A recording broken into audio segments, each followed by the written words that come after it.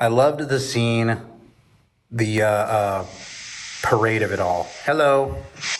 Hello. Man, you look so small. I hate when people say it's slow. It's just story building. I was going to end up like season 8. Exactly. Episode 5 was definitely going to be slow because episode 4 was all action, and it's like you need those slower paces because it can't all be just hitting on the gas. Where is her body? That's what I wondered. Yeah, I wonder the same thing. I wonder what they were. Like I said before, they had originally planned to have Rhaenys like the composition of Meleys wrapped around Rhaenys in the show, but they ended up cutting that for whatever reason. I don't know. Sure, they had some reason. So the changes they made in last night's episode. Well, it depends on what you mean by changes. Dre the Stallion, funny name. Dre, where were you with when Marcella got shellacked in the ear? Where were you? Anyways, have you? So what changes are you referring to? Because I'll be honest, I don't really like consider a lot of the stuff to be changes, but that's like everything is arguable. Obviously, there's some stuff that is like very firmly different from Fire and Blood in the show, specifically the age difference between Rhaenyra and Alicent. Let's see. That was the bond. Me too. Haley, what didn't you like about the episode?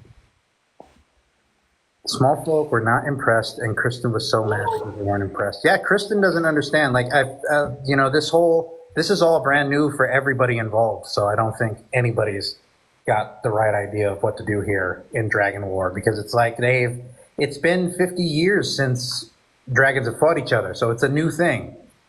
Yeah. Well, it's also dragons have never been paraded before the masses, before the common folk dead. I mean, even Megwar wasn't that crazy.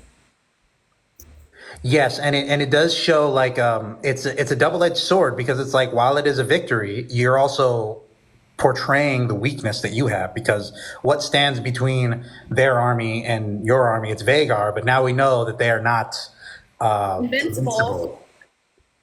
That They're was not gods, that was as they were all figuring out in the.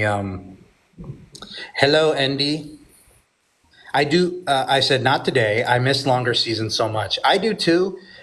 I will say though, and this is just me being. I have to be different, but I think there's a middle point because I am in the middle of watching with my partner One Tree Hill, and those have 22 episode seasons. But the reason that they get 22 episodes is because every episode they get to have a music video, and I'm like that's a little much. A music video. I think a happy medium is about 10 to 12 episodes. I would say exactly, yeah. 10 to 12 is going to keep my attention. So after once you get into the teens and the 20s, you lose me. I lose interest. Yeah, it's not it gets a little I would go like 13 to 15 and it depends on how long the episodes are obviously because it's obviously 30-minute stuff versus an hour. But overall, yeah, it is definitely a problem when they're cutting from 10 episodes in season 1 to 8 episodes in season 2. I don't think anybody actually wanted that to happen, and I think it has a lot to do with business stuff that's going on with WB Discovery because they're really shitting the bed. Like, let's not forget they shelved Batgirl, a movie that was basically shot and done, and then they axed a completed movie for a tax write-off. The Looney Tunes movie. That movie was done, had visual effects done and everything, and they just said we're not going to release it because it'll save us money. It's like you're in trouble, pal. Yeah, personally, I don't understand the thoughts behind the decision making here. I don't know why everybody thinks that like I'm gonna be mad. Like I had somebody get into my comment section today and be like, "Oh, I can smell the anger or whatever." I can't even remember what it was that he said, and I'm like, was I supposed to be mad about this episode? Like, That's true, and I've definitely seen outrage elsewhere, but overall, like I think just I us would think talking about it, I so. think I we're would think mostly so positive about the episode, right? based on the content that I have put out previously. I would think that people would expect just a little bit more of me because I wasn't mad.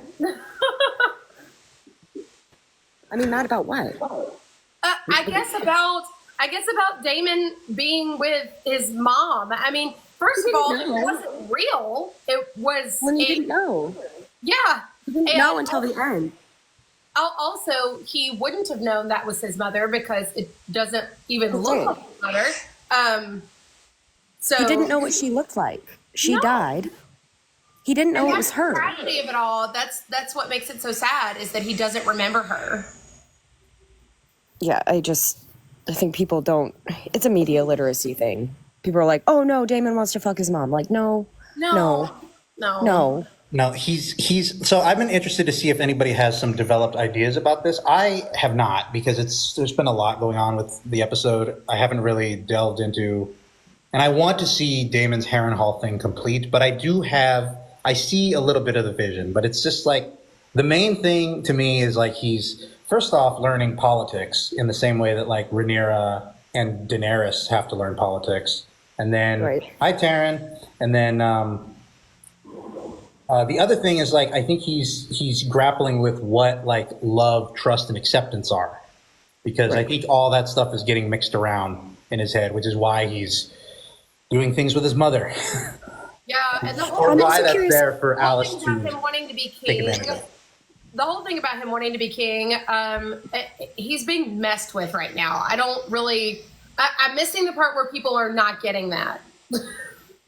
Like he's currently having his brain absolutely fucked with. You know, something I wanted to ask you guys about too is like, you know, it seems like the accepted idea in the fandom currently is that Alice is doing all of this, and I'm not convinced of that. I think that it is the place, not Alice, but Alice knows. She knows what's going on. Fun with it. I think that Alice is having fun with it, but also at the same time, a lot of it. I mean, he's literally sleeping in a werewood bed. So yeah, like I think people are like thinking that Alice is more actively involved than I think she is. I think that it's much more passive, and that she's almost like she's trying to guide him through it. Like this house is teaching you lessons, and she is trying to be the guide because she like is trying to push him in the right direction about things. Like, you know, she's like. I don't think she hates Damon or like bears him any sort of ill will. Yeah, I think it's exactly what you said, Chelsea. She's trying to guide him in the right direction.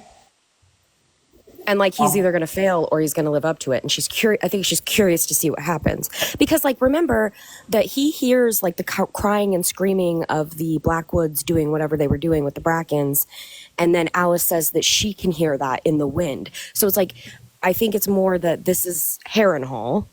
And she is like Harrenhal's like mouthpiece, if that makes sense. Like, yeah, I don't think it's like Alice is actively like, I poked around in Damon's head and I found this, he's thinking about his mom, so I'm going to send him visions of his mom. Like, I think Harrenhal is doing that. Oh, yeah. Yes, and I think that's part of the idea that they hinted at with like saying that his bed is made of weirwoods. The souls in those weirwoods are messing with his head and pulling this stuff out of his experience. Exactly. Thank you. That's what I'm talking about, because they even talk about, they brought it up in the show, in the lore of the show, that the souls go into the trees, which like, you know, they'd never touched on that in the show before. You get that in the book, but with like the children of the forest and stuff. Yeah, so I think that's really interesting because it's like, how many souls are in that tree? Who are they? What are their goals? Okay. Also, like a little concerning that Damon has himself like this Blackwood henchman now. Okay, so someone said only Damon went crazy in Harrenhal. The rest of the people seem to be fine. I think. I mean, we don't know what Alice. We don't know that. I think that everyone. We don't know what any of them have seen. Everyone talks about all the people that are there. Even Simon has made comments about this place, and it's just that Damon's demons are much darker and much bigger. We're only getting Damon's point of view. So we're only seeing what Damon is seeing, not anyone else's experiences. So, and by now, you have to think a lot of these people have lived there for such a long time. By They're now, used to they're it. probably just used to it. Yeah, it's not. And we don't know that they're all sleeping in weirwood beds. True. Yeah, I love how it's haunted because there was like, because it's about war and conquest, because it was all about the destruction of the weirwoods in that area, which now, like, there's a whole lot of like old ideas in fiction about like curses working that way, and it's just so wonderful to see it worked into George's world the way he does it, which is like, the weird version of heaven, which is the weirwoods. Okay, so one thing that I did notice, and I mean, I'm happy about the mistake. That make this kind of mistake. I love it. Is Bela saying the Blackfire words and not Targaryen? She's like, I am blood, and I am blood and fire, and I'm like, girl, okay, See you. I mean, if you want to support the Black Dragon, that's fine, Bela. That's fine. He doesn't exist yet, but he's going to. So what we were talking about Daemon's dream. Okay. Let's see. So I have broken it down, the episode, so that we can kind of cover. Once again, there's to me like three main arcs. There's the King's Landing arc, which has, Aemon, Alicent, and then a little bit of Aegon. We also have what's going on in Dragonstone and Driftmark, and then just Daemon has his own deal out in Harrenhal, which is just great. Daemon's the Eerie. I am so. Yeah. I mean, I will say that him being with Alyssa definitely grossed me out, but I can understand why they went with that. I understand the process. Like, I'm following the process. But I am, other than getting to see too much, I am enjoying the spooky journey that he is having. I originally thought that was Emma. That was the first thing I thought, and it was very shocking to me and to Daemon. I really liked how they revealed it to us and Daemon at the same time. I agree. Let me see what else. I do love the memes about Daemon and Harrenhal. Anyways, yeah, the ghost story jokes are just too much, and I do genuinely love what they're doing with Daemon in Harrenhal, because it's like it's what I've wanted, kind of, with like a more intimate exploration of like a character's motivations. Yes.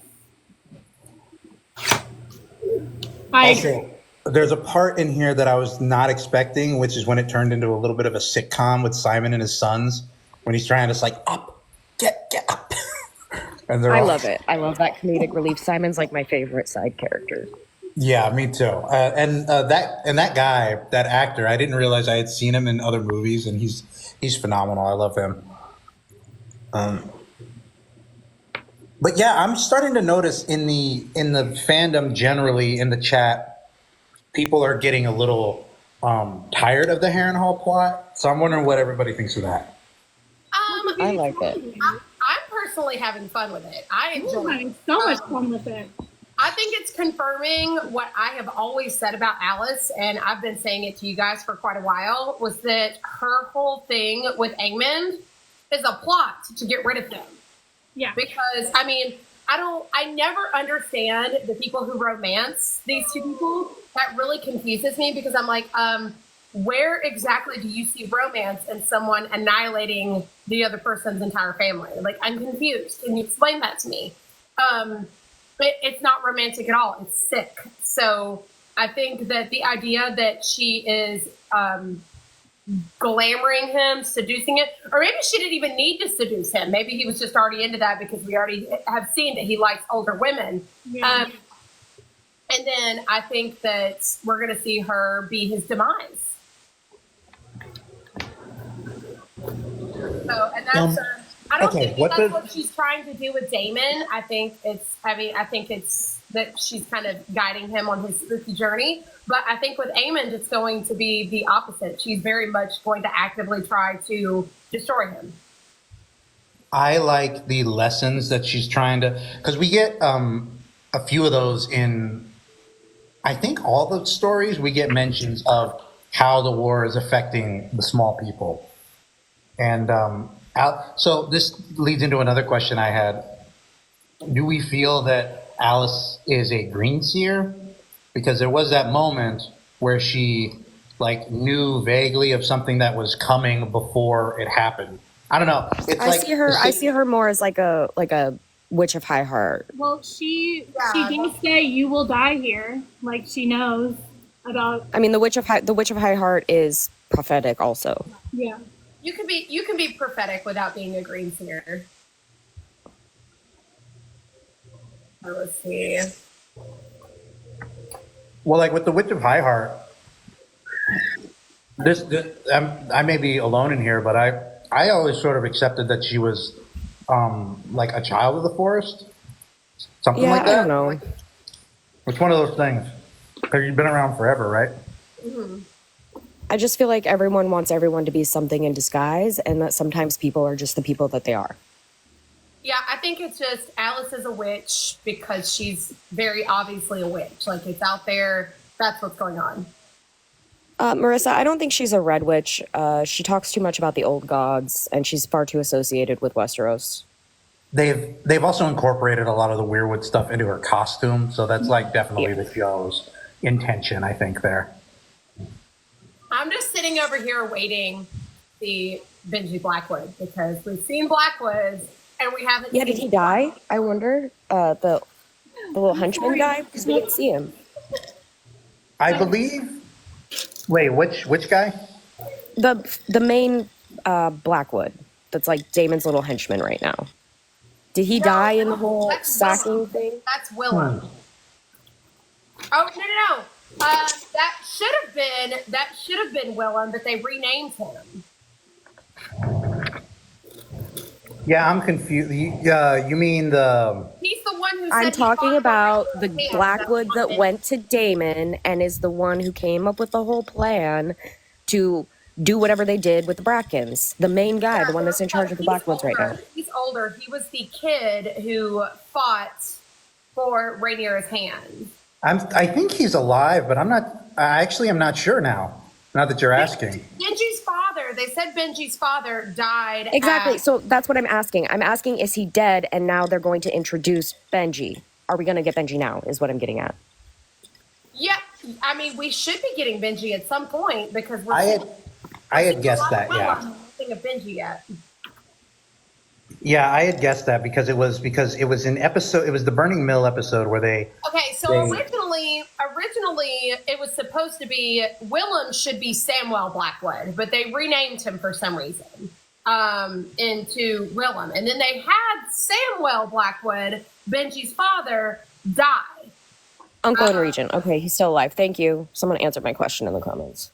So, yeah. Do you guys have any thoughts on that like extremely brief scene between Aemond and Helena?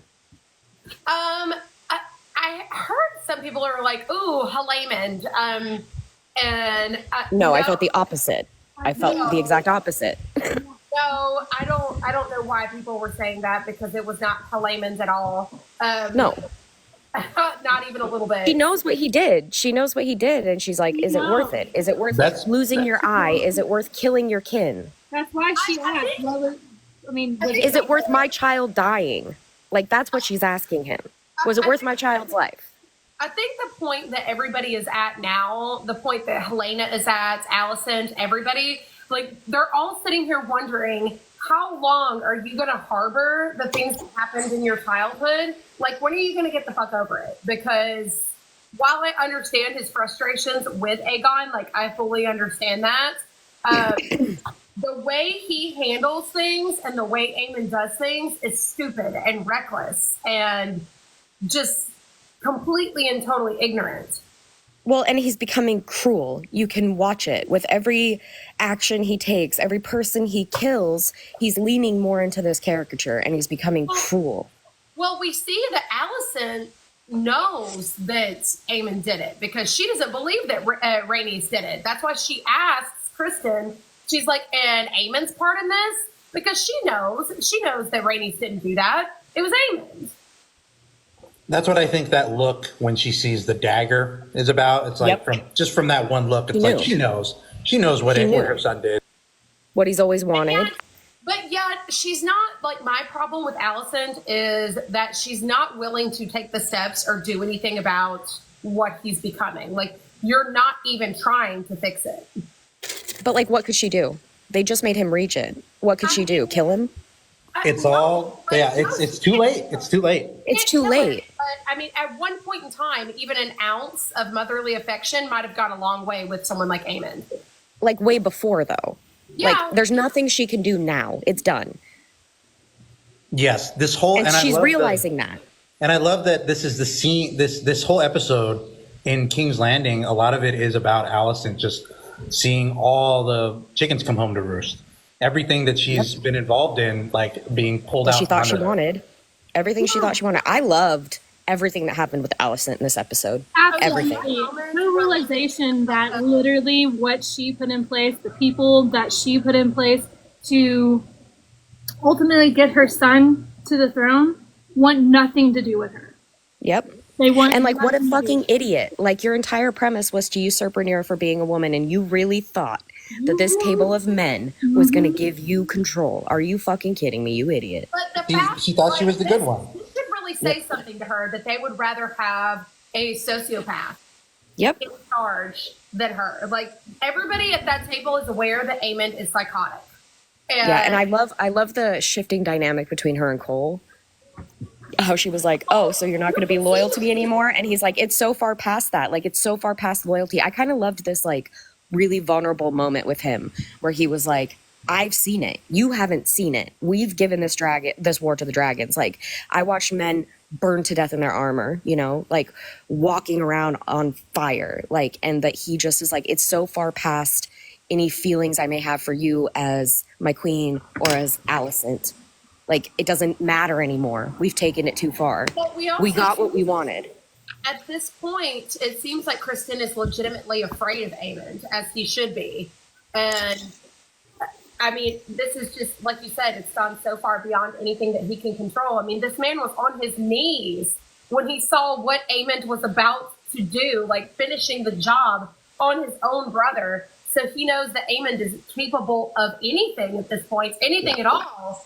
And Kristen is afraid of him. Well, and it's like for Kristen to have to like look in the mirror and be like, look at the role that he had in creating Aemon. He trained him. He fed into Aemon's resentment and anger. Like, he did that. He participated in creating what Aemon became. So I think a lot of, I mean, Alicent and Kristen are having to face the reality of the monsters they've created and the things that they do. Nicole And then Otto's just like fucked off in Old Town or whatever. Yeah, he's gone. And like, I really loved that moment where we get like that white noise and like Alicent's kind of caving in on herself. Because we get that moment of realization of this is so far beyond anything that I can deal with. I wish I had just made entirely different decisions. What have I created?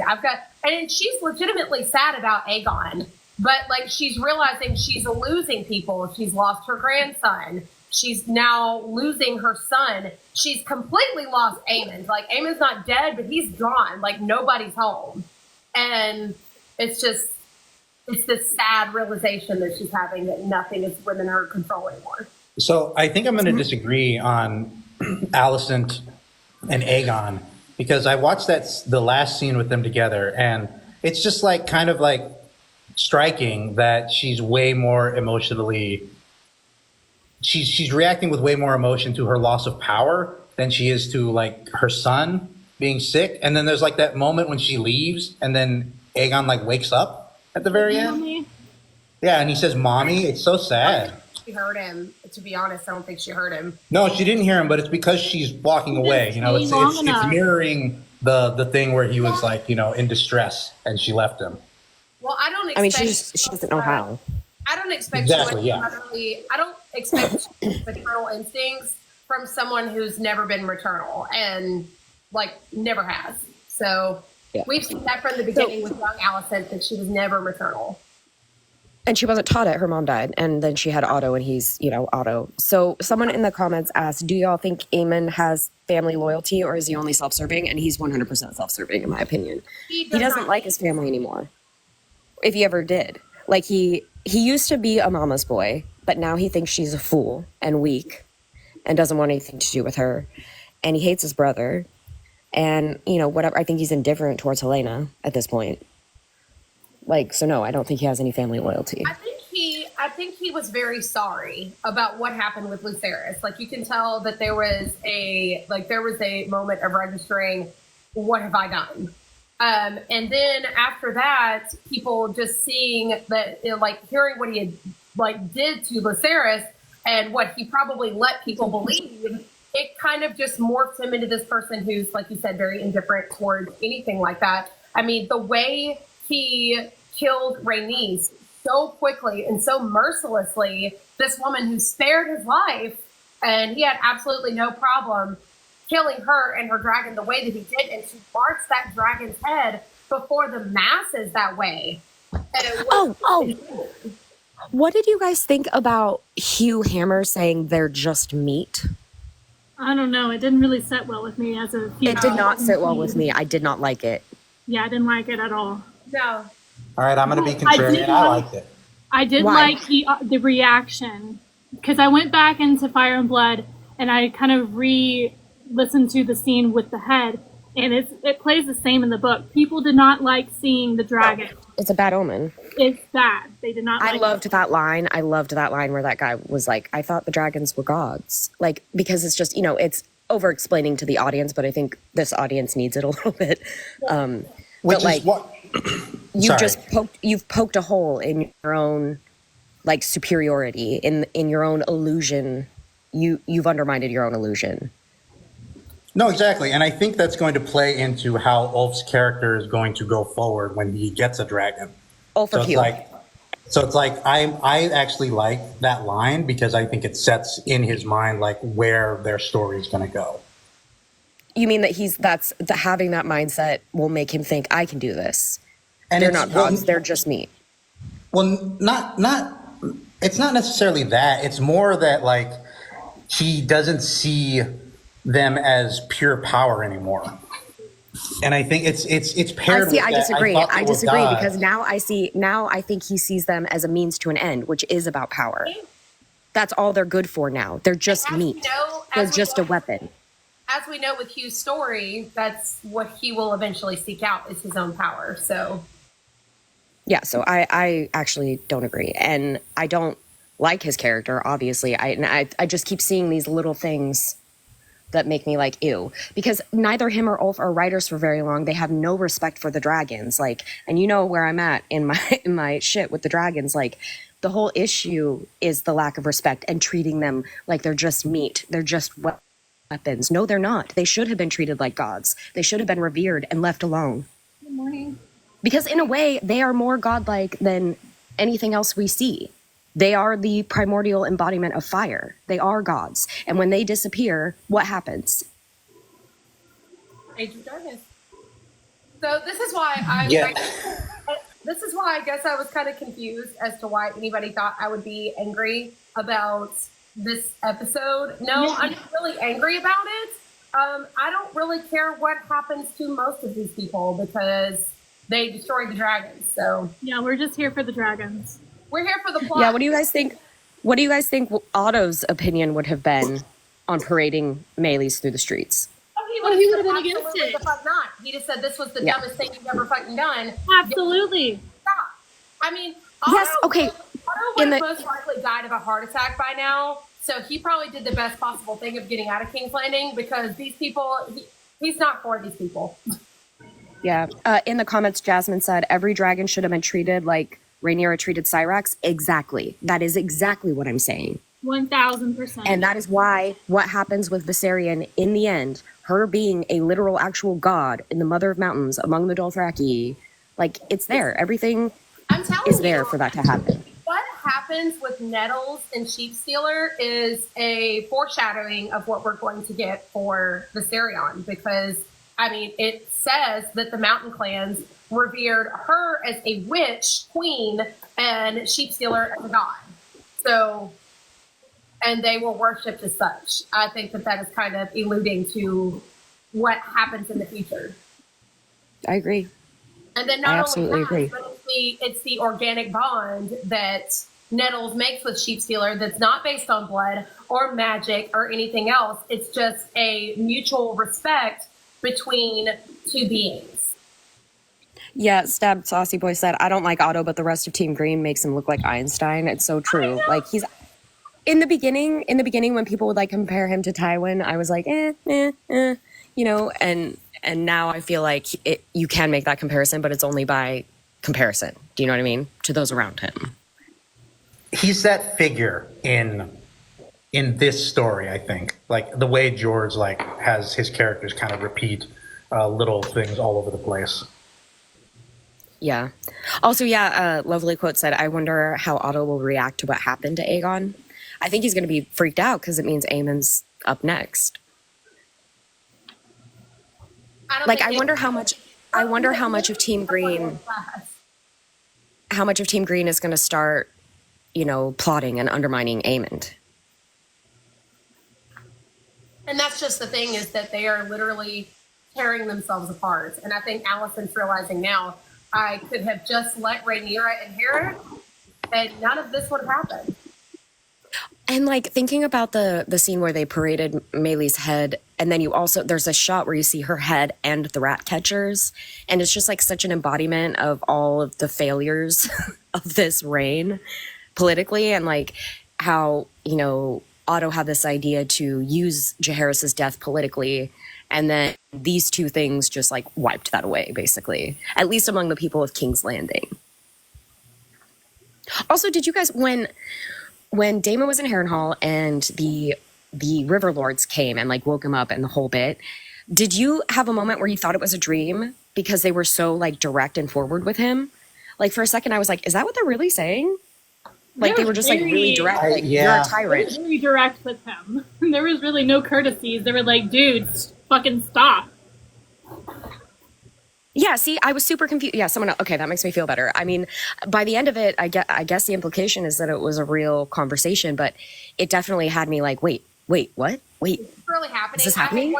I had wondered that too, if it was a dream or if it was actually happening, because he does hallucinate, right? Very bold. Mm-hmm. Yeah, because Lena shows up. Yeah, he hallucinates. So I think all of that might be in question. But I do think that like the vibe I think you're supposed to get is that what the people were saying really happened, and then like he's kind of having his whole vision around right, it. like it's his subconscious saying what they want to say to him, right? Like because there's like this moment where they're all like standing back from him, and then all of a sudden the woman, there's like three of them that like step forward, and it seems like they get really close to like the camera, and so I feel like that part is almost like that's him having this like sub hallucination. So I think that like the scene is happening, but he's having additional hallucinations, because we do see that, right, when he's like sitting at the table and shit. They met him when he was peaking. Exactly. Yeah, exactly. Yeah. Because like they called him a tyrant, and I just don't feel like you can say that. Oh, not today. Although, how that scene was so iconic with Caraxes coming up behind the brackens, like his head, I was like, I loved it. I thought that was so beautifully shot. Like visually, that was incredible. It was incredible. I just was like, why did they? I just didn't get why it cut. I felt very like he didn't light them on fire. Yeah, like it felt very anticlimactic. Like that was such a cool visual scene, and then it just cut. Yeah, I sort of liked that it cut, because it cuts to like Daemon kind of looking like a defeated little kid, because it's like, oh, my thing didn't work. I didn't think they would be so willing to die. This is weird. I don't know what I'm doing. Shit. I think, okay, so my observation during this entire episode was that Daemon is having to figure out how to be patient, and Rhaenyra is having to learn how to be more ruthless. Yes, and I agree with this. These are very difficult things for these two, because Rhaenyra is so much like Viserys. I mean, she's a lot more intelligent than Viserys, but she's so much like her father in that she's a peacemaker. And so she's having to figure out that maybe this isn't the path that I need to take. Maybe I do need to be more like Visenya. maybe I do need to be more ruthless, and that will get things done. While Damon is figuring out, oh, maybe I should give people a little bit more time to sit on things and not just assume they're going to do exactly what I tell them to do just because I threaten them with a dragon. Yeah, and I definitely agree with what you're saying, Ashley, is that because I was thinking I definitely see a lot of like the main series in this story. They like this rings a lot of like how Daenerys is grappling with how to rule right now. And I feel like Daemon is one side of that, Rhaenyra is another side of that, and they both need each other to I feel like there's going to be a resolution there, which is why we're going through all these visions of Daemon like supposedly being a character that people are saying he's not, which is like I believe he's grappling with that right now. Well, Rhaenyra. Oh yeah, he's grappling with what people expect of him and think of him and have conceptualized of him with who he actually is. And it's kind of it's like Aemond too. Him and Aemond are very much like foils, right? And it's the same thing that we've watched with Aemond in like he wasn't this caricature of a villain until he was. Right? Like he leans into it. He becomes what people expect.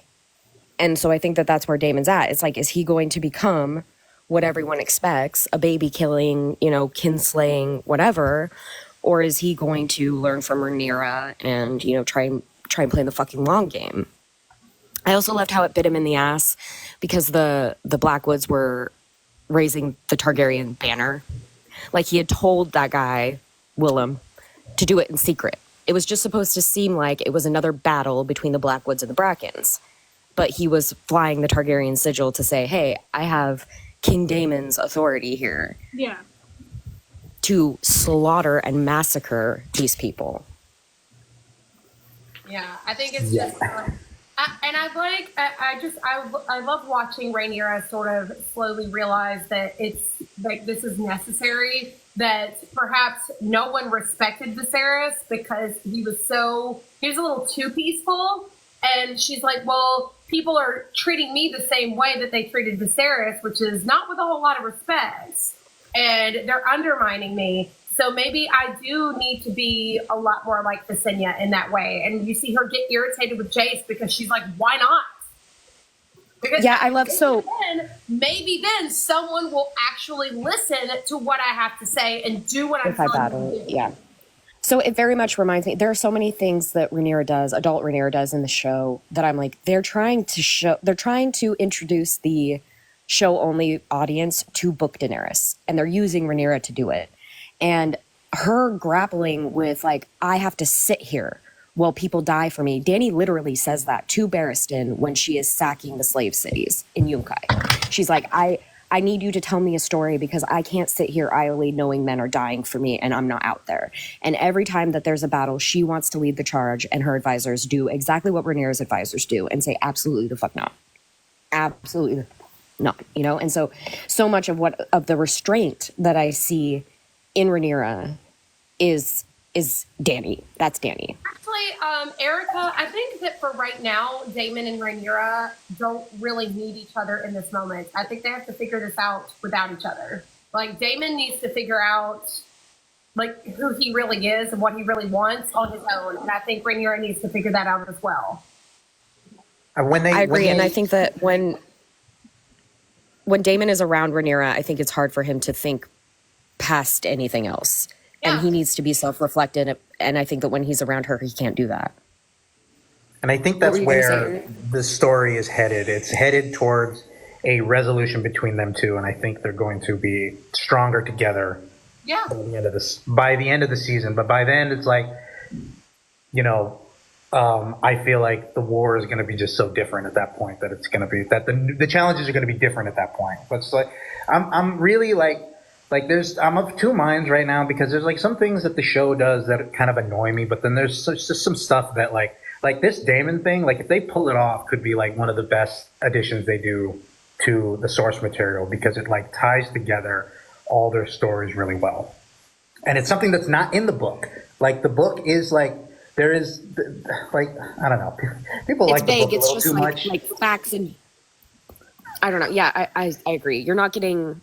This part of the book is just very much like this happened, then this happened, then this happened. It's not like you're not getting any of the it was I mean, which literally is like true a of Fire paragraph. and Blood in general. Substance, you're not getting any backstory. You're not getting any, like, they're not filling in any blanks. You're left with so many blanks in the book. And I mean, it's like you said, Eric, if they're able to pull this off, it's going to be the best thing that they did. So, In the comment section, Honey Nymph said, I wish she didn't need him, meaning Rhaenyra and Daemon. And I agree. And I think that this is commentary about the system. Rhaenyra should be able to do this on her own. She is the more competent one between her and Daemon. She absolutely is. There's not a question about that. As a ruler, she's far more competent. But nobody respects her as a standalone woman. So society requires her to need Daemon. She truly, as herself, as Rhaenyra, if she wasn't in this situation, she wouldn't need Daemon. no. She's a whole woman. She has a whole personality, a whole life, a whole this, and she existed without him for a really long time too. But society has forced her into needing Daemon and needing, like, she shouldn't need to have to temper her temperance with violence, for fuck's sake. But because of the environment and the climate that she's in, she has no choice. And in that way, she needs Daemon. Well, even being told that the weaker sex doesn't understand like battle and stuff like that, she's like, you've ruled in peace times just as much as I have. You've never seen battle either. Yeah, you've never seen battle either. I loved that. She was like, What are you talking to me about? Like, we are on equal playing fields, but the fact that he's a man, he thinks that automatically he knows more. Are you serious? yeah. It's crazy to me. She's a better woman than me because she was like, I know you kind of undermine me, but I can never question your loyalty to my father, and you hate the high towers. I'd be like, off with his head. Fuck you. Off with No, his head. I have run out of patience for Sir Alfred. I could not. Same. Shut the hell up, Alfred. I'd be more like Book right here. I'd be like, set fire to him, set fire to him. I want his head on a platter. I'm done. This is turning me into show Daenerys. Yep. I'll show you Tyrant. I've always said that. Because she Yeah. wasn't even a tyrant. Everything she did in season 8 was fucking justified, and I stand by that. Yeah. It's not justified Danny. It's not my Danny. in the material of the show. That's what's so frustrating about it. It's just like they're like playing the evil music behind her torching the Tarleys when it's like John fucking did that when Anybody would have done Janice disobeyed him. that.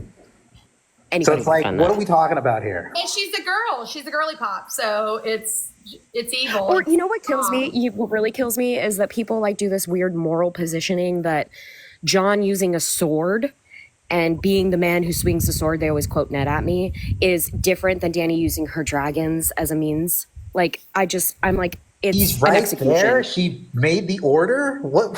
An execution is an execution. She is wielding a sword, a flaming sword, in fact. Literally. Like, so shut up.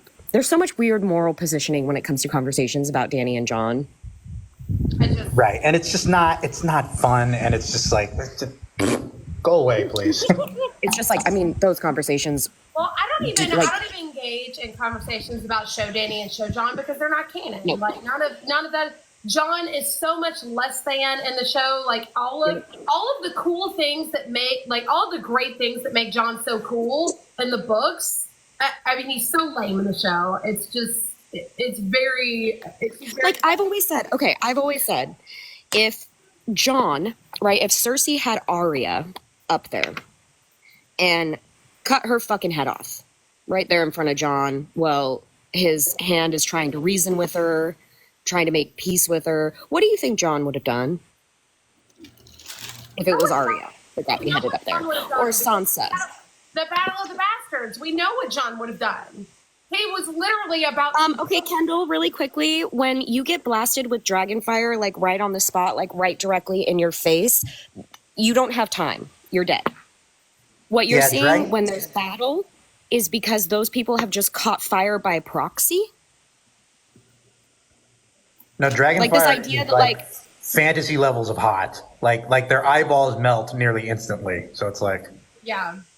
like the fire melted together the Iron Throne. Like you die instantly. Like the Tarleys were, and let's also keep in mind that Book Danny has never done this, with the exception of Master Krasny's. And if you're going to defend him, we're going to have a problem. Yeah. Book Danny has never done that. But even then, The Tarleys were Exactly. standing right in front of Drogon. Varys was standing right in front of Drogon. Trust me when I say that they did not have time to feel much pain. Yeah. That and Because Varys wasn't wearing armor. But also, like, is the other way painless as well? I don't think we've ever really asked anybody. Right. But I mean, I'm just saying, we already know what John would have done because it already happened in the show, specifically with Rickon. Yeah. And, I mean, we see that John was fully ready to charge into battle, and not only that, he starts punching Ramsay. I mean, not to say that it wasn't fully justified; it absolutely was. But he was planning on killing him by just. Varys was trying to poison Daenerys. He was trying to poison her. And she told him, if you betray me, I will burn you. She told him that. She told him. And what did he do? Absolutely. It all didn't make sense. Let's not talk about that. I'd like to get back to the. You're right. But I would like to ask about something that potentially would be controversial. How do we feel about the scene with Jace and Rhaenyra? About the dragon seeds, them coming up with the dragon seed plot. I think it's a bad idea. It's a bad idea. It's a terrible idea. These are people who have not been taught. Like, they don't have, I mean, we see that Aemond has been taught at least a little bit, and he still doesn't have any respect for dragon life. What are you going to get with people who have been raised in it, who haven't been, like, they have no, I mean, you see it with Hugh. He has zero respect for these creatures. Nothing. Well, and I think for me, it was the first time that I looked at Rhaenyra and was like, so the dragons are just weapons for you. Maybe not your dragon, but the dragons are just a weapon for you. And in your desperation, you are willing to invite people who know nothing about dragons, who have no respect for the dragons, to claim dragons as long as they fight for you. I don't like that. And that's the first time. That's the first time in Rhaenyra's story that I've been like, okay, her options are limited. I get it, but like, that's not what these dragons are for. That's not what they're for. And that's what the whole fucking story is about. Is about how this is not what the dragons are for, especially not over a fucking family feud, because at its heart, that's what this is. I feel like there are different things, there are different avenues that she could take other than using the dragons. And I feel like before Rhaenyra had that in her mindset and she didn't want to unleash the dragons, but now it's just become a source of political power for her. And I hate that because that's never what they've been about. And I mean, we see that happen with Aegon V trying to bring them back. No, none of the dragon seeds form meaningful bonds with their dragons. Yeah, none of them. So, and my point is just that it's like what happens with Aegon V later on down the road. He's trying to bring them back. It's a prophecy in her mind, but then it's like,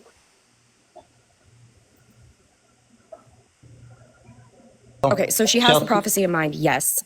Okay. And what? Sorry, Chelsea, you did cut out for a little bit. What? I don't know if we missed anything that you said. Oh no, I stopped talking. Gotcha. Okay. But what I was saying is she had the prophecy in mind, right? Yes, I get that. But even right there, you say it takes out the dragons. So she becomes a self-fulfilling prophecy. It's another one of those, you're made aware of the prophecy, you're trying to do a thing because of the prophecy, and you do the exact opposite. So she does all of this in the name of the prophecy. The horrors I have unleashed on this world need to be for something other than a throne. But then all of the dragons die. And what happens? The exact thing that she was trying to prevent. And I'm not, like, criticizing her situation and the decisions that she's making isn't me not having empathy for her. I don't have an answer. There isn't an easy answer. But what I can tell you, because it plays out like history, is that the decisions that she made were wrong. Yeah, I mean, I think any other, just especially after the death of Rhaenys, that should have made her take pause and been like, you know what, we need to figure something else out because we now have 2 dead dragons, and obviously this is not a solution. So, okay, so people are talking about like the bonds between the dragon seeds and like, are they meaningful bonds? Like, none of these dragon seeds are bonded with a dragon for more than a year. Like, you all realize that, right? They claim them and kill them within a year. Yeah. So no, I don't think that they have good bonds with them, because the entire reason why the dragon seeds set out to claim the dragons is for war. So no, they don't have good bonds with their dragons. That's not a meaningful that's not a meaningful relationship to have with a dragon. That's not what they are there for. I mean, think about the amount of time that Vermithor spent with Jaehaerys. I mean, the longest living monarch in history, and the amount of time that they spent together during a peaceful reign. And now Vermithor is literally just being used as a killing machine. Yeah, so then Andy says, besides Nettles, right? So yes, I do think that Nettles is different because of how she bonds with the dragon, but she still sets out to bond with that dragon with the intention of fighting with it. That's the point. But Nettles is not a dragon seed either, and that people need to remember that too, is she's not a dragon seed. And she also leaves while the war is still going on. She could have chosen to stay, but she left. I know that Daemon sends her away, but she leaves and she doesn't come back. So it's done by then. I guess what I'm speaking to is the motivation. The motivation for Nettles was still the same. It was still to use the dragon in war. No, I don't think that Nettles is Daemon's daughter. I don't think I don't think she has any sort of Valyrian blood in her body, and I think that that's why Daemon was so interested in her, is because he found her to be perplexing. He loves his family history. He loves the dragons and the bonds, and he was perplexed that this girl who was very ordinary claimed a dragon because she formed a relationship with that dragon. So it was never about any sort of blood bond or magic or anything like that. It was all Nettles wanting to have a legitimate bond with Sheepstealer based on a mutual respect and a lot of sheep. and to take her to war. Yeah, I mean, that was it. Nettles' motivations were definitely wrong, but her leaving and staying on and not coming back for anybody was the best choice that she ever made.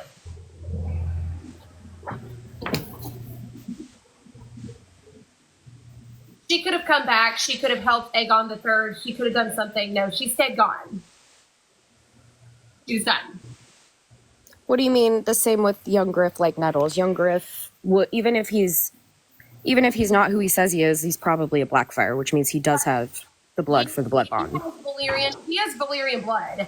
I believe he will form a bond with Rhaegal because he has Valyrian blood magic. So that is going to be what it's been before, what it's been like during the time of the dance, that the blood magic combined with the fact that they are very similar personalities will make that bond happen. I'm not saying that they won't have things in common, that Rhaegal and young Griff won't have a legitimate bond, but at its core, it's magic. It's a blood bond. That's what I'm saying. There's two different kinds of bonds. There's the blood bond, and then there's a bond. And so, like with Dany, she's bonded with all three of them from their birth. She's their mother. They are born of her sacrifices. She breastfeeds them. They're bonded to her. But the only one that she is bonded with in the writer bend your will to me kind of sense is Drogon. But I love that. But I do love that Dany's bond with Drogon goes so much further than anyone else's, because it's a mindset between the two of them. It's like a shared brain that they have going on, because she doesn't she even says towards at the very end, her the final part of the book, A Dance with Dragons, that she doesn't need the whip, that it's all psychological between the two of them now. And you also have to remember that Daenerys, the child Daenerys, is in Drogon. That is her. They are one. So that's so crazy to me, because even with the strongest bonds with dragons that we see in Fire and Blood, there's never a case that's known to have been this way. Well, there's also never a case. She's an exception to all the rules. Dany is. Which is why, I just want to reiterate it in case this person is in the chat. I'm not angry, because we're here for these stories because it's all about Daenerys. And I thought that I've actually made 2 or 3 videos about that. It's all about Dany. This entire story of Fire and Blood, House of the Dragon, all of these people who end up killing off all the dragons, including themselves, they exist for Daenerys.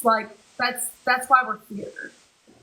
And I was thinking about, sorry, I'm kind of jumping around, but I keep thinking about how they paraded Melee's head through the streets, and how that ultimately is directly responsible for the storming of of the dragon pit. It is. I posted that video yesterday, and I guess because I wasn't talking about Damon being with his mom, TikTok decided to kind of reduce the amount of traction I got on that video, because I think it only got like a little over 100 likes. But that was the thing that made me the most angry, because people always like to say, "Oh, Rhaenyra is responsible for the storming of the dragon pit." No, she's not. She's actually not. The start of that seed was planted the day Meleese's head was marched through the streets of King's Landing. Like, right, like you hear people. They are showing the most creatures in the world can be killed, and not only that, but it was the verbiage that was being used: slain by our king, not slain by Vhagar, slain by your king. Meaning, a human can kill a dragon. Okay, so what is up with Sunfire? Because everyone's making it sound like he's dead. Yeah, they left him there. Well, Kristen Cole says he was, quote, long in the dying, which like implies that he died. And then someone else said that Sunfire was dead. I think they just left him for dead. They assumed that he was dead, so they just left him. Somebody collected it. I don't know the exact details, but basically, like, it's one of those moments where we, like, specifically different people don't know what happened. So it's like somebody says one thing, they're trying to make it more ambiguous. Yeah. Yeah. So it's like I think that leads into the shock, the reveal of what's coming later on in the game. Is going Yeah, to, you're right. Is going to recover and come back to King's Landing at some But point. see, that even speaks to, like, so they just left him. They just left him for dead. Like, they just left him there. And yeah, Aegon's got such a great bond. I mean, I guess he was burnt to a crisp. So what you've done. What it was that one person, that Kristen says he's long on the dying. Another person says he's dead, and another person says he's guarding Rook's Rest, the newly taken Rook's Rest. Yeah. So it's like, all three. I don't think that I'm not trying to defend Aegon at all, but I think that if Aegon was awake or alert in any way, I don't think he would have wanted to leave him. So that's not me saying that Aegon has this amazing relationship with his dragon. I don't think he would have wanted to leave him. I do think that he loves Sunfire in a way. Well, Aegon definitely can't make any decisions right now. No, absolutely not. In the book, okay. I wanted to ask about, because we were talking about the dragon stuff. People are taking. I've noticed some controversy about Jace's line about the histories. Does anybody have any opinions about that? Some people are really uncomfortable with the idea that the histories may be misleading about the dragons. Okay, what does he say exactly? Because in all honesty, I only got a chance to watch the episode once. But what does he say exactly? I gotta drag the puzzle piece. Excuse me. Okay, we're back. He says, so it's when they come up with the dragon seed plot. Yeah. Rhaenyra says that they would have too little blood, and and she says according to the histories, and he said, written to gild our family in glory. And people are mad about that? People are mad because it apparently makes it that it's like destroying dragon lore, or it's a variation of a bunch of things. To me, I think it's just people are uncomfortable with the fact that Targaryens aren't special, or that there's nothing special that is involved with being bonded with a dragon, because they're really like what I've noticed is that people think that this is folks trying to make it so that Tyrion can ride a dragon. Oh God, it's weird. It's weird. No, it's nothing like that. And Tyrion's not going to be a dragon. It's nothing. Well, and be serious. The goddamn theory is always that Tyrion's going to claim Viserion. That's always the theory. And so a million people ask me about it, and I'm like, I hate it. No, that's not what's going to happen. If anyone rides her, it's going to be fucking Quentin, because he's not dead. That's the only thing that I accept. And then he's going to die, because in the end, she needs to be free. Tyrion's not going to ride a dragon. I don't know why people are so on this. And but some people they just think it's like they just didn't want because there was a similar thing about Viserys's line about how the dragons are a power they shouldn't have trifled with. Like, people thought that was just like sacrilege in some way. But it's true. It's fucking true. Right. He's That's what not I'm telling saying. any lies. I don't even like Viserys, and that was the one time where I was like, "Yep, you got it." Like, shouldn't have fucking asked true. that at all. Okay, so I'm Like, gonna for ask. me, these are the most interesting parts of the lore that are in the show specifically. What happens when you try to use dragons for political gain? It's disastrous. It's like I was trying to say earlier with what on the 5th. The reason why the disaster at Summerhall happens is because Egg, despite the fact that he had good intentions, at the end of the day, these are still not great things that you were trying to do because you were trying to use dragons to assert your authority. And while you want to do good things, using dragons to force people to do what you want them to do is wrong. It's wrong. They can't be used that way. That's not what they should not be used at all. Yeah, exactly. It's the whole dragons are nukes mentality instead of them literally being the manifestation of magic. If you can't make people respect you and what you want as a ruler without dragons, then you're not a very good ruler. So, yeah. I mean, that's just what it is. And I say that as someone who really likes Egg. Like, I love his character. I think he's great. But I think somewhere down the line, he lost the plot. And that's why we get Summerhall. Taryn, what were you going to ask the group? Oh, it was something about Sunfire and like what happened in the book with at Rip's Rest. That conversation has already passed. It's fine. So the thing about like the one, this is kind of small bore, but like, Stefan, you shouldn't be using a dragon at all. That's the guidebook. Don't use dragons for anything other than being worshipped and adored. Yeah, the dragon. That's the problem with, you control the dragons, you control the world. That's the problem. Nobody should control the world. Exactly. That's not why the lady or the maiden of light gave the dragons to the world.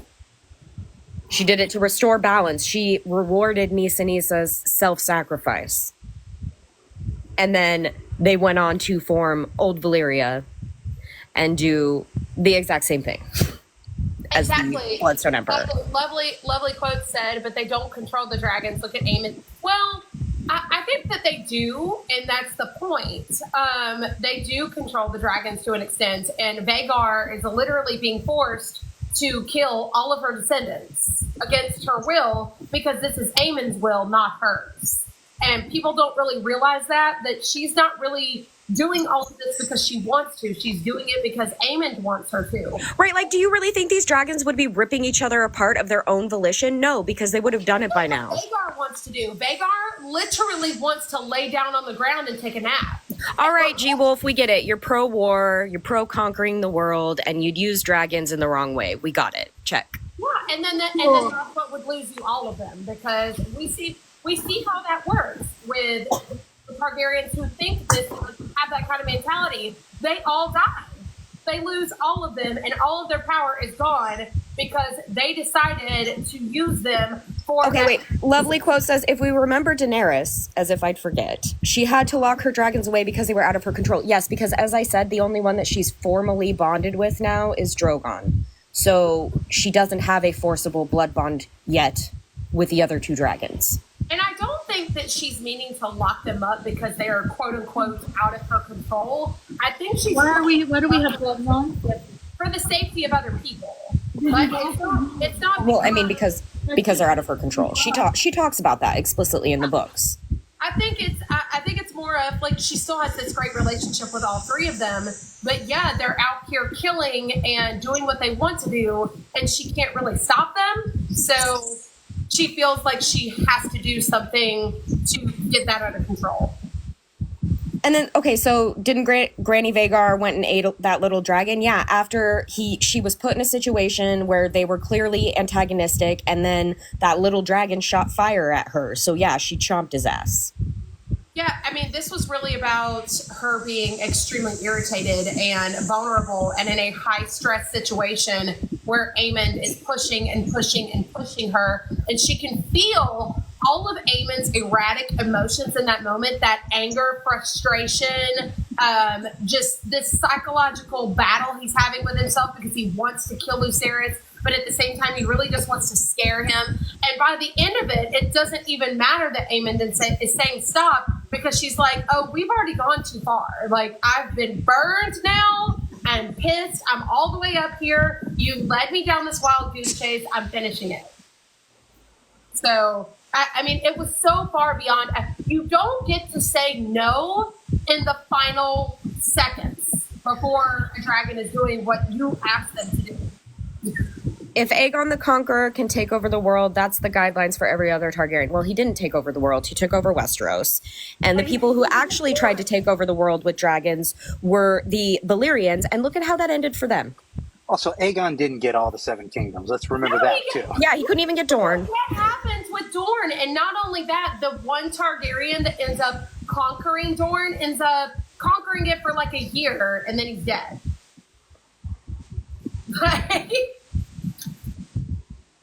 Like, I really have to, I want most people to understand that, like, George is never pro-war. He's like nope. Not even in, like, the necessary use of, like, force kind of a way. Like, for a country, no. He's not a nationalist in that way. No, he's literally showing you with the dance what war ends with. It ends with 2 children who have no idea what they're doing. Everybody's dead. The dragons are dead. Everything is destroyed and ruined, and they are left with nothing but a broken kingdom.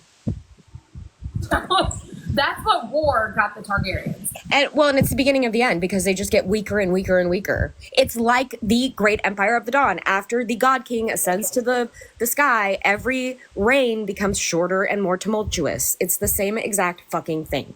And it's not only that, it's that, everybody's sad, yes, but then we get this return of the others because there's no balance in the world anymore. So that's a whole other slew of problems. So the Targaryens literally destroyed everything, including, without Daenerys, the world. Unless war is necessary. But this war was absolutely 1,000,000,000% not necessary.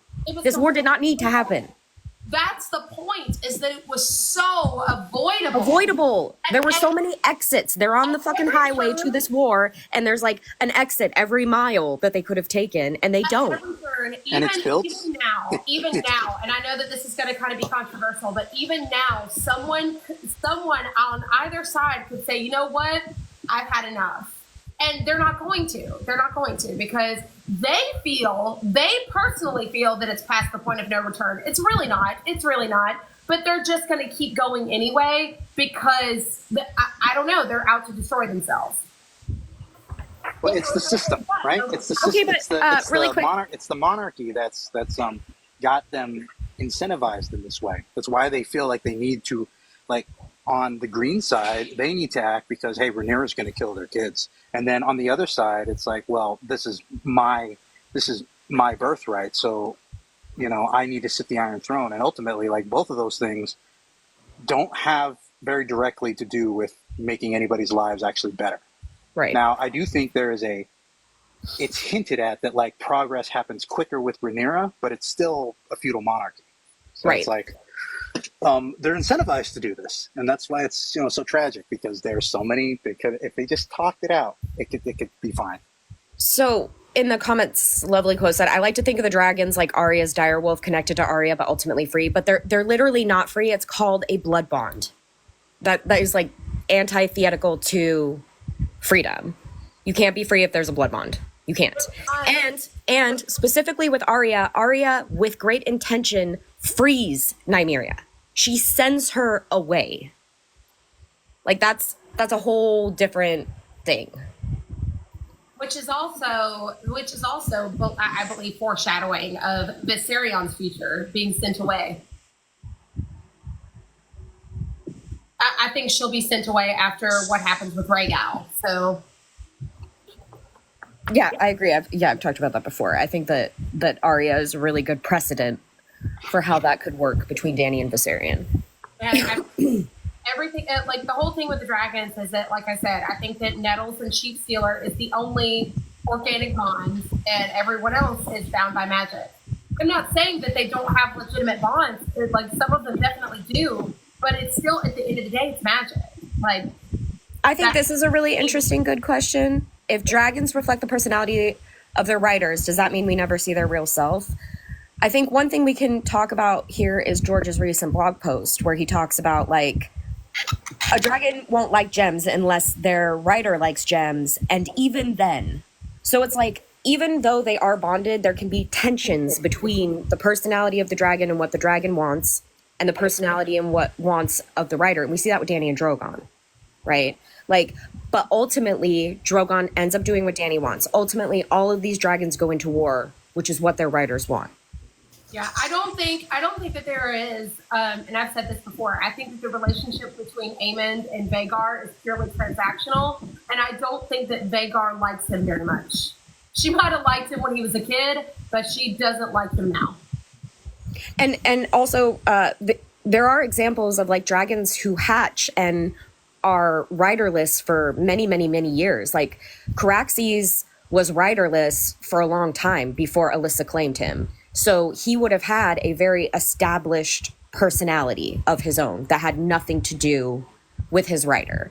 But then once he's bonded, maybe Alyssa's temperament and personality influenced him. You know what I'm saying? Or like with Danny's... Right? What? Melees, right? Yeah, sorry, Correct. I said Caraxes. I meant, so Aemond, Balon, you know what you got me. Thanks. Get the whichever name needs to change. Yeah, change that name. You know what I'm talking about. But I mean, Melees was also a mature dragon before she was claimed for the first time.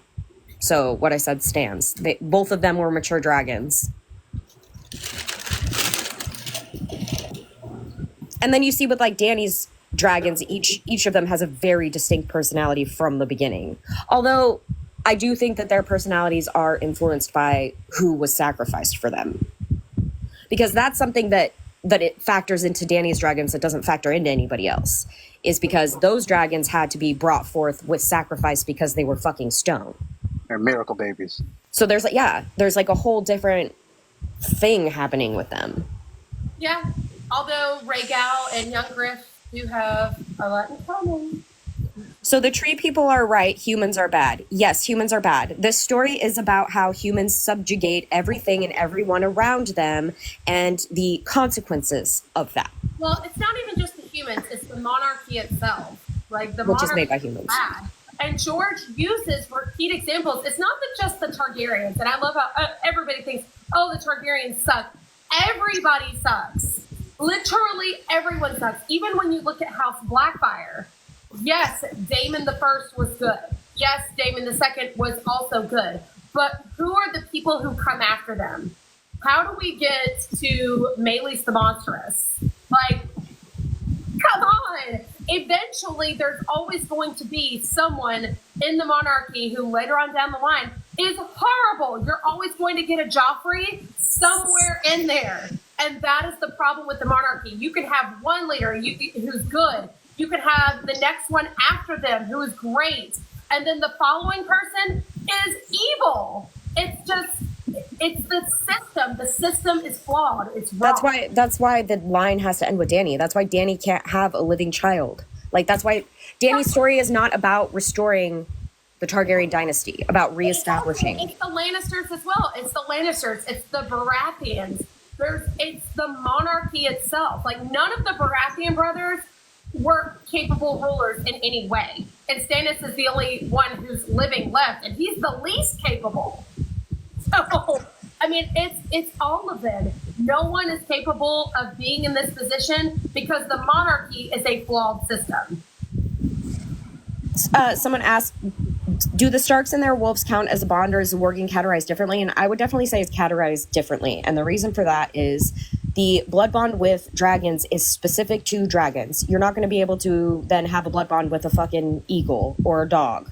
But if you are a warg, you are not limited to a single animal, which as far as we know, the blood bond of dragons is limited to a single rider, single dragon at a time. But that's not true for wargs. Fucking Varamir Sixskins had 6, for crying out loud. And you can force them, like there is a forced element to it, but I would definitely say that they function differently. And that the dragon bond is more limited and more specific. Yeah, with the skin changing, Hold it on, varies hold on. by creature. The way Varamir talks about it, like Yeah, you know, by the cats do it creature's differently to birds, to the bear, to the shadow cat. Like That's why I'm like, wolves and dogs are the easiest, obviously. Kimiko said Targs invited their own doom when they started treating their women wrong. A woman saved them from their doom. Exactly. Exactly. And that's my biggest problem with the Targaryens. It's somewhere very soon into their reign. I mean, with Aegon the Conqueror, instead of it being like Aegon the Conqueror, it should have been Visenya. I mean, especially because Visenya and Rhaenys pretty much did all of the conquering. And I mean, we have Daenerys the Dreamer who literally saved them from their demise. Like, that's the reason why they're alive and there in the first place. So, yeah, and that's the reason why I think we get the Blackfire Rebellions. I know I've said this before. The Blackfire Rebellions exist because the Targaryens did not learn their lesson. They never do. It's not even that it started with Rhaenyra. It started with not recognizing that Visenya was the rightful ruler and not Aegon. right, like, I wonder very much what happened between 114 BC when Daenerys and all of them go to Dragonstone, right? Because it's implied that she has some kind of say in this family because he listens to her, right? If we take it at face value and that they leave because of her dream. So what happened in between then and when the Conquerors are born that shifted that would have made Aegon the top dog despite being younger? Like, when did that shift happen? How did that happen? Why?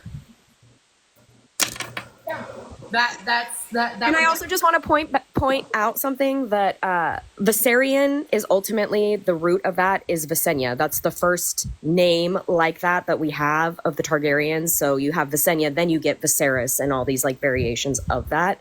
So Viserion being the legacy kind of corrects that, right? Like, because she will be Visenya's namesake. It's a very purposeful name, and I like that it's the name of the original queen who should have been recognized as not just a queen consort, but the queen.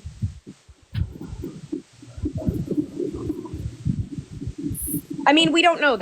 So someone said, I agree with you, but wasn't Aegon the one who wanted to take over? Like, yes, that's what we're told. But like, why did the sisters agree to it? His whole thing. I think that it was his whole thing. So.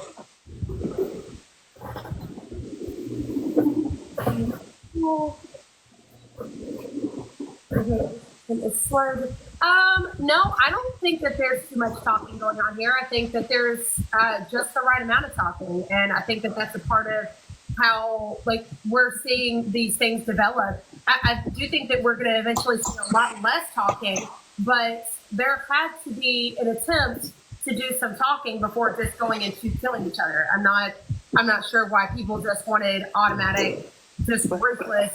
Wait a minute. Okay. Too much talking? Like, what show are we talking about here? Game of Thrones is like the Game of Thrones is the one show where you want just people in a room talking to each other. That's where you get the most information. I feel like if we had done a lot more talking, we wouldn't have had the dance. So I don't feel like they're doing enough talking. Yeah, that's a good point.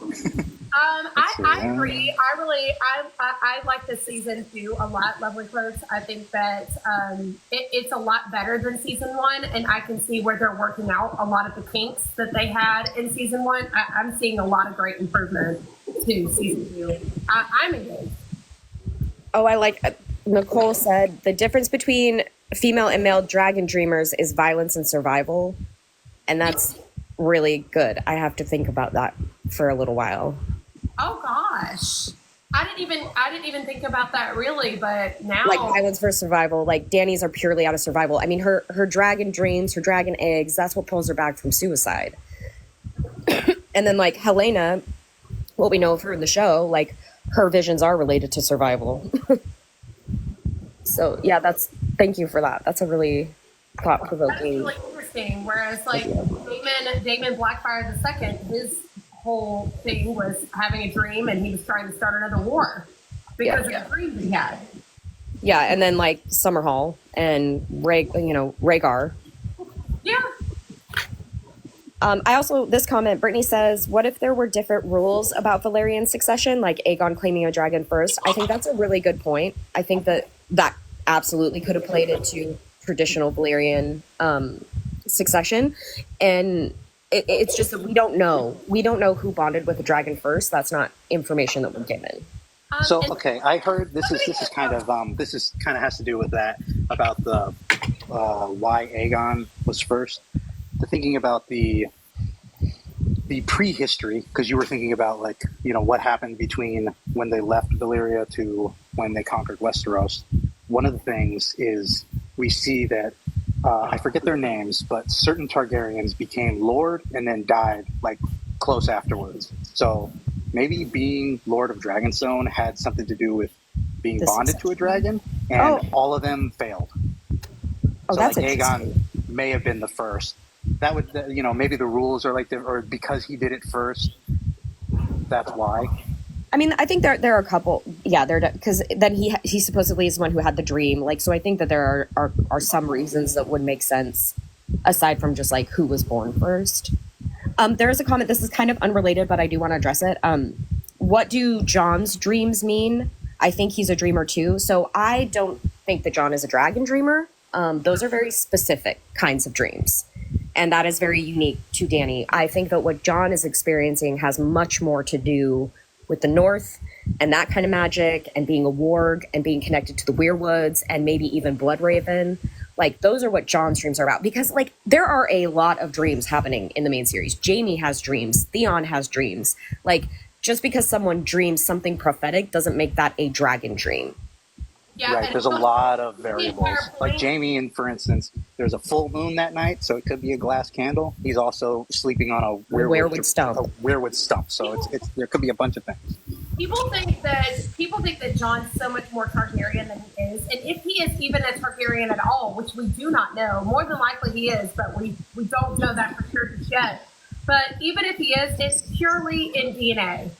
And has absolutely nothing to do with who Jon is as a person. Yeah, I mean, the way that people are expecting this to, like, I don't know, like, completely fundamentally shift and alter the direction of his character, like, or have you been paying attention?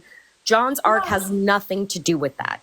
If anything, it's a plot point to create resentment between him and Ned. I love in Bran's chapter at the Night Fort, where he's remembering old Nan talking about the Night's King. And she's like, some people say it was a Bolton. Some people say, I can't remember what other names. Like, she says a couple of different names. And she was like, no.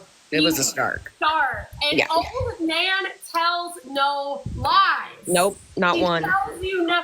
Old Nan's not ever told a lie in her life. Everything that comes out of this woman's mouth is purely facts. And that is what people are like, oh, old Nan's so crazy. No, she's not. She's literally just telling you the truth.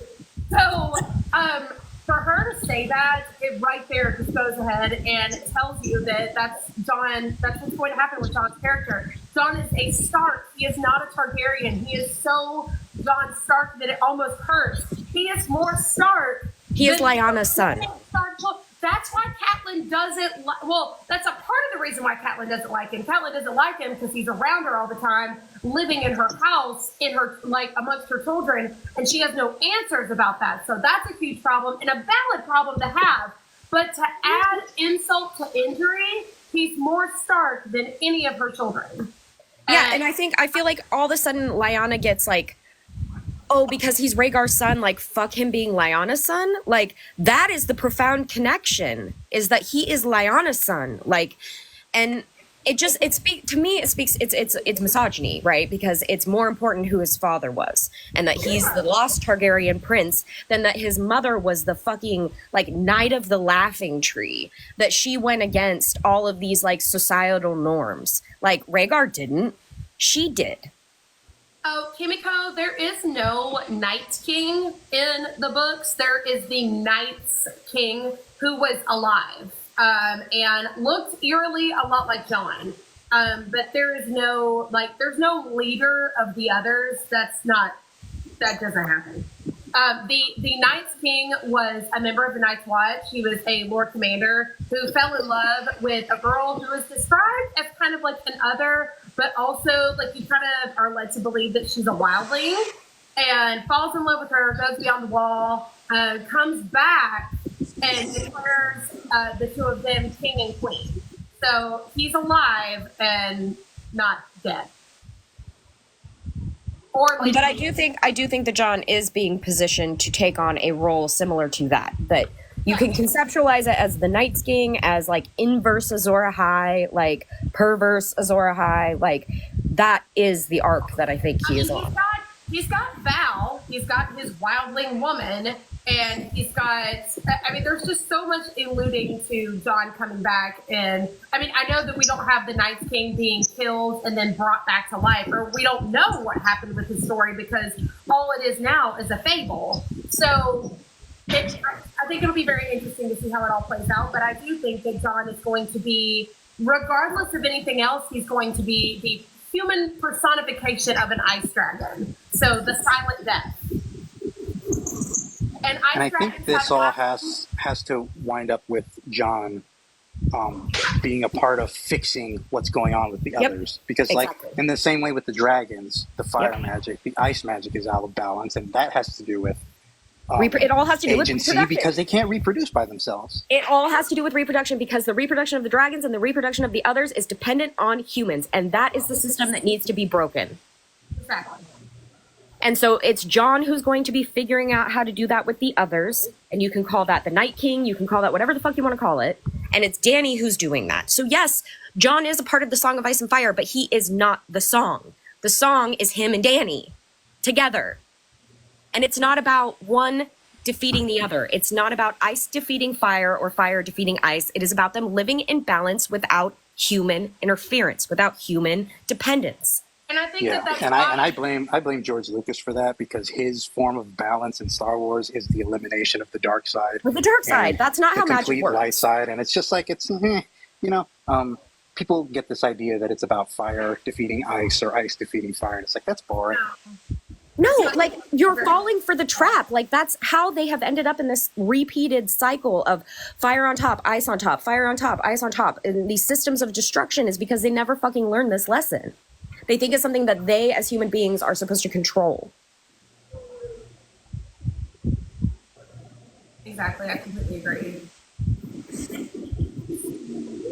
Is John being set up to be the Bloodstone Emperor? Is that more Cersei? So actually, this is a whole other like conversation. I think that for me personally, the functionality of the Amethyst Empress and the Bloodstone Emperor, that dynamic is being set up between Dany and Euron. Euron is doing he sees himself as the Bloodstone Emperor. He's not, but that's how he sees himself, and that's how he's positioning himself.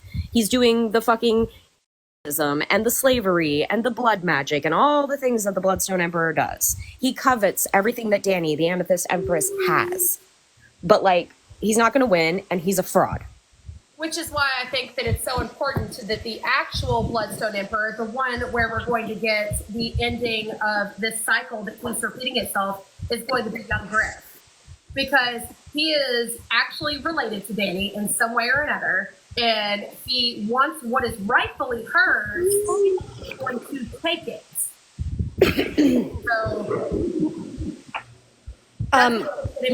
Cersei is the Mad Queen. So Cersei's arc is being set up as the parallel for Aerys the Mad King, the punishment of Tywin Lannister, the full circle for Jaime's arc as the Valonqar, and how that ties back to what he had to do with the Mad King. Like, that is Cersei's story. She is Wildfire Queen, Mad Queen, that's Cersei. And yes, Haley asks, where did it go? Do you think others like dragons have to be alive? Yes. And I think that both the others and the dragons need to be freed of their reliance upon humans to reproduce, right? Because the others needed Craster's children. That's a reliance upon humans for reproduction. They're not able to reproduce by themselves. And as I've been talking about in my Dragon Fertility series, dragons can't reproduce of their own volition either. Yeah, the others, I believe, themselves are alive, but them reanimating human dead bodies, like those are the zombies.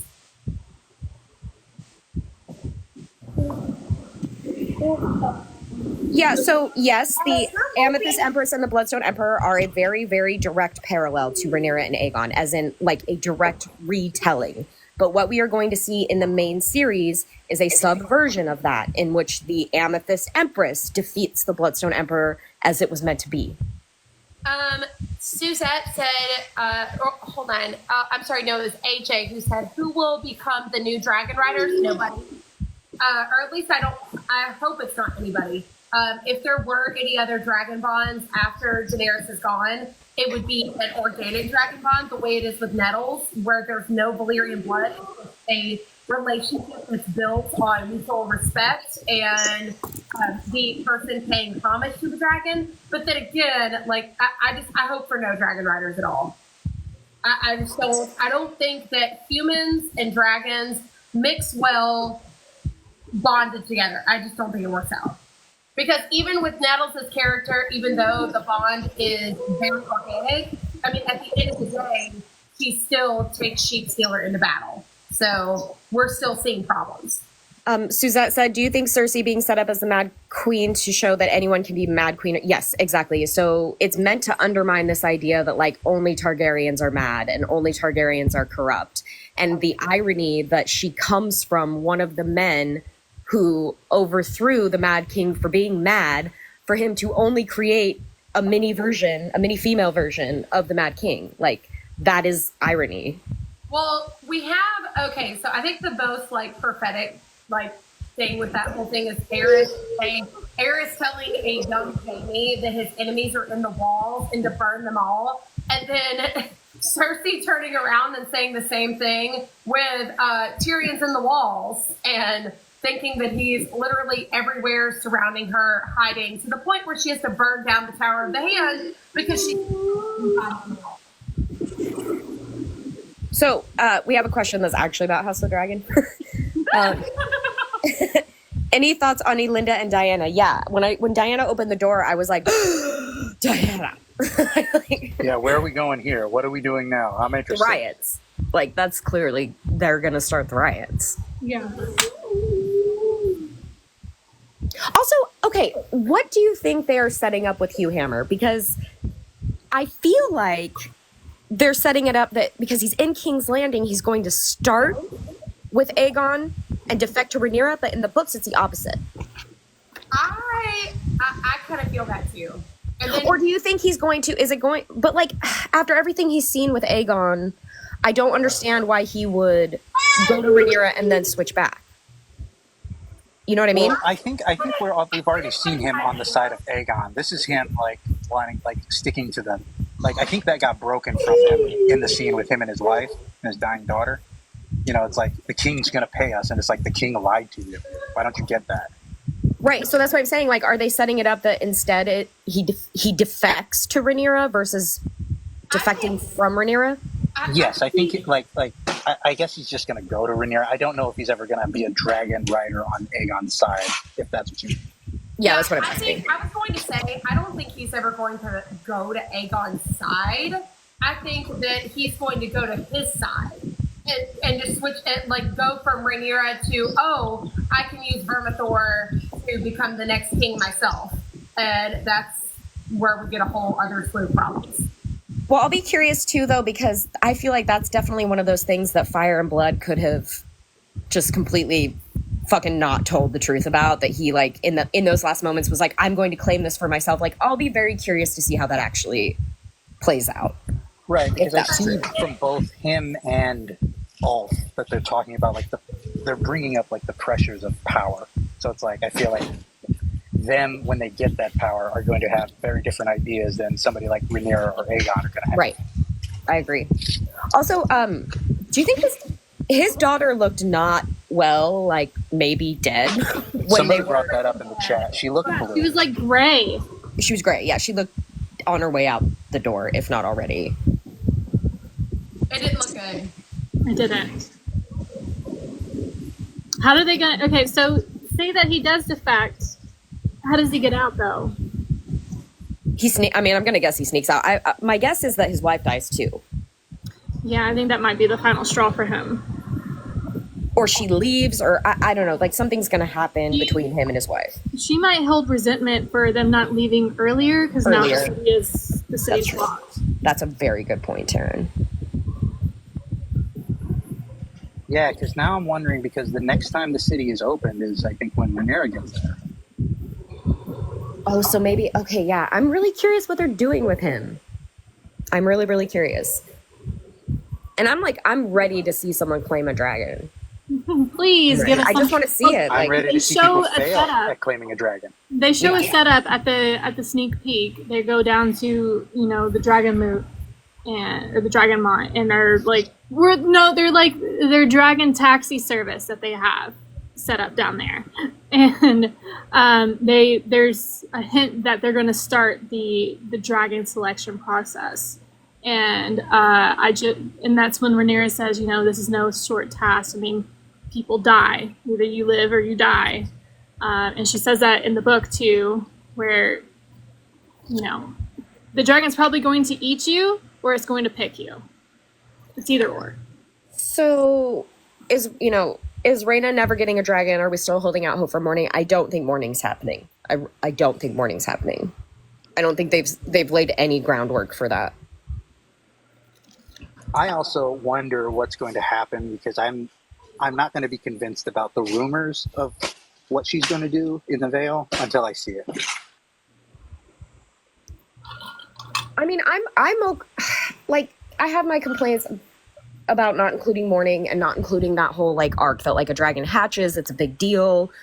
All of that. I'm really bummed out to miss that. Also, just morning is such a pretty dragon. I would have loved to see that. But I'm not if we're not going to get Nettles, but we are going to get Sheep Stealer, I don't feel opposed in the context of the show to have Rhaena claim a dragon, especially if it's going to make her a more active participant in the series.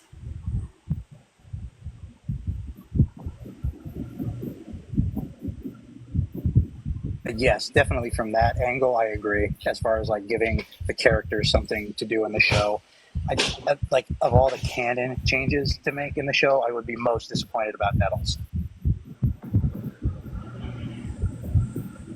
Yeah, someone else brought up the Alicent standing between two men who she gave power to and realizing she has no power now because she gave it all to them.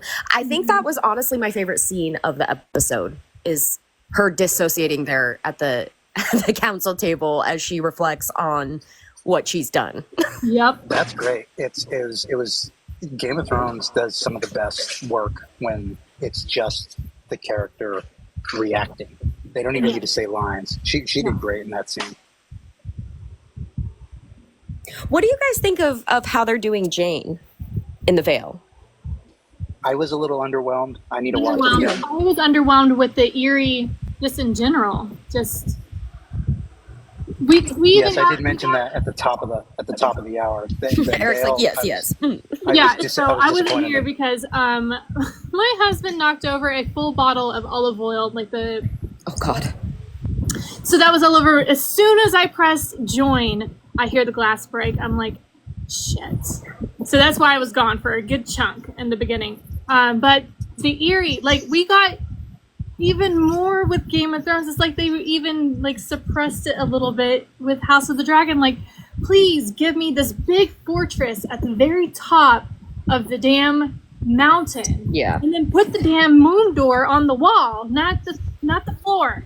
Put it on the wall, and that be that. Show me the baskets. Show me the baskets coming. Show me the baskets. Show me the donkeys. Damn it! I want to see the footpaths. Show me stone and snow and air. Come on, I need to see the White Castle. Yes, I agree. I totally agree. Brittany says, what if morning hatches anyway, but not specifically for Rhaena if they have her claim Sheep Stealer? So if they do both, I really, really don't see that happening. I really don't see them including morning just to make her independent from Rhaena. That just, what purpose would that serve? Because I don't think they could ruin the Blackwoods. Sorry, I'm looking at the Kimiko. Oh, at the chat? I don't think they could ruin the Blackwoods. You know what? I support all their wrong. Same. Yeah, why aren't they showing us the little dragons? Because how Jane said they're still wet from the egg, which I thought was really funny. That made me chuckle. I want to see a little tiny baby dragon like we did with Danny's. I want to see the Can't be little that ones. much CGI. Just give us a little CGI. Make some little dragons. It's gonna be okay. They don't. Nobody has to interact. Just show them in the corner with the styrofoam heads, and then make that little baby dragons. I'm not giving up hope on Sabbatha Frey because we only see Freys for like 2 seconds. Yeah, they could be. They Same call here. it I'm not giving up Delusional. hope. I'll pull out my clown makeup, but I'm holding out. I'm holding out. And there's talk about them getting Harrenhal, which is what Sabbath Yeah. does. So Yes, it's like, exactly. let's see I'm where it holding out goes. hope. It's just set up, guys. Just be patient. Yeah, this whole episode was set up, and I know a lot of people are like, "It's so boring. It was so boring." Like, yeah, it was a little like it wasn't Like- fast paced the way that the last few have been, but like you have to have these episodes. You have to set up all the shit to happen. We're only getting 8 episodes. Do y'all? Okay, I know most of y'all have probably watched Game of Thrones. 90% of the damn show is talking and traveling. Yeah, I'm really hoping. I'm hoping that Black Allie and Ben are still going to show up, which I think they've mentioned Ben, and I think it's just like, or Benji rather. I think it's just like we're just not there yet. We're not there yet to meet those characters yet. It's gonna come in time. Meanwhile, we're just gonna get Damon hallucinations. with his mom. Okay, yeah, I think one of the biggest things that I would talk shit about this show on are the crowns. Someone said no CGI, spent it on the 3D printing of the crowns. And they admitted in the house that built the dragons, the crowns are 3D printed, both of them, with a little bit of leather on the So inside. I'm so glad that I'm back for this conversation because I don't understand why they deviated at all from the book crowns, just because there's so much meaning behind them. I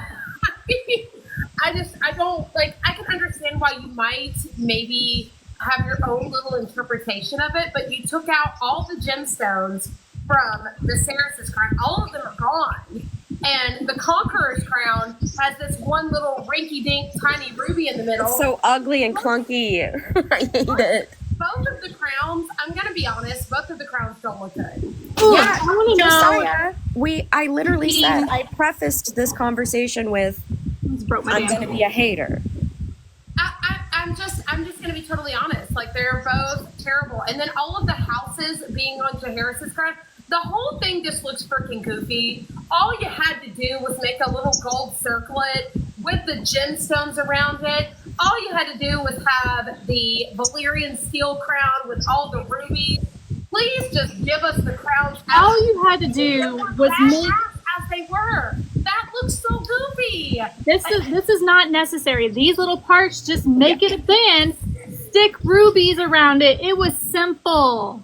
Yeah, and I mean, So cool. that And simple they're golden fine. singlet with the jewels would have been so beautiful. Like, so And beautiful. I love the giant rubies and the tie back to the Bloodstone Emperor and how we are seeing each and every person who wears the Conqueror's crown, including Aemon, You all know, are doing things that the Bloodstone Emperor was doing, which is taking something that does not rightfully belong to them.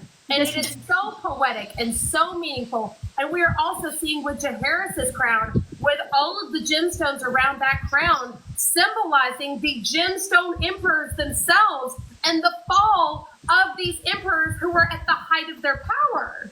So Sure. it's just so poetic. It's so poetic. It's a missed opportunity. this person in the comments said, "My delusion is that that's not the Conqueror's crown. They lied because they couldn't find the actual one." I can get down on that because this is bad. It looks ain't like it. it's from Transformers. It looks like Optimus Prime needs to be wearing it. It's It looks good on clown you though, Taryn. Oh, thanks. Someone else said, I'd rather them wear paper crowns and pretend it was like symbolic than wear those plastic ones. I agree. I mean, even though Really quick, Glenn said, no one shows affection towards each other. Like Lady Jane could have treated Rhaena better, but I think like why would she? I don't- Like she doesn't Rhaenyra doesn't know her. pulled one over on her. Like the implication was that they would get a full-size dragon, not two little dragons and some fucking eggs that will have to hatch and grow. Like I would not necessarily be stoked on that either. Yeah, and I mean, to be fair, Rhaena is most definitely holding her own. Yeah, I agree. Like I feel like she was like, oh, okay, like she's gonna be this kind of business. I mean, Raina said it. Like, you never specify. I mean, yes, there was the implication, but Raina's like, you never said, girl. So that's your problem, not mine. You should have specified. You got dragons. And babies to take care of. Yes, that's such a good point. Like, not only did she send dragons who would be useless, if Vhagar showed up, she's going to chomp those little dragons or step on them.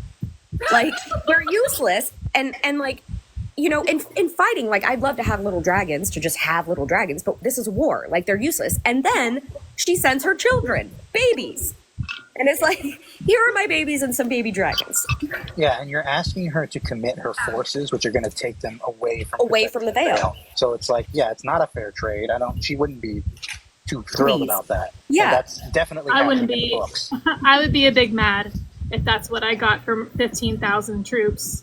Yes, I agree. And things like that, just because that's, even though the area is impenetrable. Like, yeah, they're cousins, but what does that even mean? Like, they don't know each other. They're strangers. Sorry. No, you're I'm reading okay. the comments.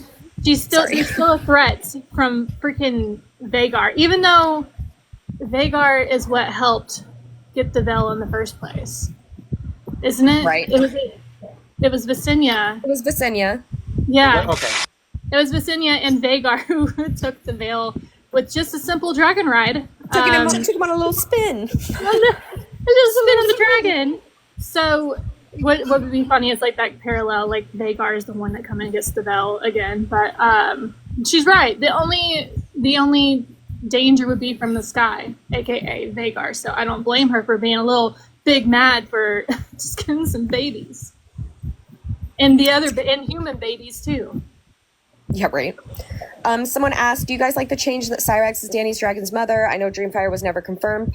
I won't speak too much on this because I actually have, if you're interested, I have a very recent video on this.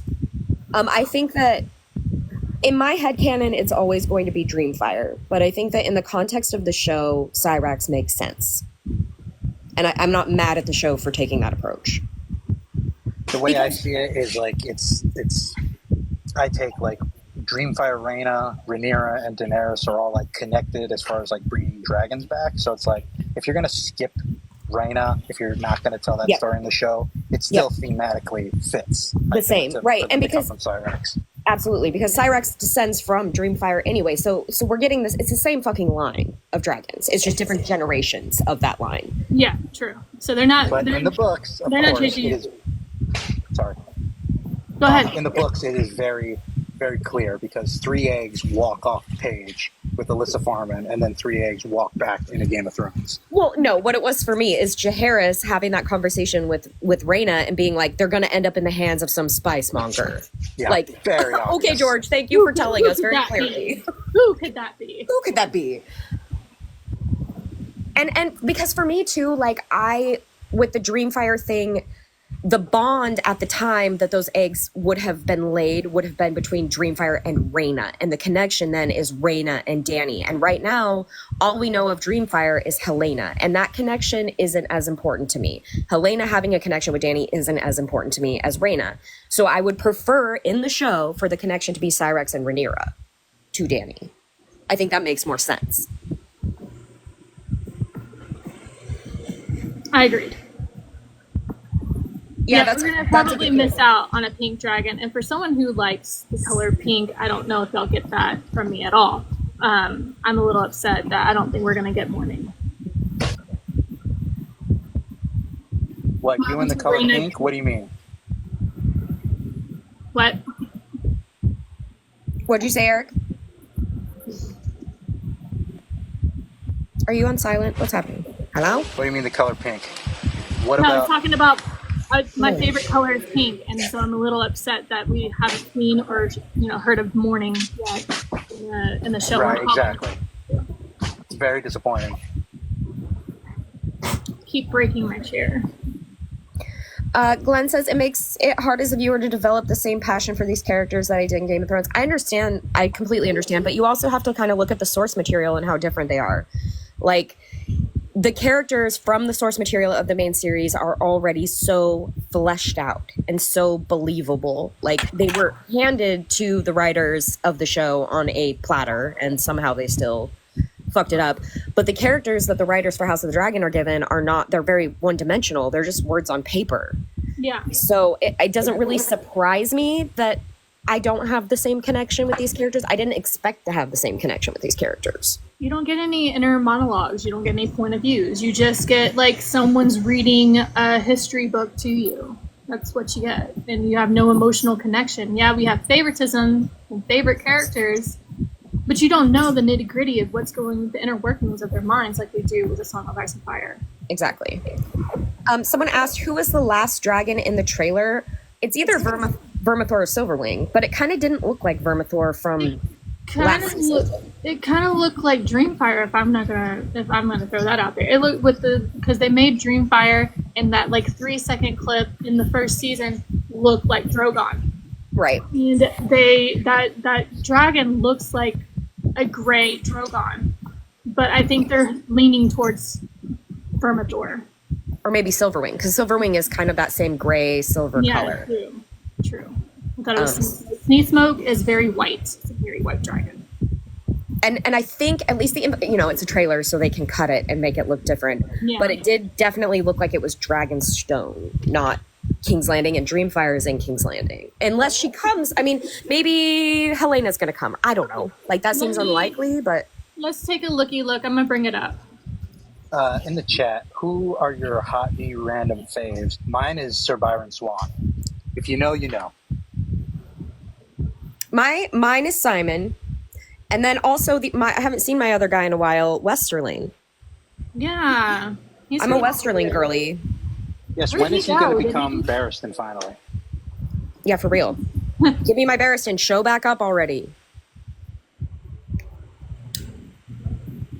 Yes, also, I loved the scene between Jace and Bela. We didn't talk about that, but I did love that scene. Okay, I did too. The one thing I will say is, like, come on, Jace, kiss her. Kiss Y'all her! betrothed. Kiss her! Just kiss her! But no, did anybody have anything about did we talk about Rhaenyra and Bela? That scene where they talk about Rhaenys? Oh, no, we didn't talk about that. I don't know I'm that I wondering have just what people think about that, because that's one of those scenes I keep going back to, and I don't know that I have firm opinions on it yet. Yeah, maybe it was Sea Smoke, guys. That's a good point. Sea Smoke did have that look like Drogon. I'm bringing it up. Just give me a second. Oh, sorry, Taryn. I'm just like, I'm speculating. No, it's okay. I just it's taken me a minute because it's making me log all the way in, and my computer's being slow. Yeah, Glenn, I'll always feel a little bit robbed of Rhaenyra and Laena. Like, that was the sacrifice they made to do the Alicent younger story. Yeah, if they told the story like it needed to be, which is like the beginning is like 2 or 2.5 seasons for 13 episodes, like there would have been plenty of room for Rhaenyra and Laena, and they should have had that. It's just rushed to shit. Someone asked, why are Alicent and Helena in the Stampede? Yeah, I am very curious, like, what is happening? Why are they out and about in King's Landing? Like, what's going to lead to that?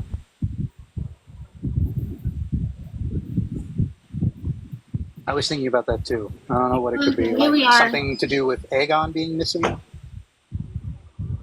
Hold on, I'm trying to catch up on these comments. Why are they in a stampede? Yeah, I don't know. I'll be curious. Like, what are they trying to do? Like, why are they among the people?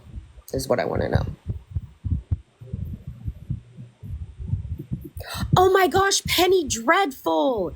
That's right. That's where he's from. Thank you so much. The actor that plays Simon. Yeah, I love that show. Well, the first. I know him from The Death of Stalin. He's so funny in that. Okay, here we go. I got it. Oh, that's a good point. Dree's talking about like who dies next. They're wearing black veils. I wonder if it's some kind of procession for Aegon. All right, here we go, guys. Oops. Hold on. I had it up.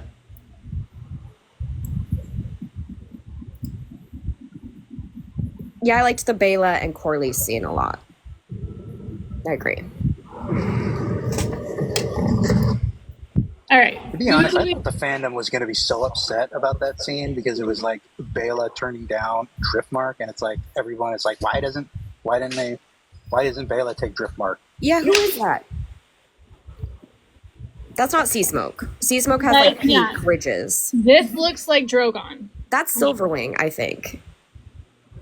We haven't seen this dragon, right? This dragon does not look familiar to me, and we haven't seen Silverwing yet. And Silverwing's going to be claimed by Ulf.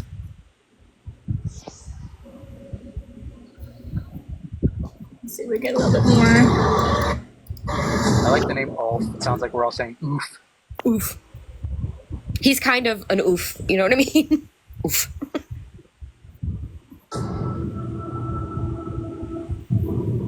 Yeah, see, it's Silverwing. They're bringing her up. I'm trying to see the size. It's a big ass dragon. It's Silverwing. I'm telling you. Yeah, and it's at Dragonstone. It's Silverwing because her and Vermithor are down there canoodling. Canoodling. I love it. I love the idea because, as you all know, I don't think the dragons like mate to reproduce, but I love the idea that they don't reproduce sexually, but they still bond like that. It makes me want to cry. Yeah, they're just chill. They form bonds like human beings do, and it has nothing to do with reproduction. It has to do with the bond. Yeah, it's not always war. Sometimes they go to the Renaissance fair. Yeah, exactly. Wear a little, cute. Pull out the cute saddle. Like, come on. They see three boys, a goat, and a dancing bear. Yeah, exactly. Lovely quote says, has Cole ever done anything right? And no, the answer in my mind is no. And I think it's so funny because we're also rereading the main series. And I just read a Jamie chapter not too long ago where he talks about the greatest, Knight of the Kingsguard ever in history was Kristen Cole. What? Right? Really? And so it's just another testament to how history manipulates these stories. And we're seeing now that he was incompetent. He kept falling upwards somehow to becoming the fucking Hand of the King. Yeah. Didn't work out well for him. I watch reactors on YouTube watch the episodes, and I am just in love with how much people hate Kristen. I just wish that they would not take it out on... Right. And I'm not saying that about anybody specific, but yes, the fandom has never been good on this. Do you think Helena and Darian can speak Valyrian? I think Helena definitely can. Since they're all royals, they would definitely have gotten lessons. Like, that's one of the things that I liked about that scene between Aemon and Aegon, is that you can totally read it that everybody in that room, especially the Grand Maester, knew what was being said. What do you mean everyone in the room? This is combining book, like, I don't know if this was their intention in the scene, but with book lore, High Valyrian is like Latin, so like every noble kid like learns it at least somewhat. Like Sam knows it, Quentin knows it, Tyrion knows it. Got it. So like Jasper Wild, it's still spoken in Essos. Yeah, exactly. But in Westeros, it's treated like that's how you read the canon, right? I do wonder though, because Daron has been raised in Old Town, right? Like, so it would be the same thing, I think, because Otto would have gotten these lessons too. It's like you know what I mean? Like it's what comes with being educated. Educated. That's true. But that's the way. Anyways, the scene in the show is definitely trying to make it like nobody else understood what was happening. Nicole says Bela's going to be queen, why be Lady of Driftmark? I also just really respected Bela being like, no, like I'm not of the sea. Like it doesn't make sense for me. And it's all, it's clearly setting up that Alan's going to be the succession of Driftmark is going to him. Because he's like, lived his whole life on the sea. I agree. I liked the Bela scene. I thought it was handled very well, and everybody was acting like Steve Toussaint and Bethany Antonio are just, rock stars. Agree. Why do we think Cole sided with Aemon this episode? We saw him burn Aegon. I think he's a little bit afraid, to be honest. Yes, he's frightened, and he's really like I loved seeing how scared he was when he was talking to Allison. Yep. That vulnerability. I war. loved it. Loved it.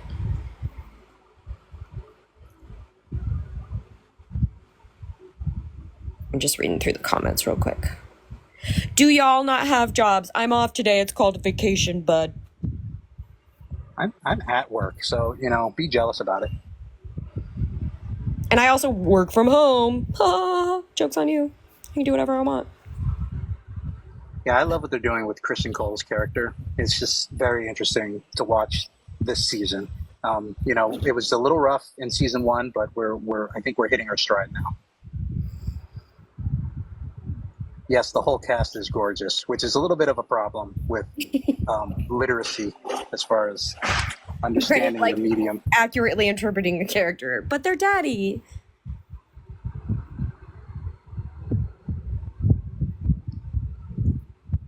Also, Laris, that's something I want to touch on. I have loved watching. So in season 1, he's always like very hunched and his hair is in his face and he's very timid and very quiet. And now he like stands up straight. His hair is pushed back. He like speaks up in council. Like it's just been so interesting to watch his character development. He's a really fascinating character, I think. It's good when he stands up tall because it's really funny that the actor is actually like 6'3". So yeah. He's having to like hunch even extra, and they're probably having to put like Olivia Cook on risers or apple boxes for their scenes.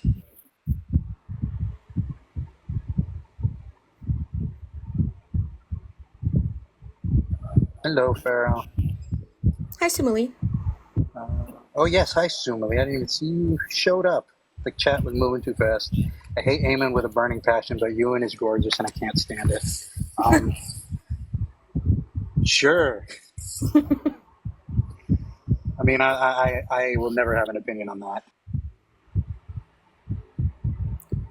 Alicent and Laris seem to have stopped being real with each other. I don't think they were ever, I don't think he was ever being real with Alicent. He gave Alicent what he wanted to give her to make her do the things he wanted her to do. Oh, Laris isn't team anybody. Laris is team Laris. He's not even team for his family, as we have obviously seen.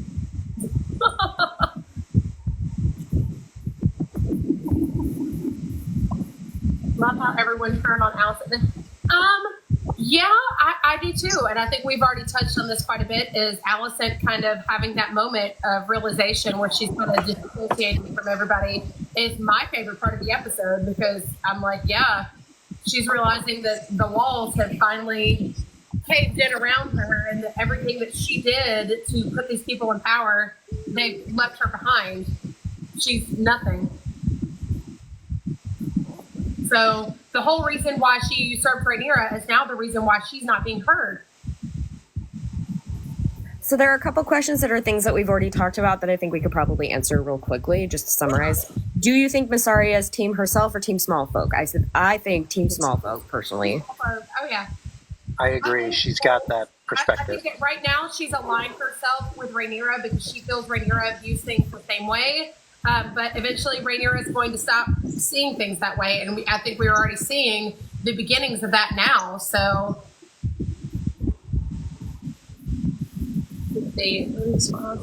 as she did. What do you think about Alice Rivers? I think we unanimously love her. I'm pretty sure. Who? Alice. Yes, absolutely. No, I absolutely love Alice. I am team Alice all the way. Above anyone else in the show right now, it's Alice.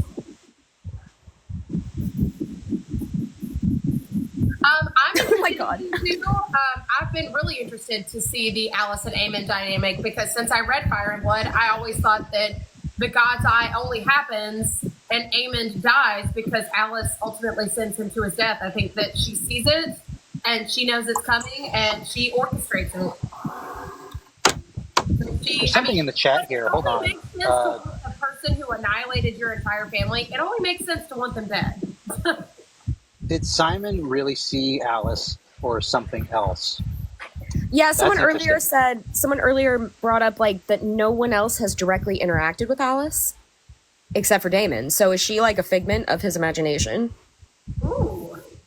That is very. Is she no, even better, is she the physical manifestation of Harrenhal?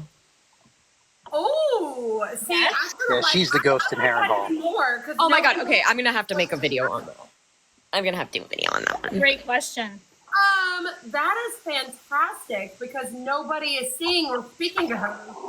Yeah. I'll have to double check that, but yeah, and honestly, I can't think of anybody else No. that's. I can't Nope. think of anyone having any like.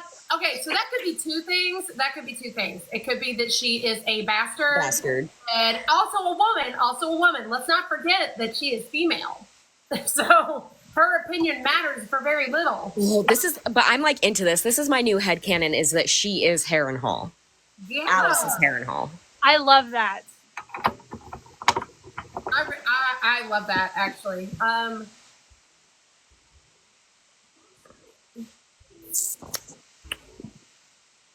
Yeah, other people are saying, why doesn't anyone else seem to speak to her? Yeah, I mean that could be it. She may not actually be a person. I mean, yes, in the book she is a real person, but I feel like the show is playing with this idea that the ruins of Harrenhal are sentient, and that Alice is a mouthpiece for it. I actually love that. So interesting. I want to know the true dynamic with her and Aemon. Yeah, that's going to be interesting. I mean, Yeah, like, see, I do remember this. People are saying, like, someone says, Simon noticed her in the last episode, no? And then someone else says, it was like he looked at her, but we don't know what he's seeing when he looks at her. He didn't speak to her, but he looked at her. Okay. So, No, yeah, because he sees like Lena, but he's seeing the serving woman. Right. Simon is seeing the serving woman. Exactly. Yes.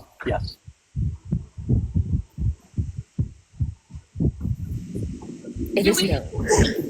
do we think that something is going to happen to the madam that Aemon has been messing around with this Yes. entire time? Yep. So something happens to her, which leads Aemon to Alice, and that's the reason why he decides to keep her. I mean, I don't know about that, but I definitely do feel like with the commentary that she's made and the few scenes that she's had about who suffers, you know, the women and the small folk, I think unfortunately that means we're going to see her suffer. Yeah, I just think that that's really interesting. That, I mean, there has to, like, for me, I feel like losing her would influence Aemon to find someone who can fill that hole that she's going to leave behind. Yes. Oh my God, Sam. He said, maybe she really is an owl living in the weirwoods. Like, because I love that line, and I meant to talk about this in our last live because I even wore my barn owl necklace. Like, because barn owls are like my thing. I love them so much. And when she said that line, I was like, oh my God, same. But like, maybe she really is just an owl of the weirwoods. I like that idea as well. Like, Ooh, I like this too. The idea that Alice looks different to everybody. Like, have y'all ever watched American Horror Story, the first season? yes. How of course. the maid to women looks like an old woman, but to men she looks like this hot young thing. I love shit like that. I love that. And that would tie into like how is she in history then? Is like she is a person, but like just because you're like seeing a physical person in front of you, like doesn't mean that there's not something greater, that she is like this manifestation. Versions of her going around. What does Alice want? Alice wants what the old gods want. Yeah, I could go either way. I like her being real and I like her being not real. So in my mind, she's like, what is it, Schrodinger's cat or whatever? Even if she's a part of Harrenhal, she's still real, just not in the way that we may necessarily have thought. Right. So Oh yeah, she's real. Like these things are happening, and she's there. She's real. She Right, just like- might be exactly what we think she is. it's that kind of like you can go into a spiral of like philosophical thought about like just because something is only happening in your mind, does that make it not real? Because isn't everything only happening in our fucking minds? It's a very Dumbledore quote. Yeah, like so. Someone said she's like showing a mirror to Damon. I almost feel like that's what Harrenhal is like a fucking mirror. And so like earlier, people were like, but there are people who go there and like don't go crazy, and it's like because they can handle the mirror. Not everyone has Not only these that, not only demons in that, their closet. they're used to it at this point as well. So it's like they're used to Harrenhal just being this trippy place that they all live in. Yeah, and it's going to affect everybody differently. It's obviously very tailored to the human, the person having the experience. Remember that Damon has committed a lot of atrocities. Like he's the reason why Jaehaerys, Aegon's son, died. He's the reason. So there's going to be an immense amount of guilt and reason for him to be completely terrorized by what he sees there. Someone said, do you think they will give the Aemon Alice storyline to Damon? And I did have that thought last night. I was like, are they going to skip? Because Damon and Alice are more involved with each other than I ever would have thought. Yeah. Based on the text. So I thought about this as well. I did consider it, but I really do think that it is important to have the Aemon Alice thing going on, because I think that the whole dynamic, I think that the reason why the God's Eye happens is because of Alice. And I would really like to, I hope that we see it. I hope that we do. Because I understand that obviously Damon is with her at the moment, but he can't stay there. So what happens afterwards? And like with the annihilation of House Strong and things like, I really hope that we get Aemon to Alice. For the simple fact that I want to see her bring him down. Someone said, saying Harrenhal has been cursed since they cut the first weirwood tree to help build it. I love that because a lot of people think that it's because of what happened with Balerion and Aegon, that's why Harrenhal is cursed. But I love the idea that it was long before the conquering ever happened. So you have to remember that the day that Harrenhal was finished was the day Aegon arrives in Westeros. So that it's not like Harren the Black had a whole lot of time to figure out that this place is haunted. And we don't know what he saw or what he experienced because we don't have a POV from him. So, I don't know. No, I said that Daemon was responsible for Aegon's son's death. He was responsible for Jaehaerys' death. The reason why Jaehaerys was decapitated by Blood and Cheese was because of Daemon. Yeah, so people are like, do you think Alice is a green seer? Do you think she's a woods witch? Do you think she's a child of the forest? I think she's like any and all of the above, honestly. She could be anything. I lean more towards a woods witch who is a bastard of House Strong. Like, it could just be that much. It could be a whole bunch of other things. But I don't know. We'll see. We'll see what happens.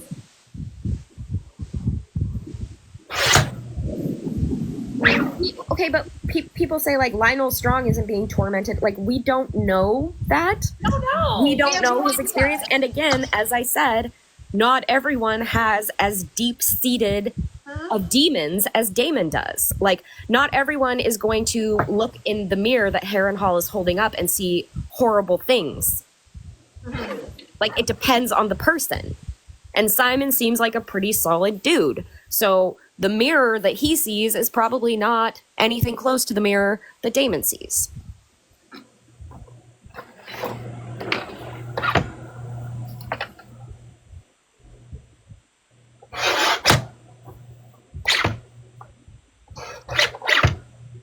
And like the idea that like Alice could look differently is really interesting because, you know, people talk about how she was old but looked young. And so even the book is suggesting there's some kind of like glamour going on. Yeah, I can see that. Yeah, Eric, you said in the comments, I think they added Daemon to mirror and foil Aemon later with Alice, and I agree because, like I said, I think that Alice is like the you know, you're playing a video game and there's like the character that like helps guide you. She's like that in Harrenhal. Harrenhal is like a video game, and the way that she's guiding Daemon and the interactions that she's having with Daemon is going to foil what then the way that she's going to guide and influence and manipulate Aemon. Except for with Aemon has done, when we look at the two of them together, Aemon has done a lot worse. And he's a lot worse. So if Alice thinks that Damon deserves to go through everything that he's going through, I mean, what does Aemon deserve? And does Aemon get any sort of help from her like Damon is getting? Probably not. Ooh, Sam, I love your brain. Maybe Laris looked in the mirror as a child and chose to embrace the darkness he saw. Like, I really kind of like the idea that Laris was, like, more sensitive to it. Yeah. And, yeah, I like that, Sam. Probably why he doesn't want to go back there or really have anything to do with it. I do like that a lot. And I really love Damon. I love Damon sleeping on the weirwood bed and how that's kind of like a callback to Jamie and the stump. How Jamie has like how Jamie has the dream on the weirwood stump. I think what's more powerful, a witch or Bran? I mean, in terms of what? In terms of what Bran is seeing and what he's able to do, what he's able to manipulate, I would say Bran. But he doesn't know how to use it. That's the thing. Alice knows how to use her tools. Dangerous. And people are always like, Bran's going to warg into a dragon. Bran's going to warg into a dragon. If he does, that's going to end disastrous for Bran. I think that's going to be a humbling lesson for him. Yeah. I also think that would be such a fucking cool way to experience a dragon's sentience, right? Like it's a Bran chapter. He tries to warg into a dragon, let's say fucking Drogon, and he encounters Drogon. Like, and that there's like an exchange, and Drogon is like, get the fuck out of here. What are you doing? And you like learn how sentient and how strong not only dragons, but a bonded dragon, right? He's already bonded to Dany. So the idea that a warg's going to try and hop up in him. I like this is something that I'm ultra fascinated with because everybody always like I hear that going around so much. It's a theory. It's a very popular theory, and yes, I want it to happen too. But I want it to also backfire on Bran because I mean, people need to remember that what Bran is doing to Hodor is wrong, and he's fully aware of that, and he's still doing it. So Bran needs to learn that what he is doing has consequences. And that there's some roads that are best left untraveled. And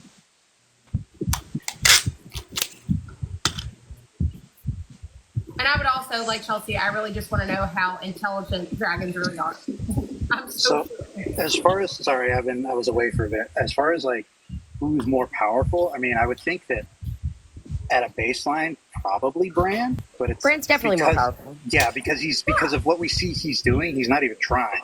Some of the things he does on accident, which makes him scary. That's the difference. It's scary.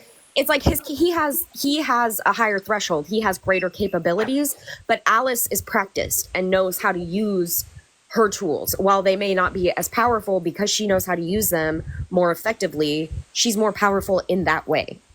And that's what makes. I mean, that's not a good thing. Bran is. Yeah, I mean, at this time, ATX Bran is the villain. Yeah, right now. I don't know if he always will be. I don't think so. But right now, Bran doesn't look very good. But then again, I don't think any of the Starks look like they're on the happiest journey right now. They all seem to be in a very dark direction right now. All of them. So, and with good reason. It's not without merit. I mean, I have to tell you, I'm far more interested in Rickon's story than Bran's. I know that Bran's is more important. But I'm dying to see the child cannibal thing. No, I don't think so. I don't think that the story ends with Bran being a villain, but I think that Bran is going to do some very fucked up shit in the next book. Yeah. Oh, yeah. I think they all are. In one way or another, all of the Stark children are, I mean, Arya just became an assassin. Sansa is definitely leaning more into her Patar, Baelish, like side of herself, and that's who she's being raised by and taught. And I think that she's kind of coming into her own. That's the Elaine thing is Elaining, and she's definitely showing a darker side to herself. And then we have Rickon, who's with a bunch of cannibalistic people who probably think that he's a god and have raised him to be such.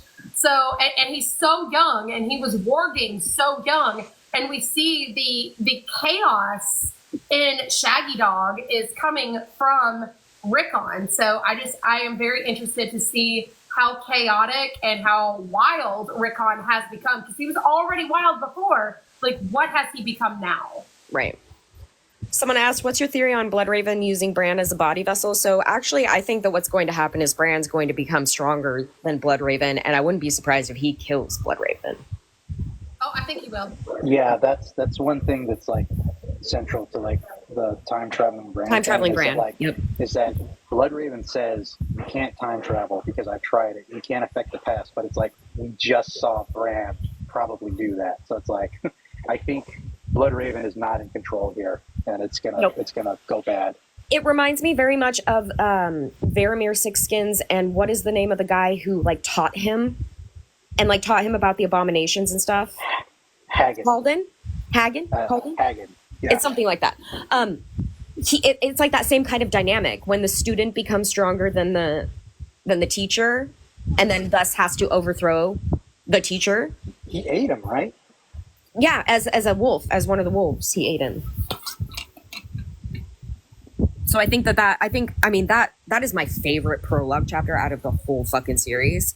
Yeah. Yes, it's so cool. It's so fucking good. You get so much information. It's telling you so much about what's coming for Bran, about what's coming for Jon, Rickon, all of them. It like tells you so fucking much. It's so rich.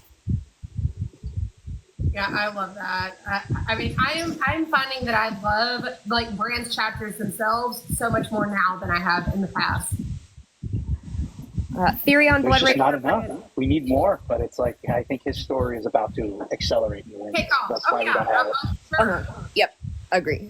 Theory on Bloodraven or Bran driving the Mad King mad. I don't subscribe to this because I think it was dragon dreams and things of that nature, being tortured, that drove him mad. What we see with men who have dragon dreams is it seems to drive them kind of batty in a way that it doesn't seem to do with the women. And I think it has to do with, it's an offset of the dragon bond and the blood bond and the fertility and all of that. Exactly. There are differing perspectives and experiences. Yep. If Bloodraven dies and Quaithe is Sea Star, will she choose to pass as well? Fuck no. No. She's gonna be like, that's sad, too bad. Okay, so I would like to think that Shara did love Bloodraven very much. I She think loves herself more. It's gone beyond that, and yeah, exactly. She loves herself more. She figured out a long time ago her mother literally dies giving birth to her. Although I don't think that her mother and Aegon the Fourth did not have a loving relationship. that definitely was not the case. Ew. But I think she saw what childbearing and what things like that and marriage and like of that nature brought to women, and she wanted nothing to do with it. So yeah, she put herself first. And there's nothing wrong with someone deciding to put themselves first in this world, especially when it's a woman, because this world is so volatile for women. Yeah, I agree. Yeah, if Bloodraven dies, Quaithe is just saying skill issue. Pardon? Nothing. I was just saying something not serious. I think that she did love him, but I think it's beyond that now. I think it's been so long since they've been physically together. It's beyond that now. Okay, just looking at comments. They had something, and it's done. She did love Bloodraven, but didn't want to be trapped into a marriage. Exactly, Farah. That's exactly it. It's all what marriage and childbirth brings women. Kim asked, what book and chapter is that? Are you talking about the Varamir Sixskins prologue? I'm not sure which chapter you're talking about. Yeah, they're two different people now. Exactly. Because What are the offspring? The unofficial offspring of the Targaryen line are technically dragon seeds, but it usually depends on what part of Westeros they're born in. So they can still be called Aegor Rivers and like have those traditional like bastard last names depending on where they were born. So, like for example, Bittersteel was of the Bracken line, so he is called Aegor Rivers, not Aegor Dragonseed. I'm wondering what are maybe I'm missing it. What are the bastards from Dragonstone called? Because like in Driftmark, they're Waters. like is that part of the Crownlands? Am I mistaken? Waters. It's waters, isn't it? It's isn't it waters? I don't know what it is for the Crownlands. Sorry, I'm making a whole bunch of noise. Although it is kind of weird that like that whole thing is strange because John, when Stannis is trying to bribe him into dishonoring himself and abandoning his vows, he says that he would make him John Stark. Okay, so I'm really confused because none of the great bastards took the Targaryen surname when they were legitimized. I'm confused. So why would John get to do that? Is that because Stannis is just making anyway? It doesn't make sense. He has no connection to the Targaryens, like none. So all of a sudden he's just gonna like be like, I'm a Targaryen. No. What I'm no, saying, not you. I'm criticizing the idea that he would care. No. I was trying to say that like John, if John gets to be John Stark, then why didn't all of Aegon the Fourth's children get to be Targaryens? Like when they were legitimized. I'm confused. I think like that is weird. I think it's because like I don't know. Do you think it's because Rob is operating as his own like sovereign king? Like he's just doing his own thing? Yeah, Stannis is just saying shit. and as usual. Or it well, could be George when you legitimize, you take the family name. I think that's a choice, maybe. So that's I think the question is why did they choose to not take the name? Because Ramsay becomes a Bolton in the books, isn't he does. Ramsay becomes Ramsay Bolton. So it's not just Stannis saying shit. Like this is a thing. Yeah, I think that, the Blackfires wanted to be the Blackfires, you know what I mean? They wanted to be their own thing. I've already told you guys, I think that Daemon Blackfire did not like the Targaryens as a whole because of what they did to his mother. So, period, end of story. I don't think that's why he rebelled, but I do think that's why he kept his distance and why he didn't take that name. So there are two comments that I don't want to lose. The first one is, do you think Euron was Bloodraven's first draft? I do personally subscribe to that. And that's actually a video I want to make when I finish this reread. I definitely think that Bloodraven tried with him and then was like, maybe not. Maybe not the best idea. Oh my gosh. That whole conversation between Euron and Victarion is so bizarre. It's so good. He's like, what if men could fly? And I'm just like, and then you've got Victarion sitting here literally, and I can see his face the whole time. Right.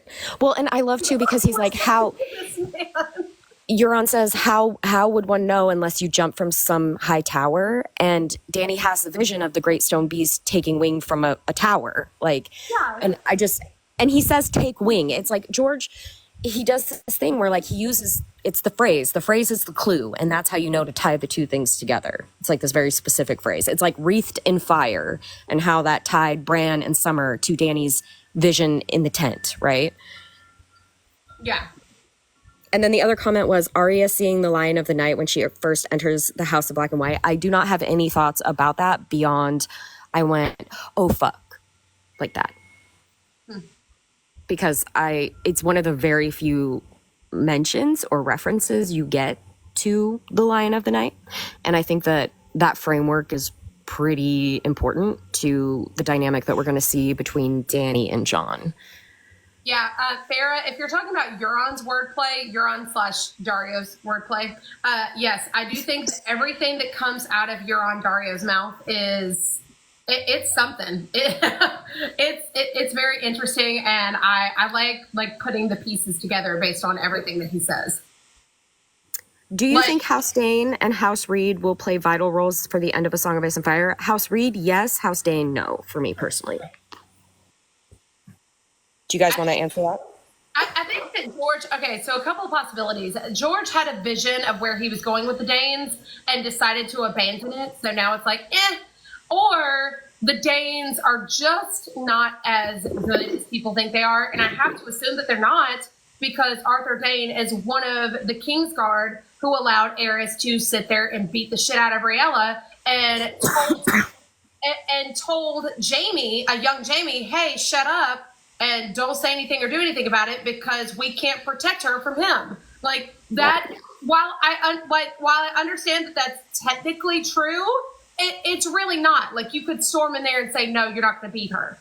I think that Arthur Dane is a really fascinating like deconstruction of the ideas of honor. I mean, there are a lot of characters that are really fascinating deconstructions of that, you know, Brienne and Jamie specifically, but and Barristan even.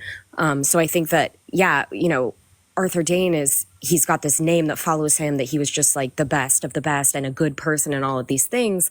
But it was because he adhered to the rules of honor and duty, and he did bad things because of it, as all of the Kingsguards have done. And that's like what George is asking us as the reader is like, is this right? Is this system good? That's like the question he's asking. And the answer is unanimously, fuck no. You're on mute, hun. Taryn. I have to go, guys. I have hit my limits as far as how long I can stay on here. Yeah, we're already almost at 3 hours. A lot of motherly duties to do. But yeah, thank you everybody for being here and being in the live. I hope you all have a great rest of the day, and I'll see you later. Bye. Bye-bye. Okay, wait, hold on. We got lots of comments here. Okay, yeah, I probably have to get off my phone at 3 I o'clock. was responsible with my battery, so we can still go on. Okay, I just want to see. Yeah, I think we pick a few more to wrap it up. Oh, so Everybody Glenn broke it down. Snow is the north, hill is the western lands, flowers reach, sand, Dorne, Pike, Iron Island, rivers, riverlands. Thank you. That's helpful. Who is destined to be the prince who was promised? Sean? No. I mean, if you don't know the answer to that question that we're going to have, you haven't followed any of us. So Yes, George's wordplay is amazing. I'm not sure why you think, Kim, why do you think that Jorah would suspect Dario is Euron? He doesn't know Euron. no, nobody. Okay, so nobody. I would like to preface it with no one actually knows Euron like that, and it's not like he's not disguising himself. And Euron's using a disguise that he's already used on his crew from Silence. He's already disguised them the way he is disguising himself. So I'm trying to figure out where like anybody would really be surprised. Wait, okay, so Jorah knows the Greyjoys? He would know of them. Of them, but he's like, when would he have met Euron Greyjoy? Euron was gone, and Jorah was exiled. Jorah doesn't have informants. He barely recognizes Barristan, even though he's been close to Barristan before. What informants does Jorah have? Yeah, Jorah is the informant. He is the informant, yeah. Jorah has no connections, no power. He's in exile. Yeah, he has even less connections now. And he is incredibly suspicious of Dario from the jump. Okay, so originally to sneak into Old Town, Euron disguised some of his crew as Tyrashi. That's the disguise that he went with. So that's the same disguise that he's going with now. He is supposedly Tyrashi. That's why you see the blue hair, the jewels, and all of like the overdone stuff. And not even to mention, blue is such a specific color that George uses when Daenerys is in trouble. So Dario, regardless, does not mean good things for Dany. And she is entirely too infatuated by him for me to believe that this is anything other than glamour. Like, she is completely obsessed with this man to the point where it's like, there's no love there. You've seen Dany in the way that she thinks she is loving someone, and that's not what's happening with Dario. With Dario, it's more of an infatuation. And people are like, oh my gosh, Dany thinks about Dario all the time. I mean, kind of.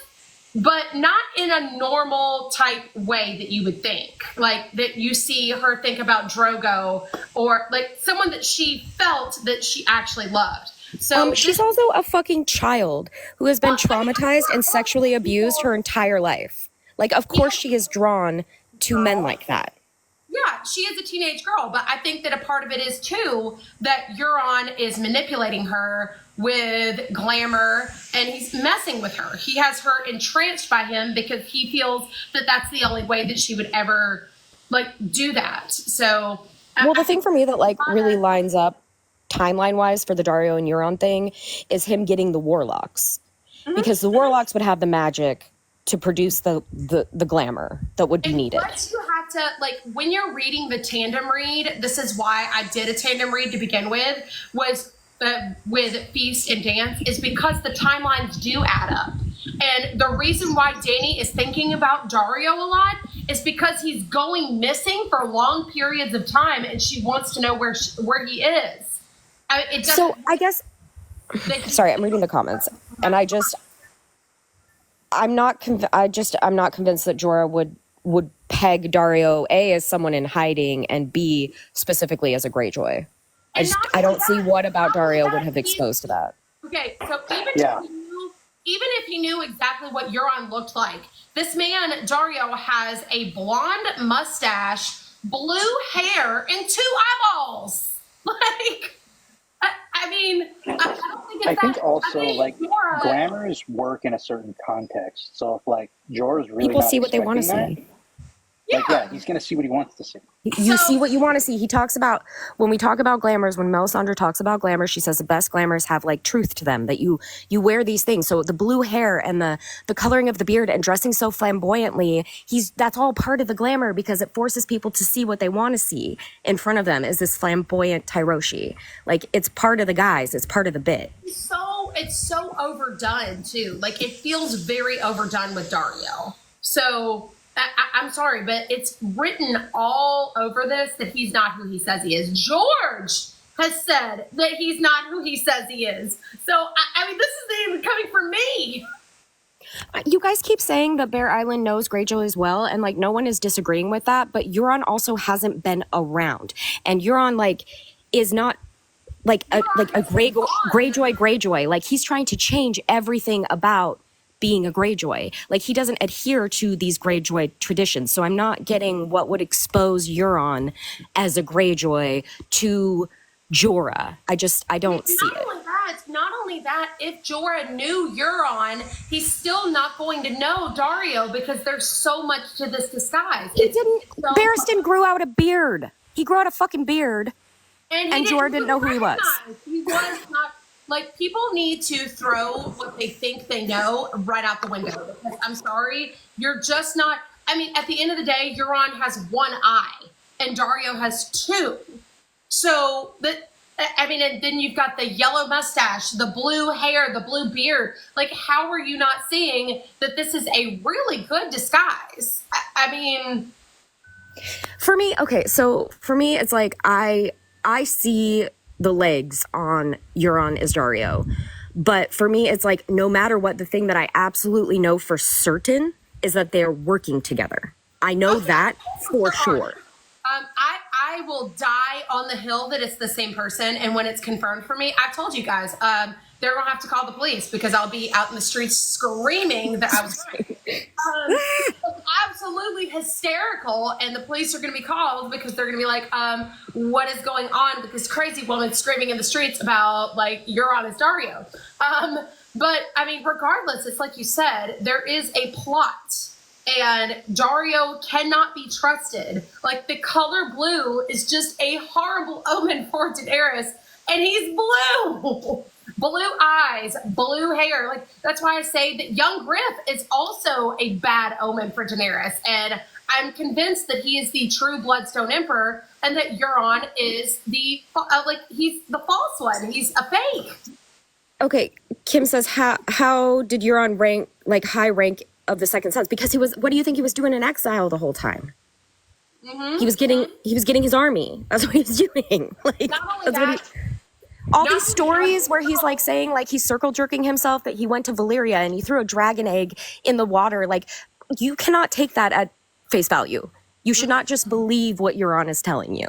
No. He was up to something else while he was in exile, and he's not going to tell us or Victarion what it was.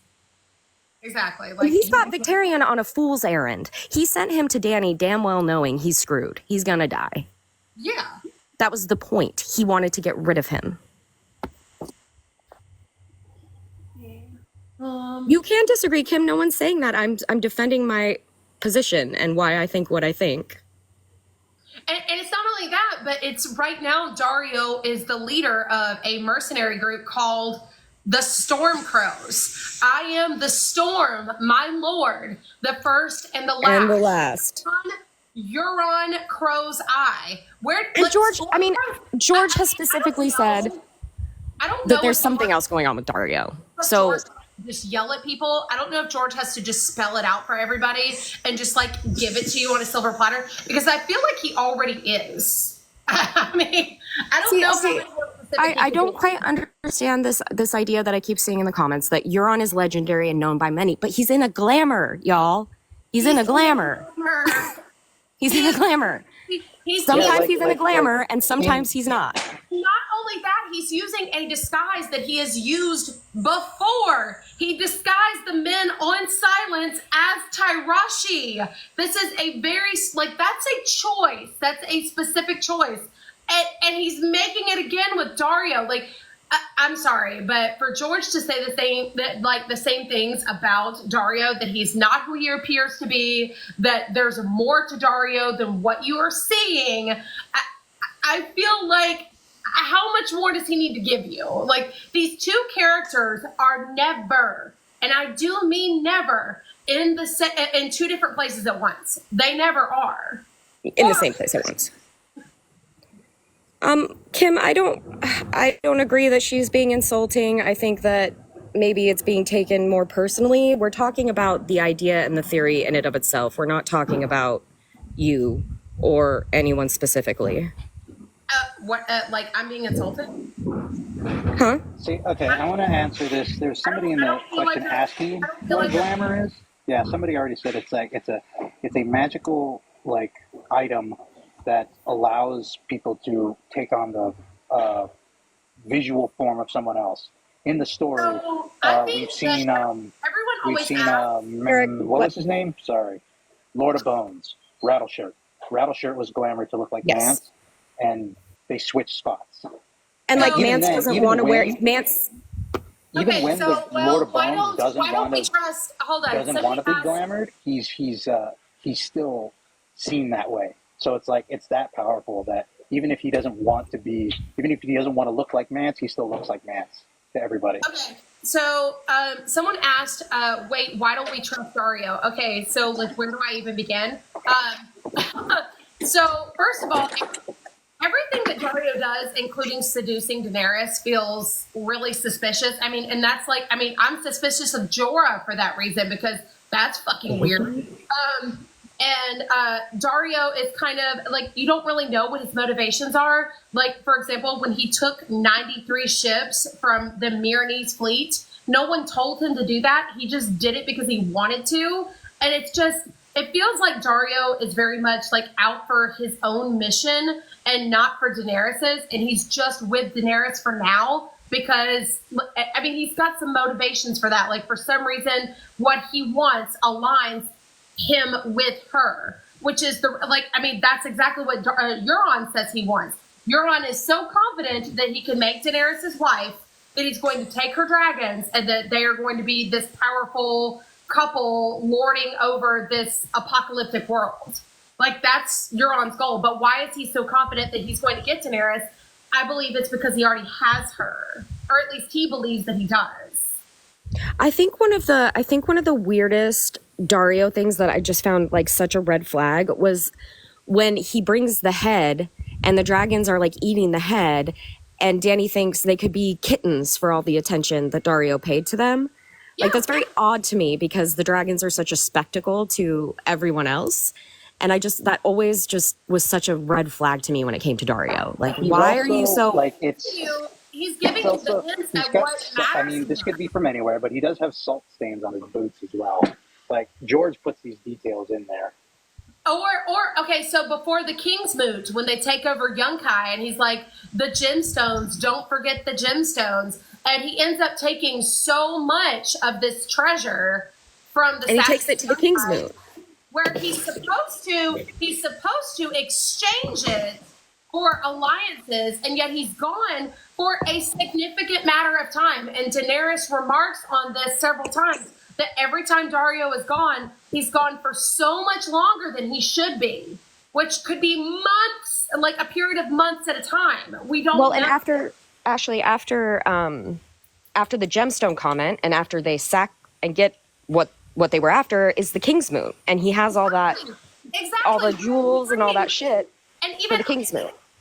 and like, it's very odd. Even Asha's like, where did he get all this? I know. He got it from Yunkai. Yunkai, yeah.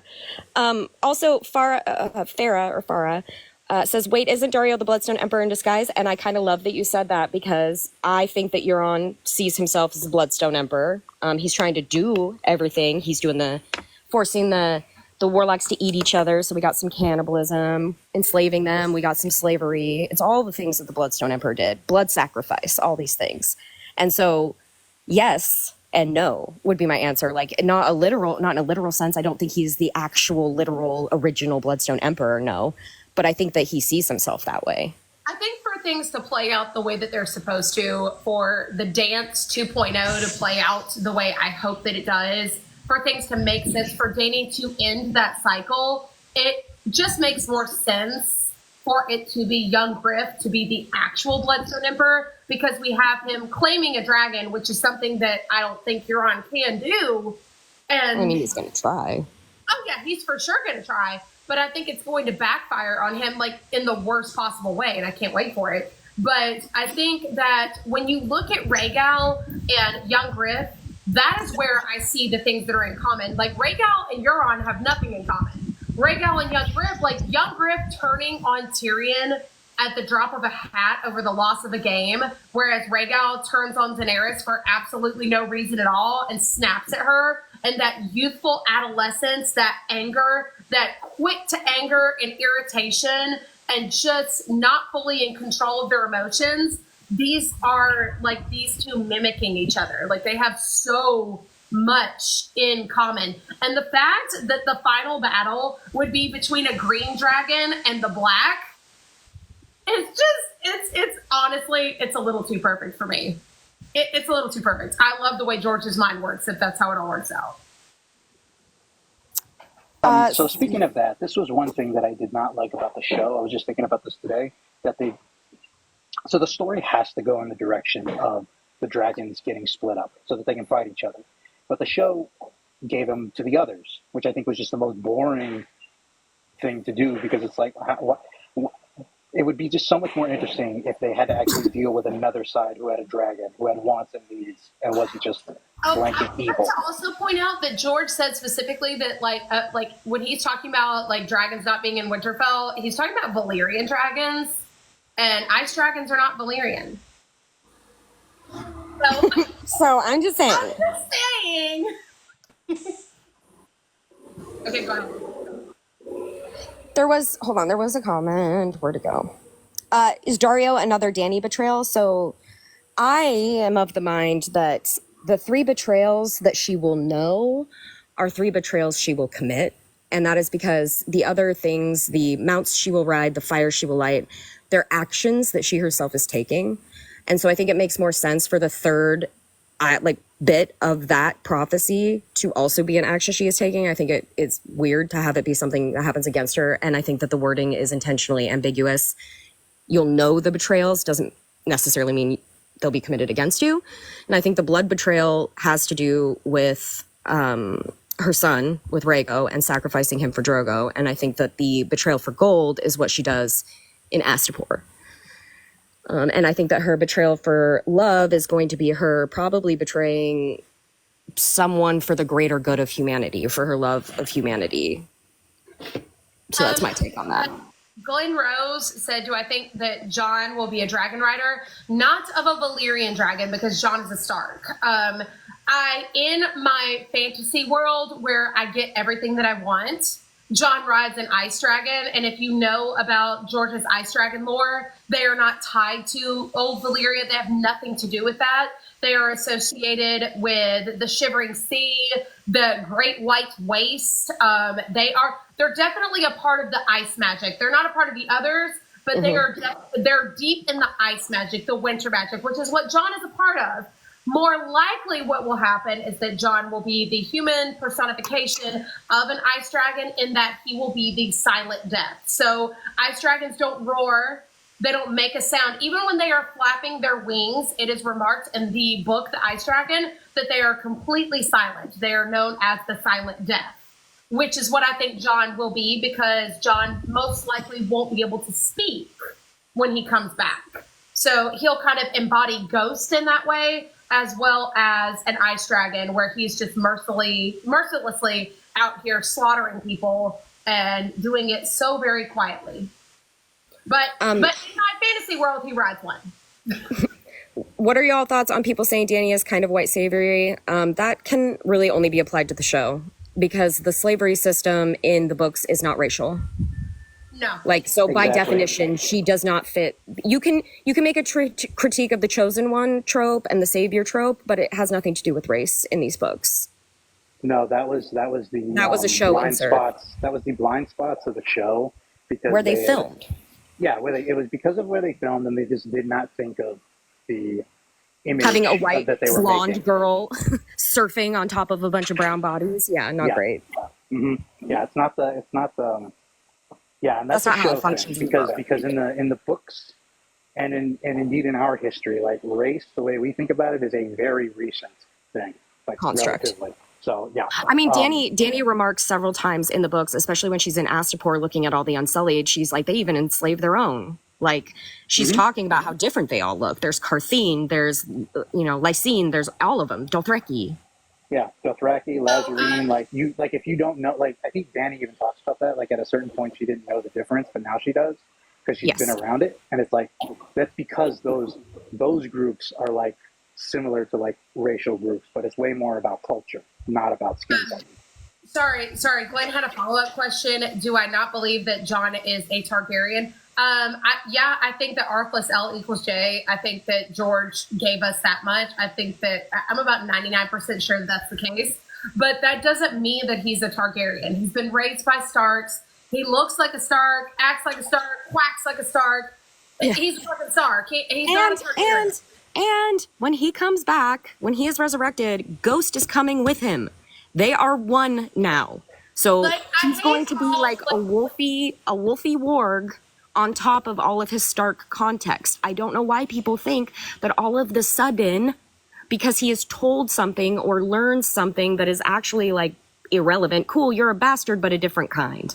Like, big deal. The bigger deal is this man who raised you as your father lied to you, and he kept this from you, this information that you deserve to know. Yeah.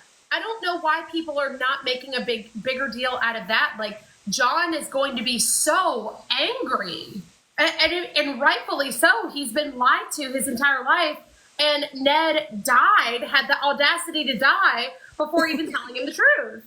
Right. I'll tell him, that bastard. Like, fuck you, Ned. I mean, you didn't even have the decency to stay alive long enough to tell me the truth. And I don't think, it's not like he ever knew Rhaegar. Rhaegar died before he was even born. So, right. And he grew up hearing stories about Lyanna, and it goes back to what I was saying earlier. It's like, what, all of a sudden, because he is Rhaegar's son, he's not Lyanna's? Like, I mean, let's be real here. Rhaegar was a sperm donor. He's Lyanna's son. That's what I'm saying. Lyanna's son. That's Lyanna's son, and really it's Ned's son too. Because Catelyn thinks about it too. Ned has a lot of love for Jon. He cares about Jon.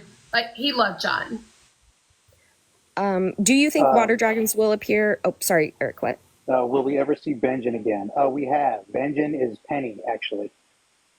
Benjen is Penny? Yeah.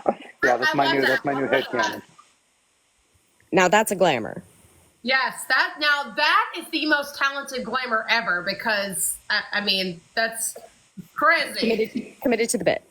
Do you think water dragons will appear since the Children of Forest have allegedly used them before? I don't know if we'll see water dragons, but there's absolutely something with the water magic and the fact that water is, the outcome of fire and ice meeting. I think there is a very good chance we will see literal, actual krakens.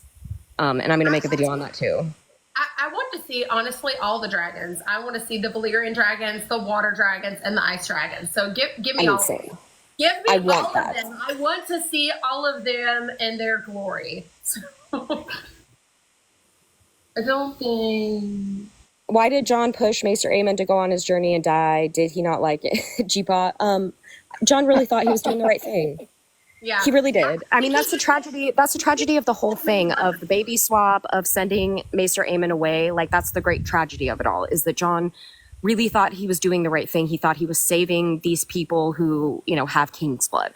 That's what he thought he was doing. That's what he hoped he was doing. And unfortunately, it's going to have really bad consequences for him. I mean, I think that he wasn't wrong about Aemon. I mean, I think she probably would have burned him. So I think that the best possible thing was to send him away, even though he was really, really old. I think getting him out of that situation was probably the best thing. People, Really Glenn is talking about Beric Dondarrion and how he comes back, relatively normal, except he doesn't. He talks about how he's becoming less and less himself every time. And Beric is easily the most straightforward resurrection that we see, right? And John's is not going to be straightforward like that. It is going to look a bit more like Lady Stoneheart and Varamir Sixskins. Those are the precedents that have been set for John's specific resurrection, for the machinations of his resurrection. I also don't understand why people think that Melisandre is suddenly going to be able to perform the same rite that Thoros of Myr was, because they are direct foils of each other, first of all. So they're not going to be able to accomplish the same things. Why do people not ever recognize that Beric is brought back during the time where he's not, I don't ever think he's fully dead when he's brought back. I mean, technically he's dead. Yes, he was going to die. But, his brain is probably still firing off as he's being brought back to life. So he doesn't ever really have time to be, dead. John, And so, John is going to be dead. and people just ignore, I don't understand why people are ignoring. It's not like Beric warged into something when he died and then had to be yeeted back into his physical body. This is going to be very unique for John. And it's going to be violent to be murdered, right? And then you throw your consciousness, which we know is messy from Varamir's chapter, over to Ghost. It's traumatic. It's all these different things. Then he starts getting settled into Ghost. They start melding. And then he's brought back to life against his own agency again. And now he's Jost. He's John Ghost. Jost, exactly. Jost. Nicole, yes. I personally don't think I don't think we need a John POV, because we actually have what do we have? We have Asha, we have Theon, and then we have Melisandre all in the north. I think we can lose John, and then I think it would be interesting to see his transformation through other people's eyes. We stop getting his perspective. Yes, and yes, thank you, I think Sam, we for... will get Melisandre as that perspective at the wall. I agree. And also, Sam said, where'd it go? Last Kiss is pure fire, life, magic, blood sacrifice, revival is part of Death and Ice. And so again, people immediately assume that because Thoros is using the Lord of Light, that means Melisandre will be able to do that. We have no evidence that she's ever been able to perform that, despite being supposedly so powerful. But what we do know is that she was taught in Ashai. Do you know who else was taught in Ashai? Miri Mazdor. Do you know what lesson they mutually learned in Ashai? Only death can pay for life. She is absolutely going to sacrifice somebody in order to bring John back. She's not going to be able to just bring him back the way that Thoros has.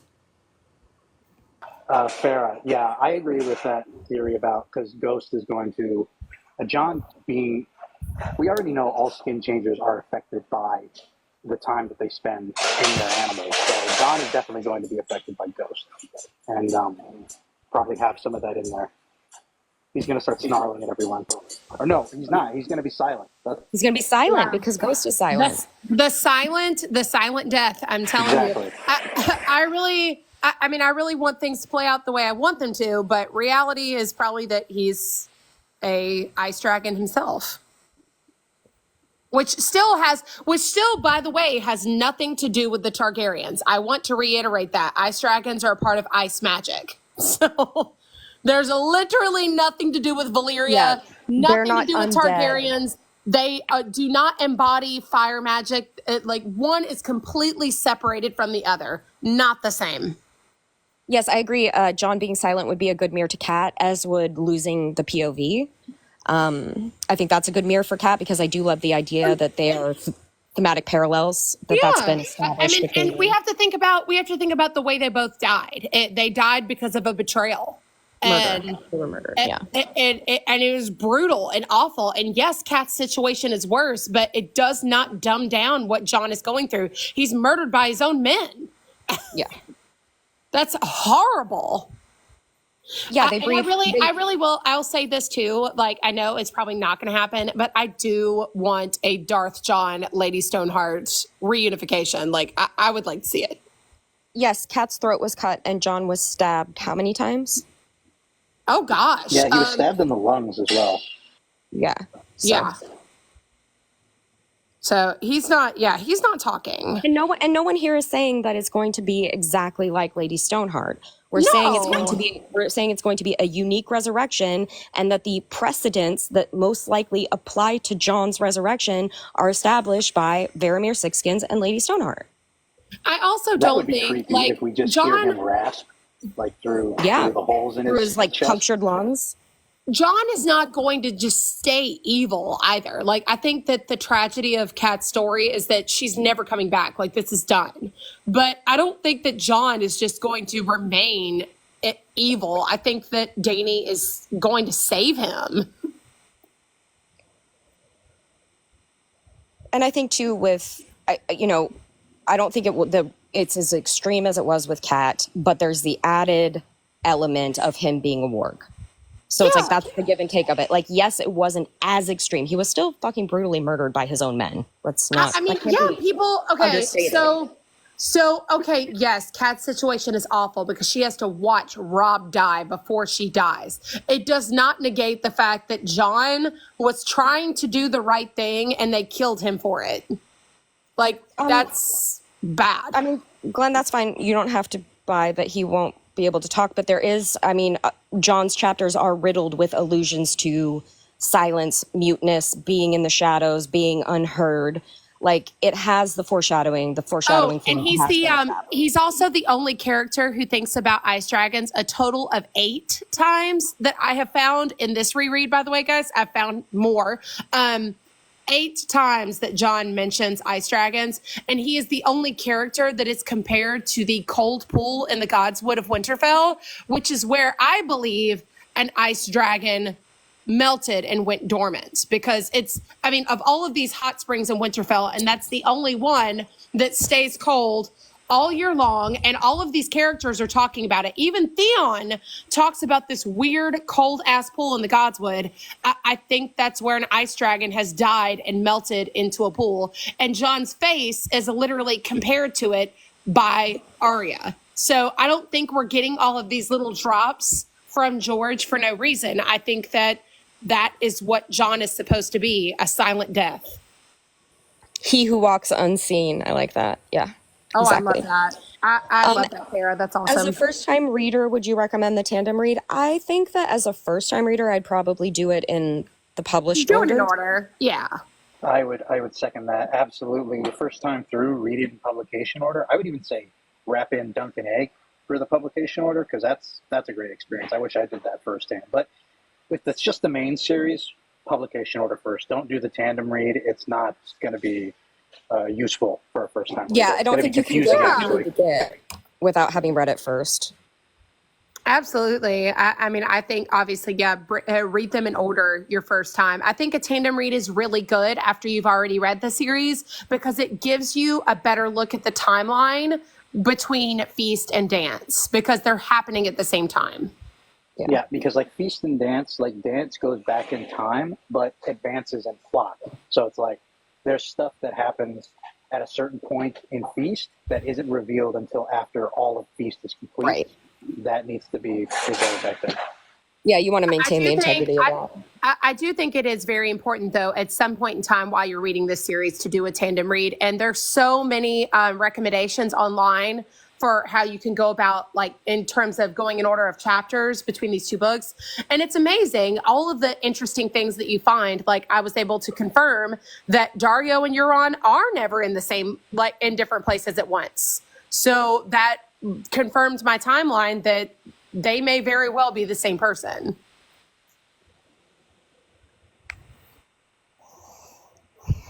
Let's see. If Let's Melisandre is going to sacrifice Gilly's baby in order to bring John back, would it mean John will be childlike?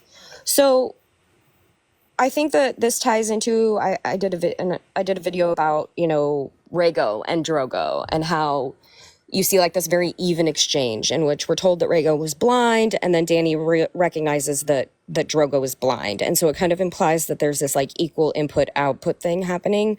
But again, with John, one, the baby is not a weird stillborn dragon baby. It's a what, year-old baby. So there's that. And then there's all the other added layers that Ghost is involved and all these different things. So I don't think that any of us can definitively say what what the machinations of his resurrection will look like, only that there are clearly going to be consequences. No, but now I want John to come back just going goo goo gaga. Right.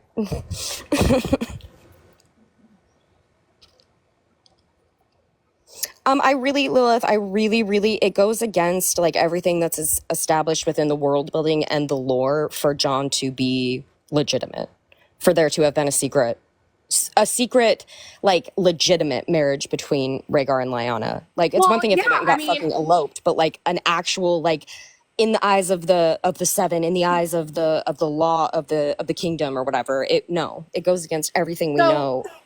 The only marriage, the only plural marriage that we have in the Song of Ice and Fire telling that actually went without being, I mean, it was still contested. They were still ridiculed for it, but they were able to pull it off, was Aegon, Rhaenys, and Visenya, because Maegor was literally banished for doing this, even despite the fact that his wife was not giving him any children.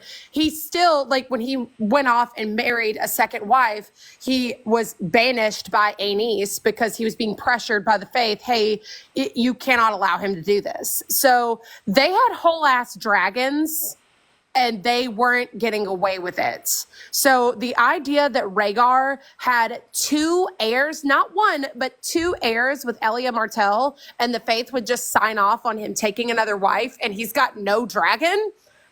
I mean, they didn't even like it when they had dragons.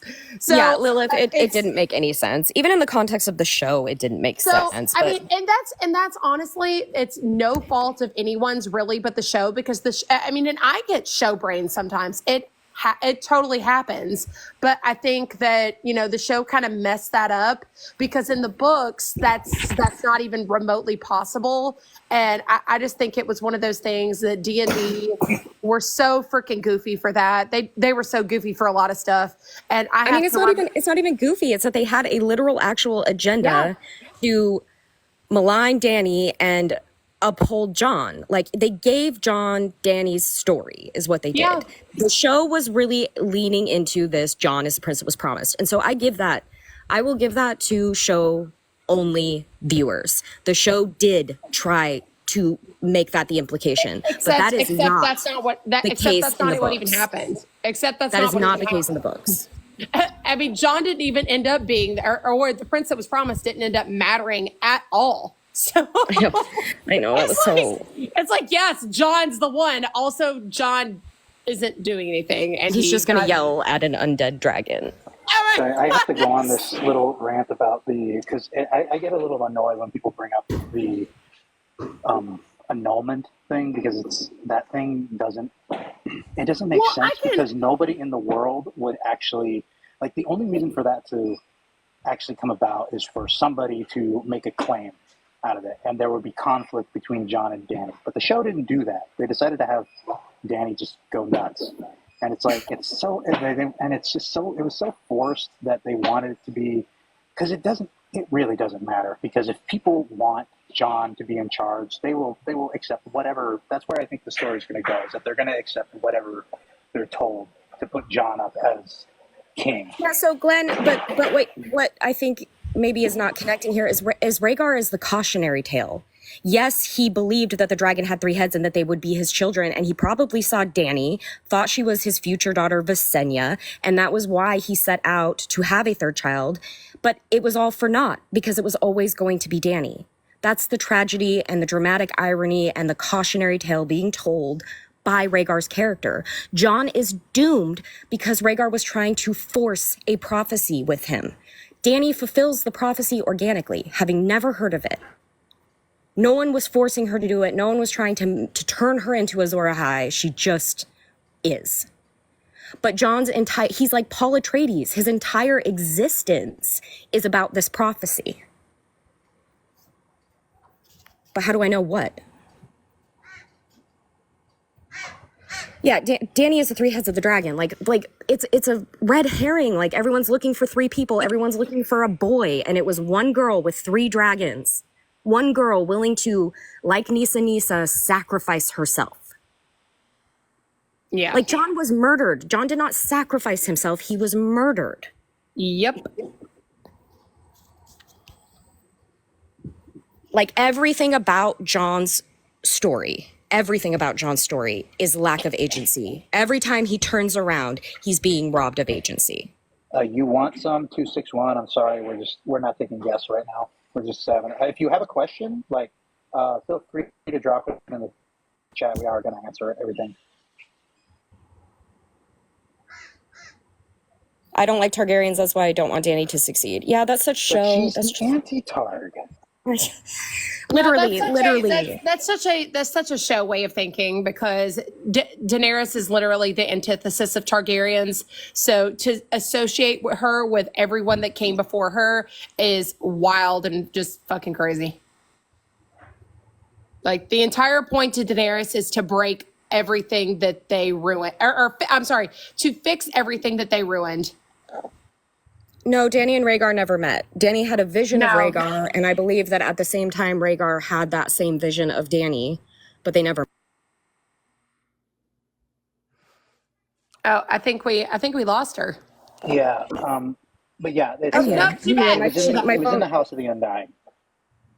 So I think the point is that for Dany to be lumped in with the rest of the Targaryens is wild. Like the whole reason why, getting back to the subject of House of the Dragon and Fire and Blood, the reason why these stories exist is to show you just how different book Daenerys is from these people. She has absolutely nothing in common with these people. And you're watching this happen in real time. Now, I will say that, we've been saying it for a while, that Rhaenyra is definitely a callback to book Dany, but it doesn't mean that Dany would make Rhaenyra's choices. Like Rhaenyra's choice to have dragon seeds, claim dragons, would not be Dany's choice. No. Absolutely not. And those little things that they're throwing in there, those are not like book canon things about Rhaenyra's personality. This is them capitalizing. They're capitalizing and retconning show Dany. Like they're doing both. It's like they want to capitalize on the success and the popularity of show Dany while also introducing book Dany, which a lot of people don't know. Yeah. I'm looking here. Sophia. So you asked about what we thought of the episode. We talked about the episode for about 2 hours already. So we're not going to tread that ground again, but on YouTube, the full live stream will be available later this week. So unfortunately, we won't be in the chat over there, but you can still leave us a comment, and we'll get back to you on any questions you might have. But yeah, definitely check it out on YouTube. It'll be up later this week. Thanks, Eric. Yeah, I think good. So when we're saying that Dany is the anti-Targ, it's not implying that like every Targaryen that existed before her is evil and bad. No, like good Queen Alice, I'm addressing like a comment. Like someone was saying, I think a parallel could be drawn between good Queen Alicent and Dany. Like yes, there are parallels that can be drawn between many of Dany's ancestors and herself. But the difference is what Dany does with it, what Dany does with her dragon dreams, what Dany does with her dragons, what Dany does once she has power. That she does not, like old Valyria, use dragons to enslave people. She is trying to use dragons to deconstruct the exact system her ancestors created. Well, I Like, also that think is how it's she is the anti-Targ. it's interesting. Like I've told you a lot, Chelsea, because you still haven't read Dunk and Egg yet, and that's triggering me. But Aegon the Fifth is so, like, you can see where Dany gets her sarcasm and her wit. Because Egg speaks so much the way she does. Like, with people always say that Dany's not funny. I'm like, are we reading the same books? Because I think she's hilarious. Super funny. Yeah, I think Like, she's her very funny. Her witty comments and her sarcasm, But that's actually- literally, you can Actually, hear it's girl that. humor. It's girl humor. So when people say that Dany isn't funny, I can almost guarantee that 9 times out of 10 it's a man or boy. But yeah, Because and the that's way what's that crazy. Dany is clever, the kind of humor, the kind of jokes that she cracks, like, they're relatable for girls and women. They're not necessarily Yeah, and relatable for men. What's crazy to me is that these are the same people who probably think Egg is funny, and he's funny in literally the exact same way that Dany is. Like, the comments that they make, the sarcasm and the dry humor that they use that can sometimes go over some people's heads. That's it. I mean, Egg and Dany are so much alike in that way. Oh my gosh, one of my favorite sassy Dany moments actually is when Hizdahr comes to petition her to open the fighting pits for like the 7th time. And she's like, how about I recite the argument for you? And it's like an entire paragraph of her giving every reason he's ever given for why they should open the pits. And then he's like, oh, you're so articulate. You've convinced me. And she's like, God damn it. God damn it. Why are you clever? Like, it's just this funny. It's so funny to me. That always makes me laugh, that exchange. Well, I would tell you some of the things that Egg says, but I don't want to spoil the books. Yeah. I know. I'll say one from the opening. It's one of the first times you meet him. I just found it very funny that they're like, he's talking to Dunk for the first time. He's like, "Are you a knight?" And he's like, "Do all knights look the same?" It's like, "You don't look like a knight. Your sword belt's made of rope." It's like, "Well, it keeps my sword up, doesn't it? As long as it does that." Or I'm not going to give away too much when he looks at Dunk and he says, "I'd rather swim, sir." And then Dunk thinks to himself that Egg's a really good swimmer, and he's like, "I can't swim." And Egg is fully aware of this when he says this. He's just being a smart ass. Oh yes, someone's talking about oh my gosh, why is the name escaping me? Dany's brother Viserys, who plays him, Harry Floyd. He does the voice audiobook for Dunk and Egg. And honestly, I couldn't listen to it because his voice is too distracting. I can't, I'm like not hearing what he's saying. It's so good. It's so good. I love the way he tells a story. He's love fun. the way he tells a story. I like physically reading Dunk and Egg, but I also love listening to it. Like the way Harry Lloyd's, like his delivery, it's just too much fun. And he's so believable as each character. Like the way he channels Viserys, like the character Viserys he plays in the show when he is voicing Aerion Brightflame, it's just like you can hear Viserys and it's like, oh my gosh. I genuinely, I really can't sing his praises enough for his portrayal of Viserys. He just really nailed it. Like he looked perfect, but like he nailed it. That is my Viserys. gosh. You can just tell his appreciation for the books shining through in his portrayal of Viserys because he delivered. That is someone who has read the books many times and really appreciates them as they are. Farah has asked a few times, theory on the Starks being descendants of the Ward King. I mean, I think it's probably pretty damn likely, right? Oh yeah. Oh, for sure. Excuse me, sorry.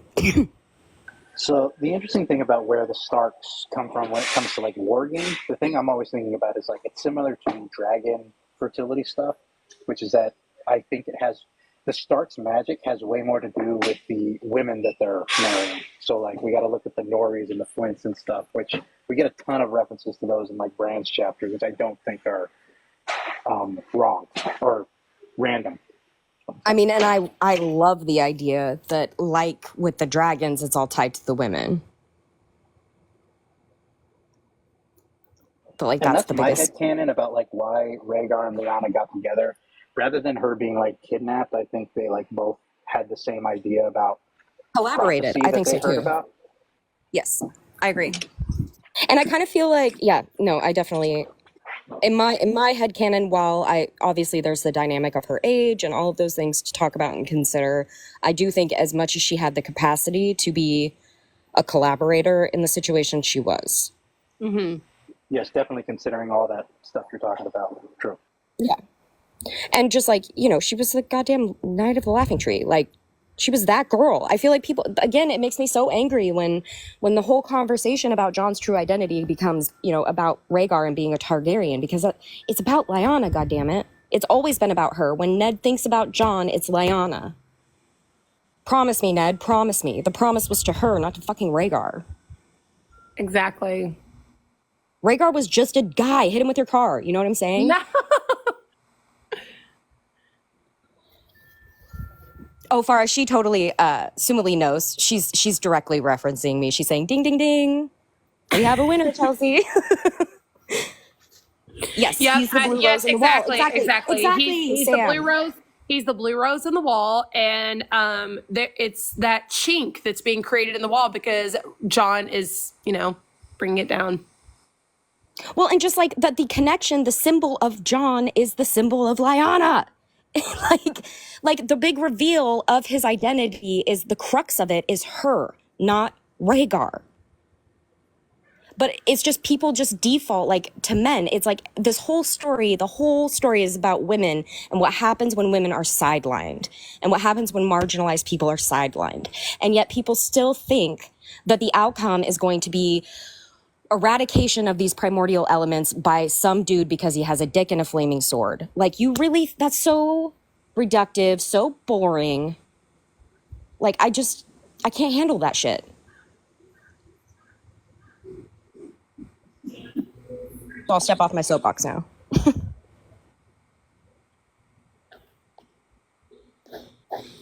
Are you guys there?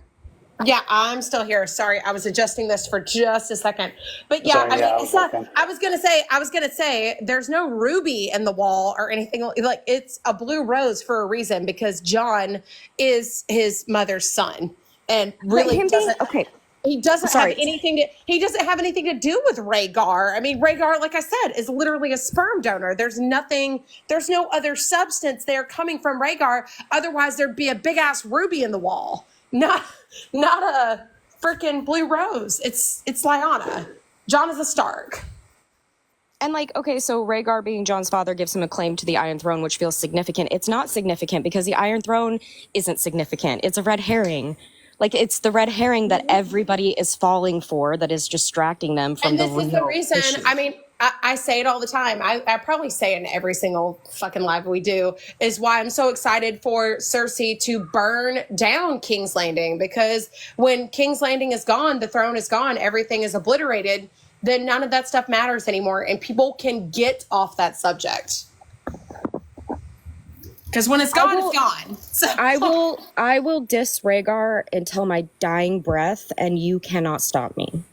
Exactly. Rhaegar is a giant piece of shit, okay? He left Elia and his children. He left them to go off and be with a teenager and like preyed upon her vulnerabilities and her desire to get away from Robert Baratheon so he could make a prophecy happen, so he could force it to happen, which, I mean, you would think that somebody who was a dragon dreamer, who had visions and believed in prophecy to begin with, would know that if a prophecy is meant to happen, if it's all about prophecy and fate, then it'll just happen the way it's supposed to.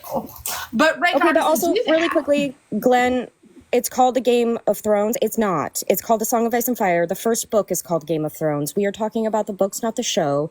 And naming it Game of Thrones was the first wrong choice that the show made. Exactly. And The now series is called A Song of Ice and Fire. The series is about the others and Dany and her dragons. George has said it from his mouth. That is what this series is about. The Iron Throne is a red herring. Now that I look back, though, that probably should have been our first red flag. Was the choice? It absolutely was. It absolutely was. Like, we should have known where they were going with this from the beginning.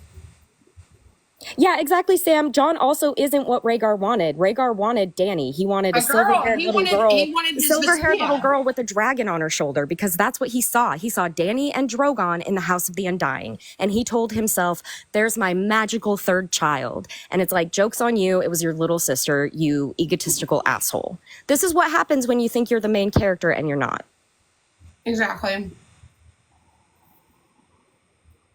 I love Because that so much, Sam. even when Rhaegar realizes that it wasn't him, he still thinks that it's one of his children. It has to be related to him, even though the Woods Witch said that it would come from Aerys and Rhaella's line, like their direct line, not Rhaegar's line. Like, how much more specific could they be? Like, Rhaegar is an absolute dumbass, because I would hear that and I would assume, okay, well, then it's one of my siblings if it's not me.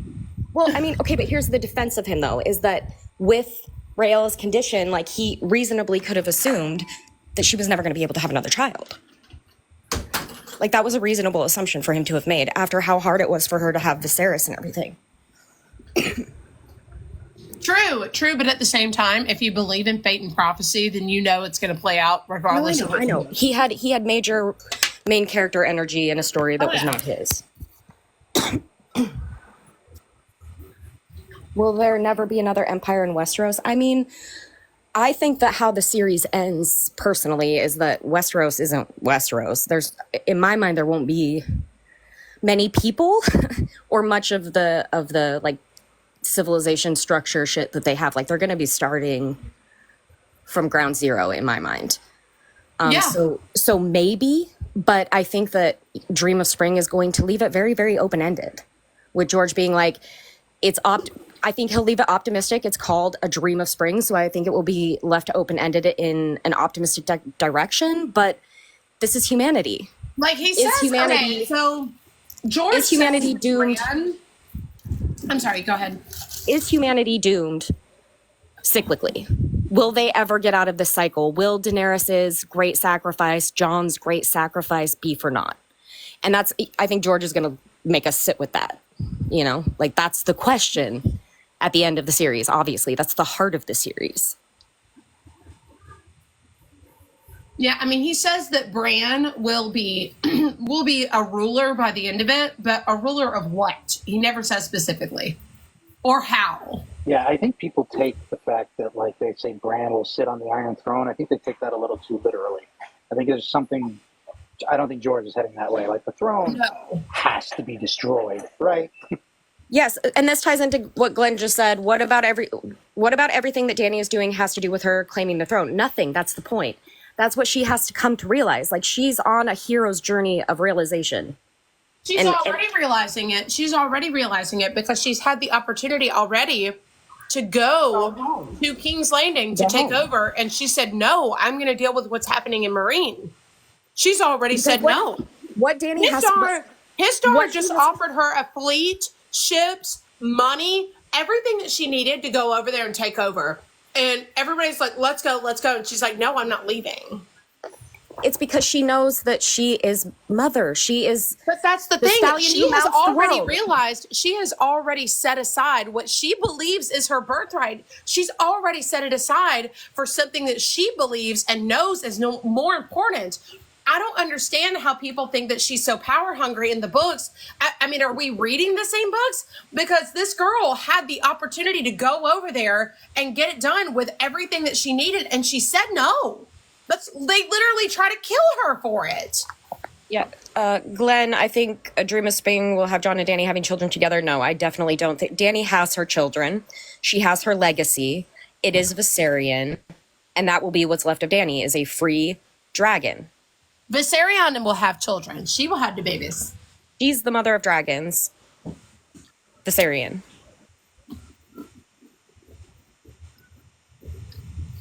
She'd be living on the mother of mountains. King beyond the wall. Oh, so what I actually really see happening with Bran is him, like, ruling from the Isle of Faces. That's what I really. I agree. As, like, plugged into the Weirwoods. Like, because he's not going to be ruling, like, people are like, King Bran. No, this is, like, magical Bran, like, ruling. That's what I'm thinking. It's going to be like a Weirwood throne.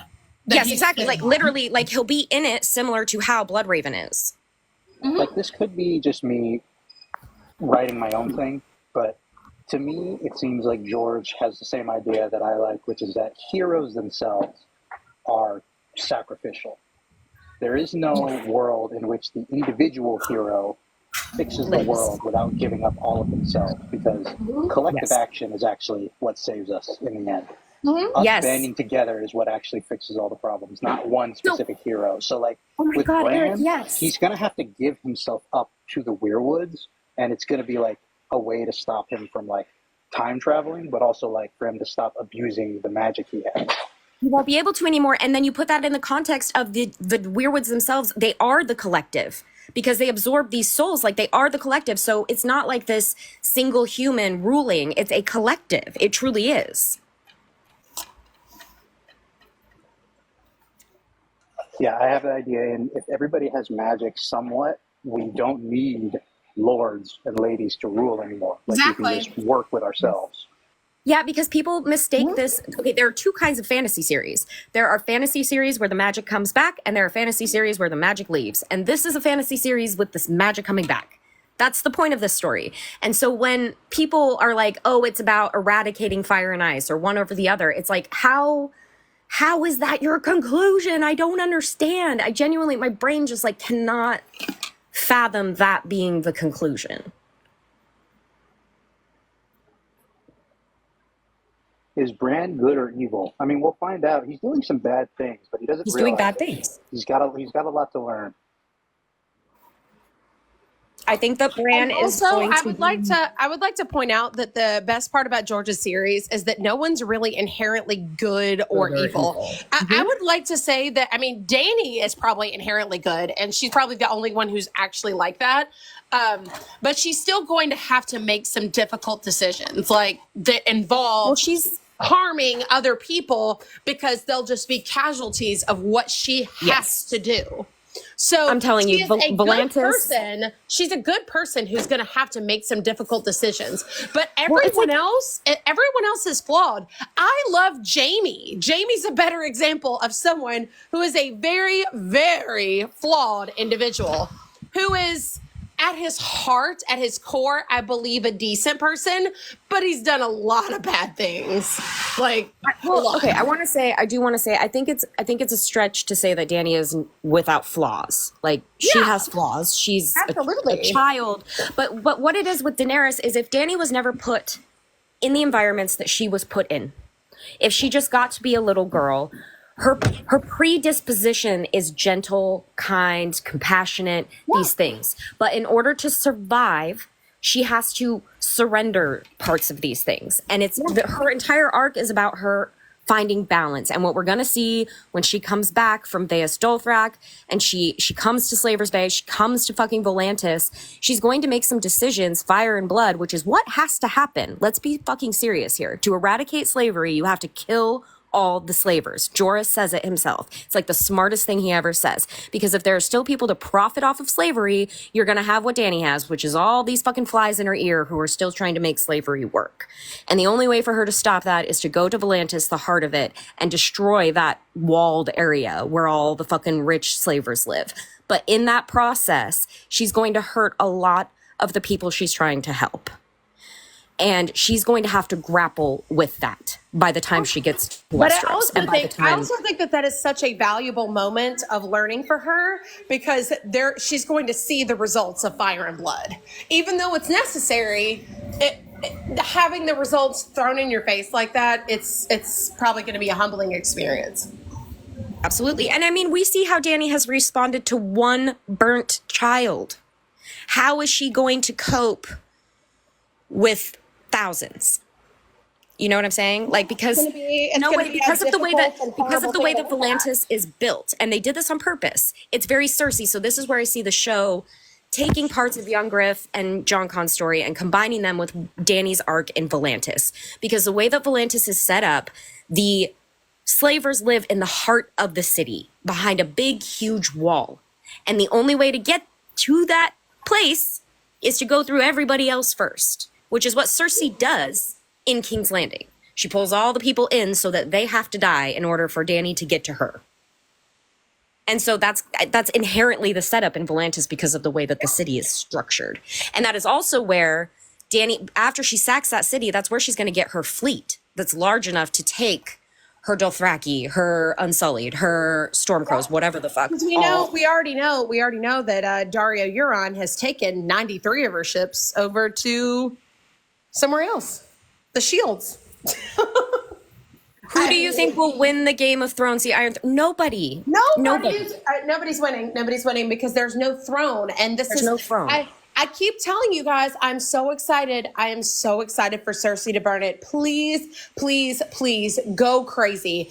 I mean, and you can tell in that, in Kevin's epilogue where he gets shot, like this is going to be Cersei's final marble. I can't like what she said. I'm not at the end of our tandem read yet, so I need to go and look at what she says to him that causes him to have alarm.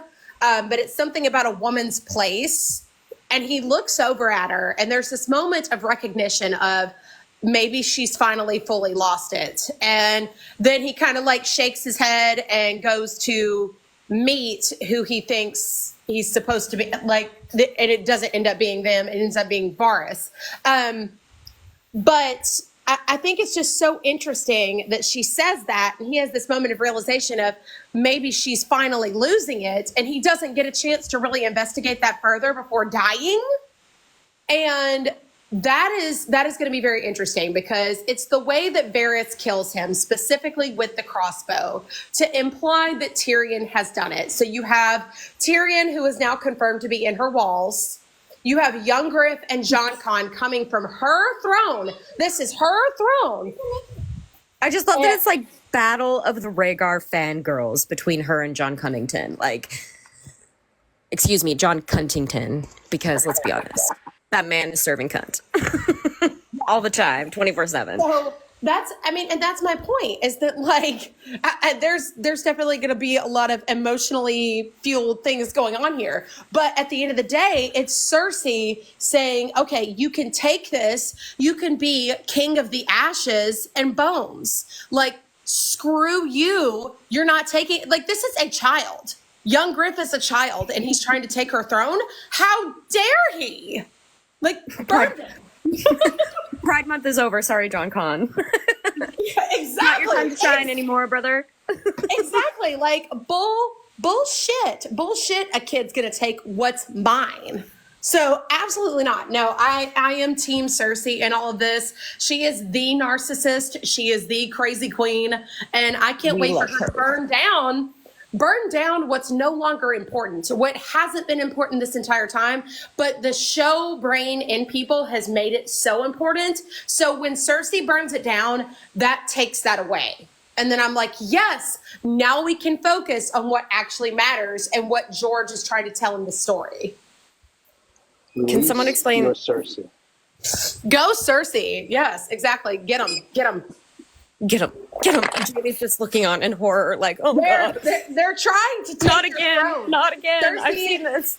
Like, I'm just saying, like, in order to make sure that she gets Tyrion, she has to burn the entire city because just to be safe, he could be anywhere. He's small. Yes. He's small and could be anywhere. He could literally be anywhere. I mean, we burned down the Tower of the Hand, and he's clearly still hiding in the walls. So in order to get in this time, we've got to burn King's Landing. It's got to go. Hey, Chelsea, I'd like you to answer this question, explaining the connection between the Bloodstone Empire and the Blackstone. Okay, so this is very tinfoil theoretical stuff because the canon answer is we don't know. All we know canonically is that he worshipped a black meteor that fell from the sky. So we don't even know that this black meteor is the same as like the oily stone that the sea stone chair is made out of, or the black stone that's at the base of the high tower. We don't know that those things are connected, but I think, thematically, there's obviously a connection there. And I mean, I could rant about this forever. I would honestly, if you care about my thoughts on this, I have a playlist called The Great Empire of the Dawn. And I go really deep into the Blackstone and how it ties into the Bloodstone Emperor, Euron, the High Tower, Dany's visions. That I think that Old Town and the Starry Sept, it has origin and connections to the Church of Starry Wisdom, which was the cult started by the Bloodstone Emperor. So it's really deep lore shit, but it's a really fun couple of videos in that playlist. So I would recommend that instead of just dominating the time here with a rant.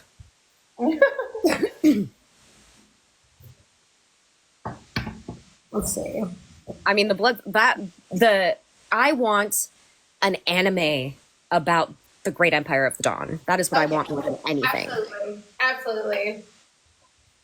Like, I want an animated main series, but I specifically want anime style animation for the Great Empire of the Dawn.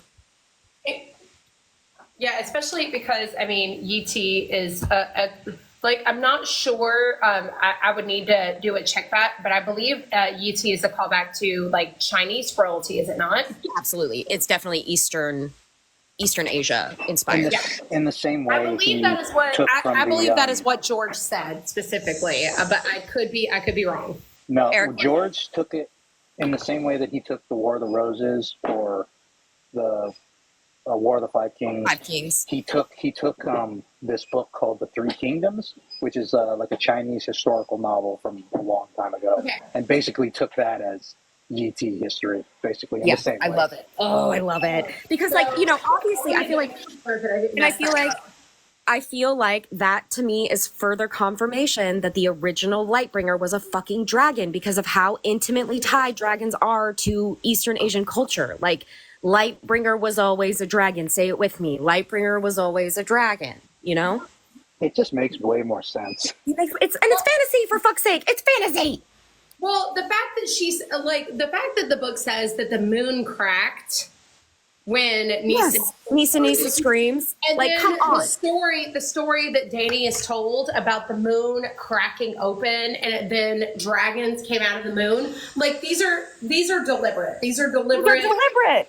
So, like, George likes to say that he's not that deep. George, you are so deep. You might not be serious, but you are so deep. He's so deep. I know, that's so goofy. The way that he, like, tries to do the... I love that somebody who names his characters Kermit, Grover, and Benji. I love that somebody who does that can also be this deep. Like, I want to be friends, George. I want to be friends. I want to get to know you on a personal. I need to be your friend. Glenn, if you are into Lightbringer being a dragon, you should check out my Dany Azor Ahai playlist and my Dany Dragons playlist, because Drogon is Lightbringer. Drogon specifically is Lightbringer, and it all has to do with the pyre scene, and the birthing of the dragons is also the forging of Lightbringer. And I do some, again, embarrassingly deep dives on this in my playlist. Barbie's Dreadfort, yes. God, I love that. The idea that the Dreadfort is like this like fucked up Barbie's dream house, this perverted Barbie's dream house. That. Short term. That was one of my favorite videos that you did was Barbie's dream. Like, because I think that George does all this stuff just to be a little unserious, to be a little goofy, because I do think that there is heavy implications that Roose is a vampire and that Varys. I'm sorry, but Varys. No, I think that George at least made him the way he made him, so that, like, the small folk would speculate, right, that he's some kind of bloodsucker, like some kind of like look at Varys with the hard ass bed and how he never seems to sleep and the multiple disguises. Varys is a mermaid. The Murmur's mermaid. I know, exactly. Like, there's just Sam, plastic and vampires. The perfumed Seneschal is also a siren. Like, right. Plastic and vampires both last forever. Yes, that's true. Those bitches do not decompose. No, I don't know where you're getting that George is not serious. Guys. What don't you find serious about the name Dickon Manwoody? Yeah, that's so serious. That's the most serious thing in the whole book. Or what was it that Jamie, I sent you guys, oh my God, Jamie calls somebody like, oh God, Baylor I can't think of Butthole. it. He calls Jennifer Hasty Baylor Butthole. Baylor Butthole. Like, what, Jamie? What did you just say? I highlighted it. It's like the only thing highlighted on that page. It's just, I love it. I feel like I love all of the little bits of humor in there. Oh, yes. I want to meet the Ironborn Selkies right now. Same. I was a Selkie for Halloween one year. I love Selkies. Oh, sorry. Speaking of humor, that is one thing that I won't forgive the show for, is that they went too serious with it. Like, because the books are funny. I think people are shocked by how funny they are. Yeah. I agree. There's great humor in it. There's humor, there's horror, there's drama. It's got everything. I Also, mean, Glenn just said something. Hang on. Glenn just said something that has my brain going like a million miles a minute. I see it more like Varys, A Song of Ice and Fire's first transgendered person. So, like, what if, here we go. I'm about to pop off. What if Varys is young Griff's mother? I have been telling y'all this. You did? Yeah, I've been saying this for like. Where did I miss this? Because it's a funny thing. Like, oh yeah, no, Varys isn't a merman. He's a mermaid actually, and he's Aegon's mother. Oh my god, I love it. No, that's okay. New headcanon. That's how he's a Blackfire. Because for me, it's always that it's Illyrio and Sarah. No, Was for that me it? it's Illyrio and Varys. Okay, that is my new headcanon, and it is crazy and it is wild, and I love it. So he's a trans merman, not like, oh my gosh, there's so much going on with Varys right now. Yeah, Eric, actually, that he's not a eunuch, he's just a woman. I'm revising my headcanon, and it is that Illyrio and Varys are lovers. Young Griff is their child. Yes. Yep. That's it. That makes my name about... Varys is the secret Blackfire woman. And I mean... Oh, you muted yourself. Second, but that actually makes so much more sense to me now. Like the math is mathing with this now, especially because it seems like we get so many different examples of sexuality in George's stories, but I haven't seen anything to my knowledge of the trans community. Like I've seen ace, I've seen pansexuality, homosexuality, like we've seen a lot. I don't know that we've seen transsexuality unless we already have and we just don't realize it. Well, yeah, I think it's more of like, it's never something that's like explicitly discussed, but like I do feel that there is implied like gender play, at least, maybe not like transgender, but like non-binary kind of shit, because there's that, I can't think of their name, but like blonde and like paint their nails and so pretty. They're in one of the free companies. Oh shit. Do you guys know who I'm talking about? Eric? And whose chapters are they in? I want to say it's Tyrion. I want to say it's Tyrion. Is it during his time with Penny? Is it the perfumed hero? Yes. Yep. So that's Quentin, actually, right? That's a Quentin chapter. Yes, the windblown. Is that what we're talking about? Yes, I think so. Okay, yeah, I mean, I could kind of see that. I mean, John does make the remarks that, doesn't he say that Satin is like as pretty as a girl? Wait a minute. I Are you think talking that's about just... Nurse, actually? Is Satin really just as pretty as a girl, or is Satin leaning more towards into his femininity, or is Satin just gay? Like, or is John just gay? Like, is this just John being bi? Like how pretty is Satin really? John being bi is Kanan. He doesn't have to say it. I'm sorry. I knew John was bi when he was making googly eyes at Jaime Lannister. Like, I've known it from book one. Right. I agree. Ain't nobody talking about how pretty That's his Jaime Targaryen is. showing. That's his Targaryen. There you go. I had a question about what you were saying earlier. There's a callback. There's a callback to John being a Targaryen. He's bi. Yeah, exactly. What, Eric? When you were talking about, are you talking about like the hermaphrodite character? I don't think so. No, like, because that's Nurse. That's somebody that works for the guy that's enslaved Tyrion, the big yellow. No, I haven't, because I'm not quite there yet. I don't think. I think I'm like a few chapters behind that. No, this was they are a man, but like the way that they're described, like painting their nails and that they're pretty like a woman, and like from far away you think that they are a woman. Okay. I'll get back to you guys. Yeah, I think it's sounding familiar. I just don't remember it right now. It does sound familiar. I'll have to go back and look because I don't think I've gotten that far into it yet. Oh, touche. No, he got that from Ned, and Ned thinking about how dreamy Robert is. Fair. That is Touche. true. That is also. I don't think that. I don't think people talk about. I don't think that people talk about the fact that Ned and Robert had a thing. They had a thing. I'm sorry.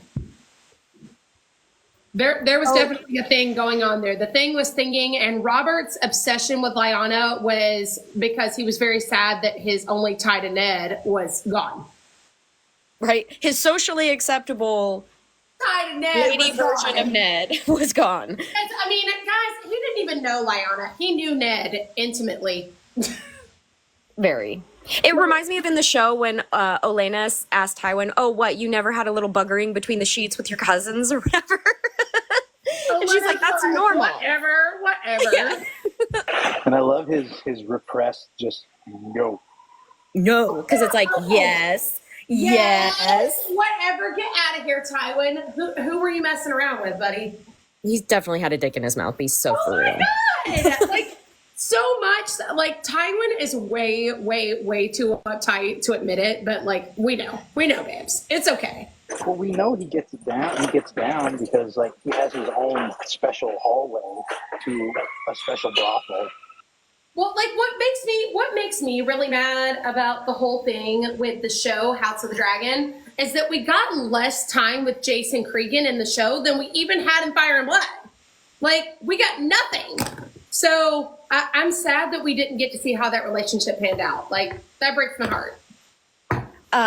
In the comments, I don't know if you talked about Alyssa in last night's episode, but to be honest, I was only focused on Matt Smith's biceps. But then the next one, to be honest, though, I thought they'd lean into Damon's attraction to Viserys before Alyssa. And that actually makes me think, like, I really would love to see Viserys show up. Like, that's got to be inevitable, right? Well, I'm still waiting because I don't know if y'all remember. Y'all remember the call sheet thing, the video thing that I made of where it was like they ranked the actors by pay grade? Yeah. In that video or in those things, they listed Millie Alcock and Patty Considine as like 256 on the call sheet, which would make sense if they're only showing up in the visions. So I'm like, Millie was there. I'm still waiting for Viserys. I think we're gonna get that. Yeah, I think that makes sense. I would think that as Viserys being Damon's number one in terms of that's the number one person he wanted approval from, and it's the main. Probably be the final boss. Yeah, he'll be the final boss in Luigi's mansion. Well, I really do. I was literally getting ready to say I think that's that finality that he's going to have to face because that is Damon's biggest issue is that he did. And you know, in Damon's defense, if I did that much for my brother and he was still kind of not trusting me and not putting his faith in me, yeah, I'd be fucking pissed too. Like. I'd be mad too. But there's a validity there. I don't think it's that he didn't have Damon be his heir. I think it's that he's basically saying, I didn't think you were capable. Like, that's what hurts Damon so bad. Why can't anyone just be friends and everyone has to be bi or gay? Because we like to have fun. Yeah! Because we like to have fun, James. Because being straight is so boring. Like, why would you be straight? That's I agree. Okay, it is. Here's the thing. It is very disappointing that Alyssa didn't have the mismatched eyes. Like I get that, but they wanted us to have the same surprise that Damon had. And if we had seen this girl with two different colored eyes, we would have known the entire time we're watching this that that's supposed to be Damon's mom. But it was we find out when Damon finds out. That's why they didn't do it. It's also so sad. Think about how sad that is that he has that's the vision that Damon has of his mother because he has no recollection of what this woman looks like. She died when he was little. That's so freaking sad. It's Damon seeking every single possible form of validation from the woman he could never get it from because she died. And so, yeah, it manifested in this weird, because we're in fucking Luigi's mansion. It's supposed to be creepy and scary and uncomfortable. It's not like Damon sat down and was like, yes, I would like a wet dream about my mother. Like, no, he didn't ask for it. And he didn't even know it was her until she says, you're my favorite son, but it's an embodiment of how he's so desperate and craving so much every kind of love and validation and affection that it manifests as his mother telling him everything he wants to hear, touching him, caressing him, loving him. Like, it's sad, it's fucked up, but like, it's, But it has you completely heartbroken for Damon, because it's like this validation that he never got from his family. Like, this is still something that even now in his 50s, this man is still not getting. And exactly as they're saying in the comments, like Damon, when she says that, he's like, oh, he has the same horrified. He has the same reaction we do. He's not like, yeah, and keep going. Like, yeah, I know. Like, yeah. Chelsea, you're like, yeah, keep going. Like, well, I'm just saying, like, I think that people, when people get uncomfortable, you just made me have a giggle. it speaks to lack of media literacy, but also like people's inability to sit with discomfort long enough to unpack what they're actually seeing. Instead, it's so uncomfortable to witness that it's the knee-jerk reaction to be like, oh my God, this doesn't make any sense. And they don't have then the capacity to. I didn't want to look at that. I could have gone my entire life without seeing that, but I understand why they put it in there. I get it. Like, I could have gone my entire life without watching a man screw his mom, but I understand the meaning behind it and their choices behind doing it. Like, it was an uncomfortable choice, but it was a good one. Yeah, exactly. In the comments, Targs, lots of incest, but we tend not to see like parental incest. That's not really something we see from them. And like, that's, and I don't know why we're not all horrified by like the brother and sister couplings. Like, why are we not all freaking out about that? Because brother and sister are more related than child and parent. So. Yeah, totally. But I mean, like, it's funny. It's funny to think about how they have uncomfortable all the way around. Like, the people who romanticize Balon and Alyssa, are you guys okay? Like, are you doing all right? So I saw people were reacting to the Damon scene on Twitter, and one of the things that I was seeing people say was like, they don't know how to write. They're doing it just for shock value. Like, George wouldn't. I don't think so at all. George wouldn't put this in here, and I was like, look up the plot of Night Flyers. Like, there is a psychic woman who like genetically engineered her son to be her sexual partner. Like, George goes there. Trust me. And also look at the names in the title of the show in House of the Dragon. As the title sequence is playing out, you see Ryan Condal and George R.R. Martin. He is involved in this. Like, oh no, but in his blog he said that they're doing a writing session and he's not going. So he hates everything that House of the Dragon is doing. Oh my God! I swear, everyone is looking in the flames when they read it. I really just want. I just want to say this, and this is what I told you guys this morning.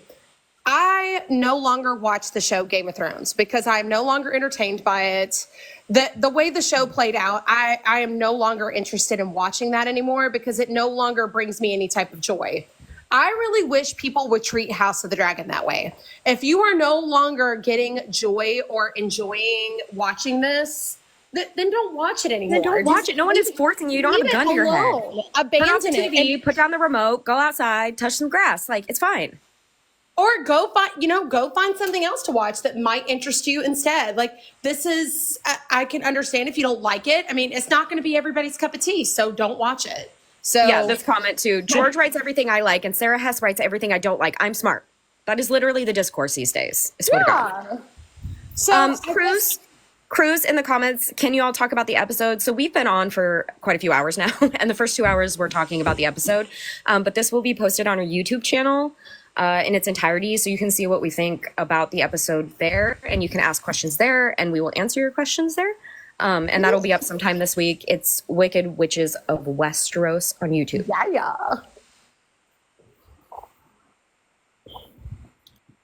Complaining is excessive from some people. Yeah, I mean, I think that it's one of those things. It's something that I expected, and there is a certain degree of, oh yeah, you can complain about like that's not a bit like I sit here and complain about the design of the crowns in the show. I mean, you can listen to me whine and bitch about that at the beginning of this episode, at the beginning of this live, and I'm still on it. Like, it still makes me mad, and the fact that Aegon the Conqueror's armor looks so freaking goofy on Aegon the Second, like, it looks dumb. But you know what? It's what it is. It's not going to be perfect, and I'm not going to love everything about the show. The fact of the matter is that at the end of the day, the show, as like, when I look at the bigger picture of the show and watch these episodes, I am having a good time. I am enjoying this. I wasn't really enjoying myself watching Maylis die. I was not enjoying myself. Oh my God. I screamed on the TV.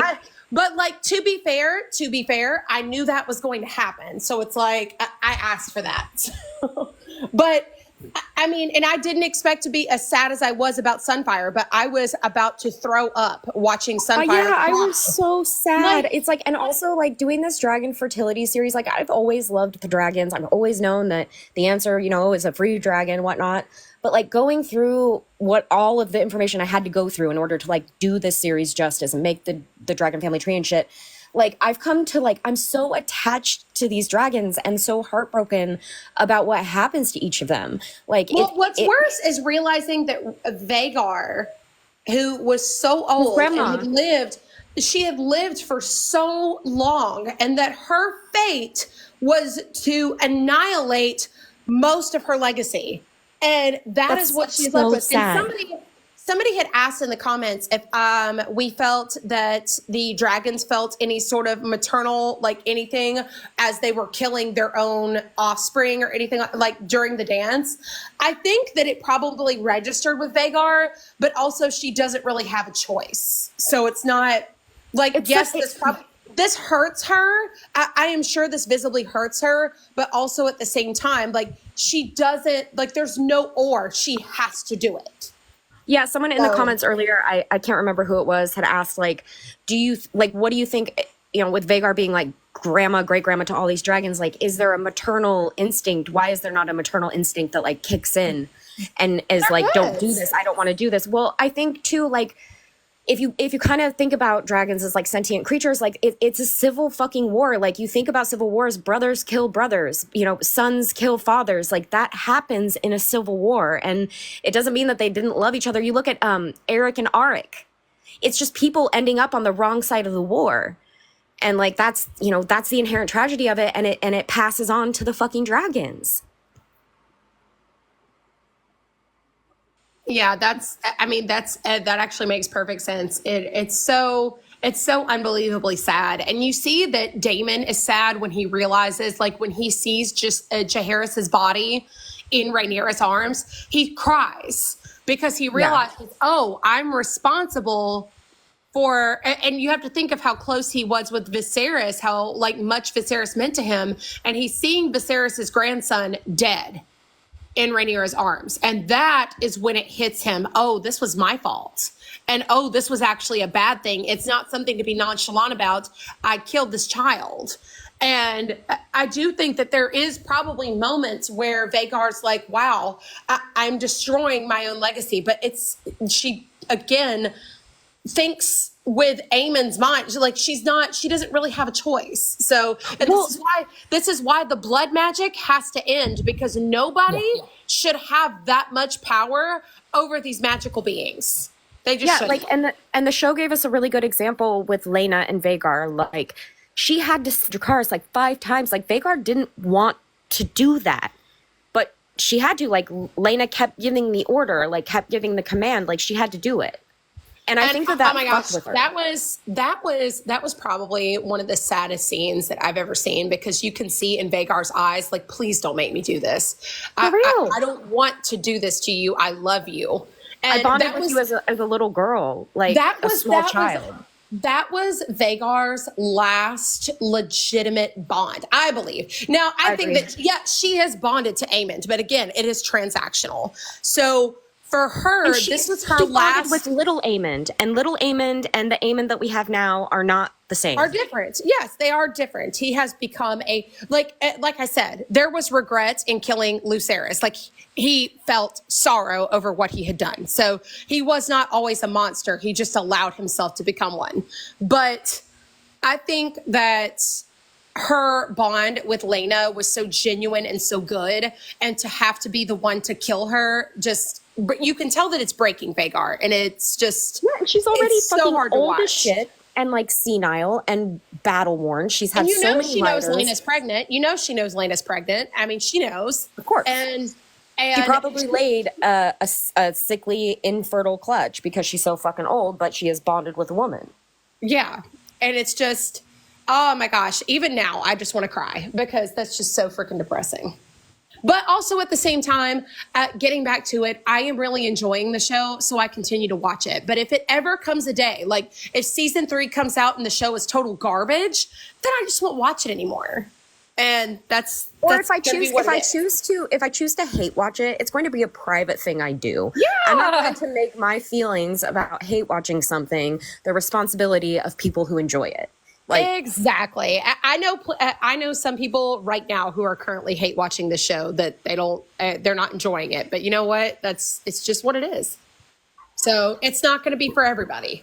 And I am very, very excited that we are getting Dunkin' Egg soon, because I feel like we need to insert some lightheartedness into this depression, because this is hard to watch.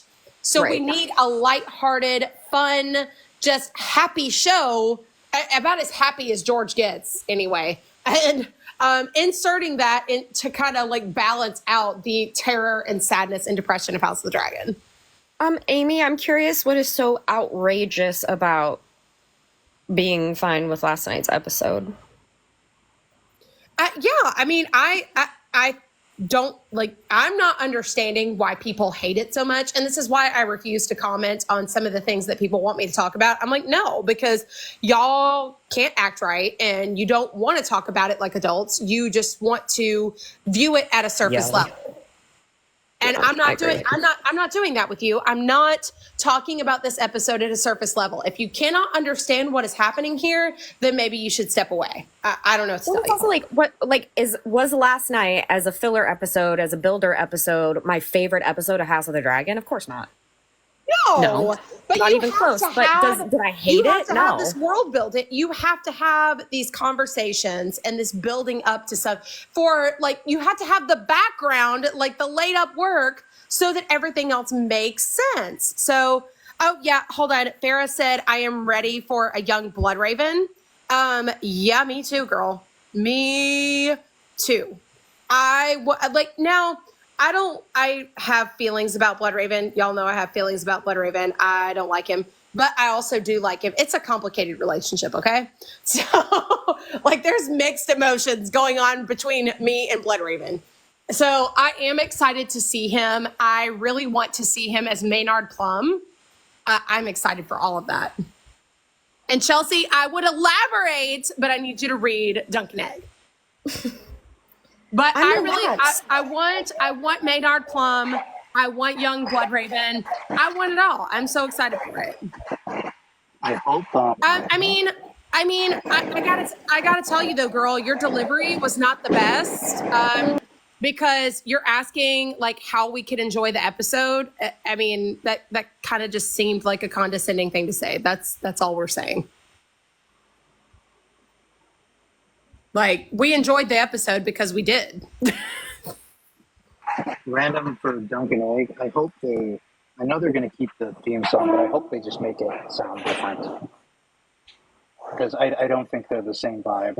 Game of Thrones and Dunkin' Egg. Because there's no dragons in Dunkin' Egg. So yeah, I feel like there does need to be a whole new set. Now, they may still go with it just because this is kind of what they've done. I heard somebody had a good idea that they should just change like the instrumentation where it's like more like medieval, like bard sounding, maybe. Yeah. I feel like it needs to go somewhere in that direction. I'm just ready for lighthearted, good, like fun, like this brotherly bond that Sir Duncan the Tall and Aegon the Fifth have. and this back and forth banter. I want it all. I want Egg being a smart ass to everybody. I want him putting Arion in his place. I want Arion swallowing a bunch of mud and being dragged by Dunk. I want it all. I want like all of the best parts of it, especially like the Sworn Sword is probably my favorite novella in that series, and I can't wait for it. Like Sir Eustace Osgrey, I'm ready for that casting. I love Eustace. Eustace and I are simpatico. He gets me. I get him. I get you. Eustace and I understand each other. Like we could get together and fangirl over Damon all day long, every day. Sir Eustace Osgrey, not Eustace as a royal sept. Sir Eustace Osgrey, the Lord. Actually, he's a lord now. He's Lord Eustace Osgrey. Someone asked what time period Dunk and Egg takes place. It is about 100 years before the events that we get of A Game of Thrones, not the show, A Game of Thrones, which is the first book in the series.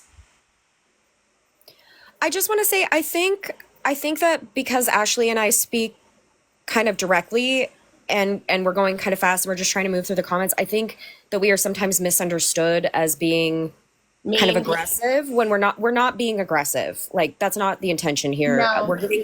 We're getting a lot of comments. We're trying to move through them quickly. The intention is not to be rude or condescending.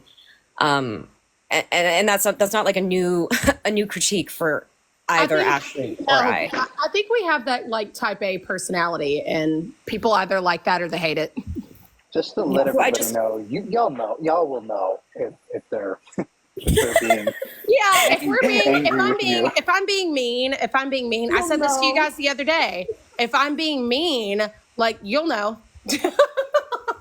I haven't been mean yet. I don't feel like I have. I don't think you have, but I've just there's a little bit of like camaraderie in the comments. I know that I can be off-putting for some people, and for that I apologize, but I swear I have not been mean once intentionally in this live. You're animated, you're loud, like that's just you, and it's fine. I love you for that. And some people, like you said, some people don't like us for it. I love you.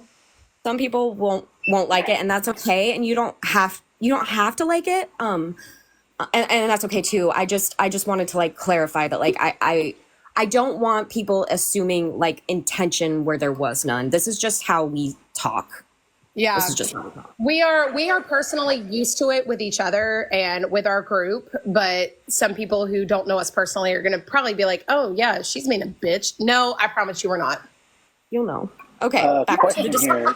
Glenn, Egg was king right before the Mad King. No, there's a Jaehaerys in between him and Aerys, I believe. Yes. There's Egg, there's Egg, there's Jaehaerys, and then there's Aerys. Yeah, see, and y'all, I feel like sometimes some of y'all don't even know how spicy Karen is. You should see all three of us together. Yeah. She's in the comments right now. I'm always offended. She's not. We're the ones offending people. Yeah. I just, yeah. There's a certain, like, and I don't mean to be, and I hate it when I come across that way because I'm like, I promise that was not my intention, and that my delivery can sometimes be very... You're just blonde. You're just blonde. I'm trying. I swear to the gods, I try to work on it the best I can. It's really just who I am, and it's not gonna. I love that I have you guys as my legitimate friends. Like that, I have found the people who know me like that and accept that I am just that way, and you guys don't think any less of me for it. Yeah, same. Because I needed you guys. I needed you guys so badly in my life because even with other friends, sometimes I have to taper myself. And with you guys, I can just be my full self. And y'all are like, oh yeah, that's just Ashley. Yeah. Okay, so little love fest. Sorry about that, guys. I know. I love you guys. Sorry. Okay, Egg is the great grandfather of Daenerys, Viserys, and Rhaegar. Is that correct? The great grandfather, isn't he, Eric? We're like, Eric, family tree time. I think it's Egg, and then Jaehaerys the second, and then Aerys the second. Gosh, Eric he's good at keeping track of the. Well, I remember this because this was a whole thing about they removed Jaehaerys, like apparently like Aegon. I forget which generation they got, but they got rid of Jaehaerys, and I think they even. No, okay, no. Yeah, that was the thing. In Game of Thrones, the show, they eliminated one of the generations so that Aemon could be like closer to Daenerys, I guess. But that was a thing that people were talking about back then because he goes through the whole like I'm you know sorry. my I father was apologize. Maekar. He is her great grandfather. He is her great grandfather. Got it. So that was correct. Okay, question in the comments. Do you agree with the theory that the throne cuts those unworthy of it? No, I think that the throne cuts people because it's a throne of fucking swords. And like when it comes to Rhaenyra, I love how in Fire and Blood we're told first she's in full body armor and then they're like, the throne cut her. Like what? Stop How it. did that Stop happen? it. You tell me how that happened. Or how I think Robert the throne just be cutting people. Like and how Robert it's a Exactly. terrible Robert was about to design. bring It's that a up. terrible design. Yes. It's, Okay, Eric. Yes. So how Robert is like she was just clenching the damn thing. Like I love how Robert has this moment. It's like the smartest thing he ever fucking says about like she'd just taken the fucking throne. She was probably squeezing it too tight. Do we get that in whose chapter do we get that in? Robert saying that. No, that's in a behind the scenes thing. It's in the animated like Dance of the Oh. Dragons thing. Got it. Okay. I just think that's really funny because the way he speaks, you know, like she's just Yeah, ripping she's the damn really putting thing. it on. Yeah, it is a throne made of literal swords, so it's like I feel like it's one of I those feel like stories that everybody like was it, cut by that throne. you I feel like use it- everyone was cut, and like no one's Yeah, talking you about use it it. to critique the people you don't like. Yeah, Exactly. No one is going to talk about it because no one wants to admit, oh, the throne cut me, so I'm unworthy. But that thing cut everybody. That thing literally cut everybody. Yeah, exactly. Aegon the Unworthy sat it just fine. He's called unworthy for crying out loud. Well, Aegon the Unworthy was too busy up in people's beds and less time on that throne. So, Yeah, so in the comments, I love this being the only instance of Robert being the voice of reason. That's very much a parallel to me for the like few instances where Jorah lays down some genuine like counsel. Specifically, like the smart. okay, that just goes to show you, though, this is why I love George, is that the bad characters can sometimes give good advice. The good characters can sometimes give terrible advice. But everybody has like good and bad. And some people are just legitimately awful. Like Ramsay Bolton, there's absolutely nothing good about this character. Absolutely nothing. But he says some shit where you're like, huh, okay. Yeah, I mean when Jorah said like, "What good are slaves if all the slavers are dead?" That is it. That is it. You hit the nail on the head, and that is the smartest thing you've ever said, Jorah Mormont. And he didn't even mean it. He doesn't mean it. And like Jorah is not anti-slavery by any fucking means. Like he did not mean it in a we need to end slavery kind of way. He meant it in an economic like standpoint kind of way. Jorah. Book Jorah, that was like, okay, so I simp hard for show Jorah. I want Book Jorah to die and not exist anymore. And may he never speak again. Exactly. Yeah, Shut the fuck up. I mean, All right. TV Jorah is drool worthy, and I make no apologies. The thing that that. the thing that I like about the most about show Jorah is like, yes, he is very in love with Dany and she's a young girl, and that is inappropriate. So that is still true in the show as it is in the books. But in the show, he never acts on it. He knows it's never ever gonna happen. And he accepts whatever position he can have in Dany's circle. And he just accepts that that's his fate. But Book Jorah is like, I'm one of the heads of the dragon. Okay, Jorah. He literally is like, I could be one of the heads of the dragon for you. Yeah, whatever. Yeah, they He's cut so- the scene where he just assaults her. Jorah's so freaking weird. Jorah's so freaking weird. Hold on, my alarm's going off because I probably have to end the stream soon. Yeah, me too. I got shit to do. So I I gotta. think we should Yeah, my dragon locket just got here, so I'm walking to my mailbox to go get it. I'm so excited. People's are starting to I'm arrive. getting my locket on the way Listen, home. I have been getting off this live stream to frequently check USPS to see if it's delivered. I'm so excited. I'm waiting. I have 21 pre-orders. 21. And I'm waiting. Gosh. I'm waiting for all the supplies to come in because it takes like 2 weeks for me to get them. And so I already had to place another. So I placed the order for the pre-order, but then I had to place another order of pre-order. So it's just but it's awesome. And I'm starting to get different. So I get a lot of overlapping. There are 5 Drogons so far.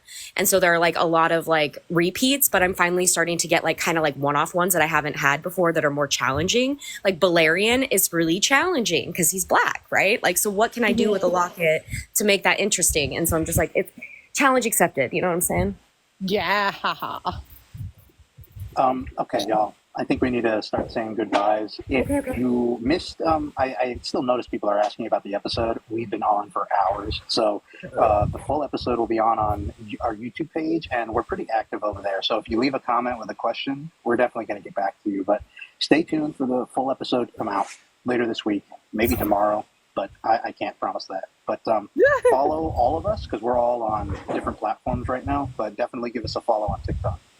Yeah, follow us at the Wicked of Westeros and also on our individual platforms. Yeah, and we do these lives weekly for the duration of the season. Every Monday we will be discussing each episode of House of the Dragon. It's Wicked Witches of Westeros on YouTube. Yes, and we also have a TikTok page, which we will be using more to post clips. Yeah, funny little clips. Eric does really funny editing. Yeah. Okay. All right, guys. I will talk to you later today. Yeah, probably. Bye, y'all. Bye. Have a good one. Bye, everybody. Thanks.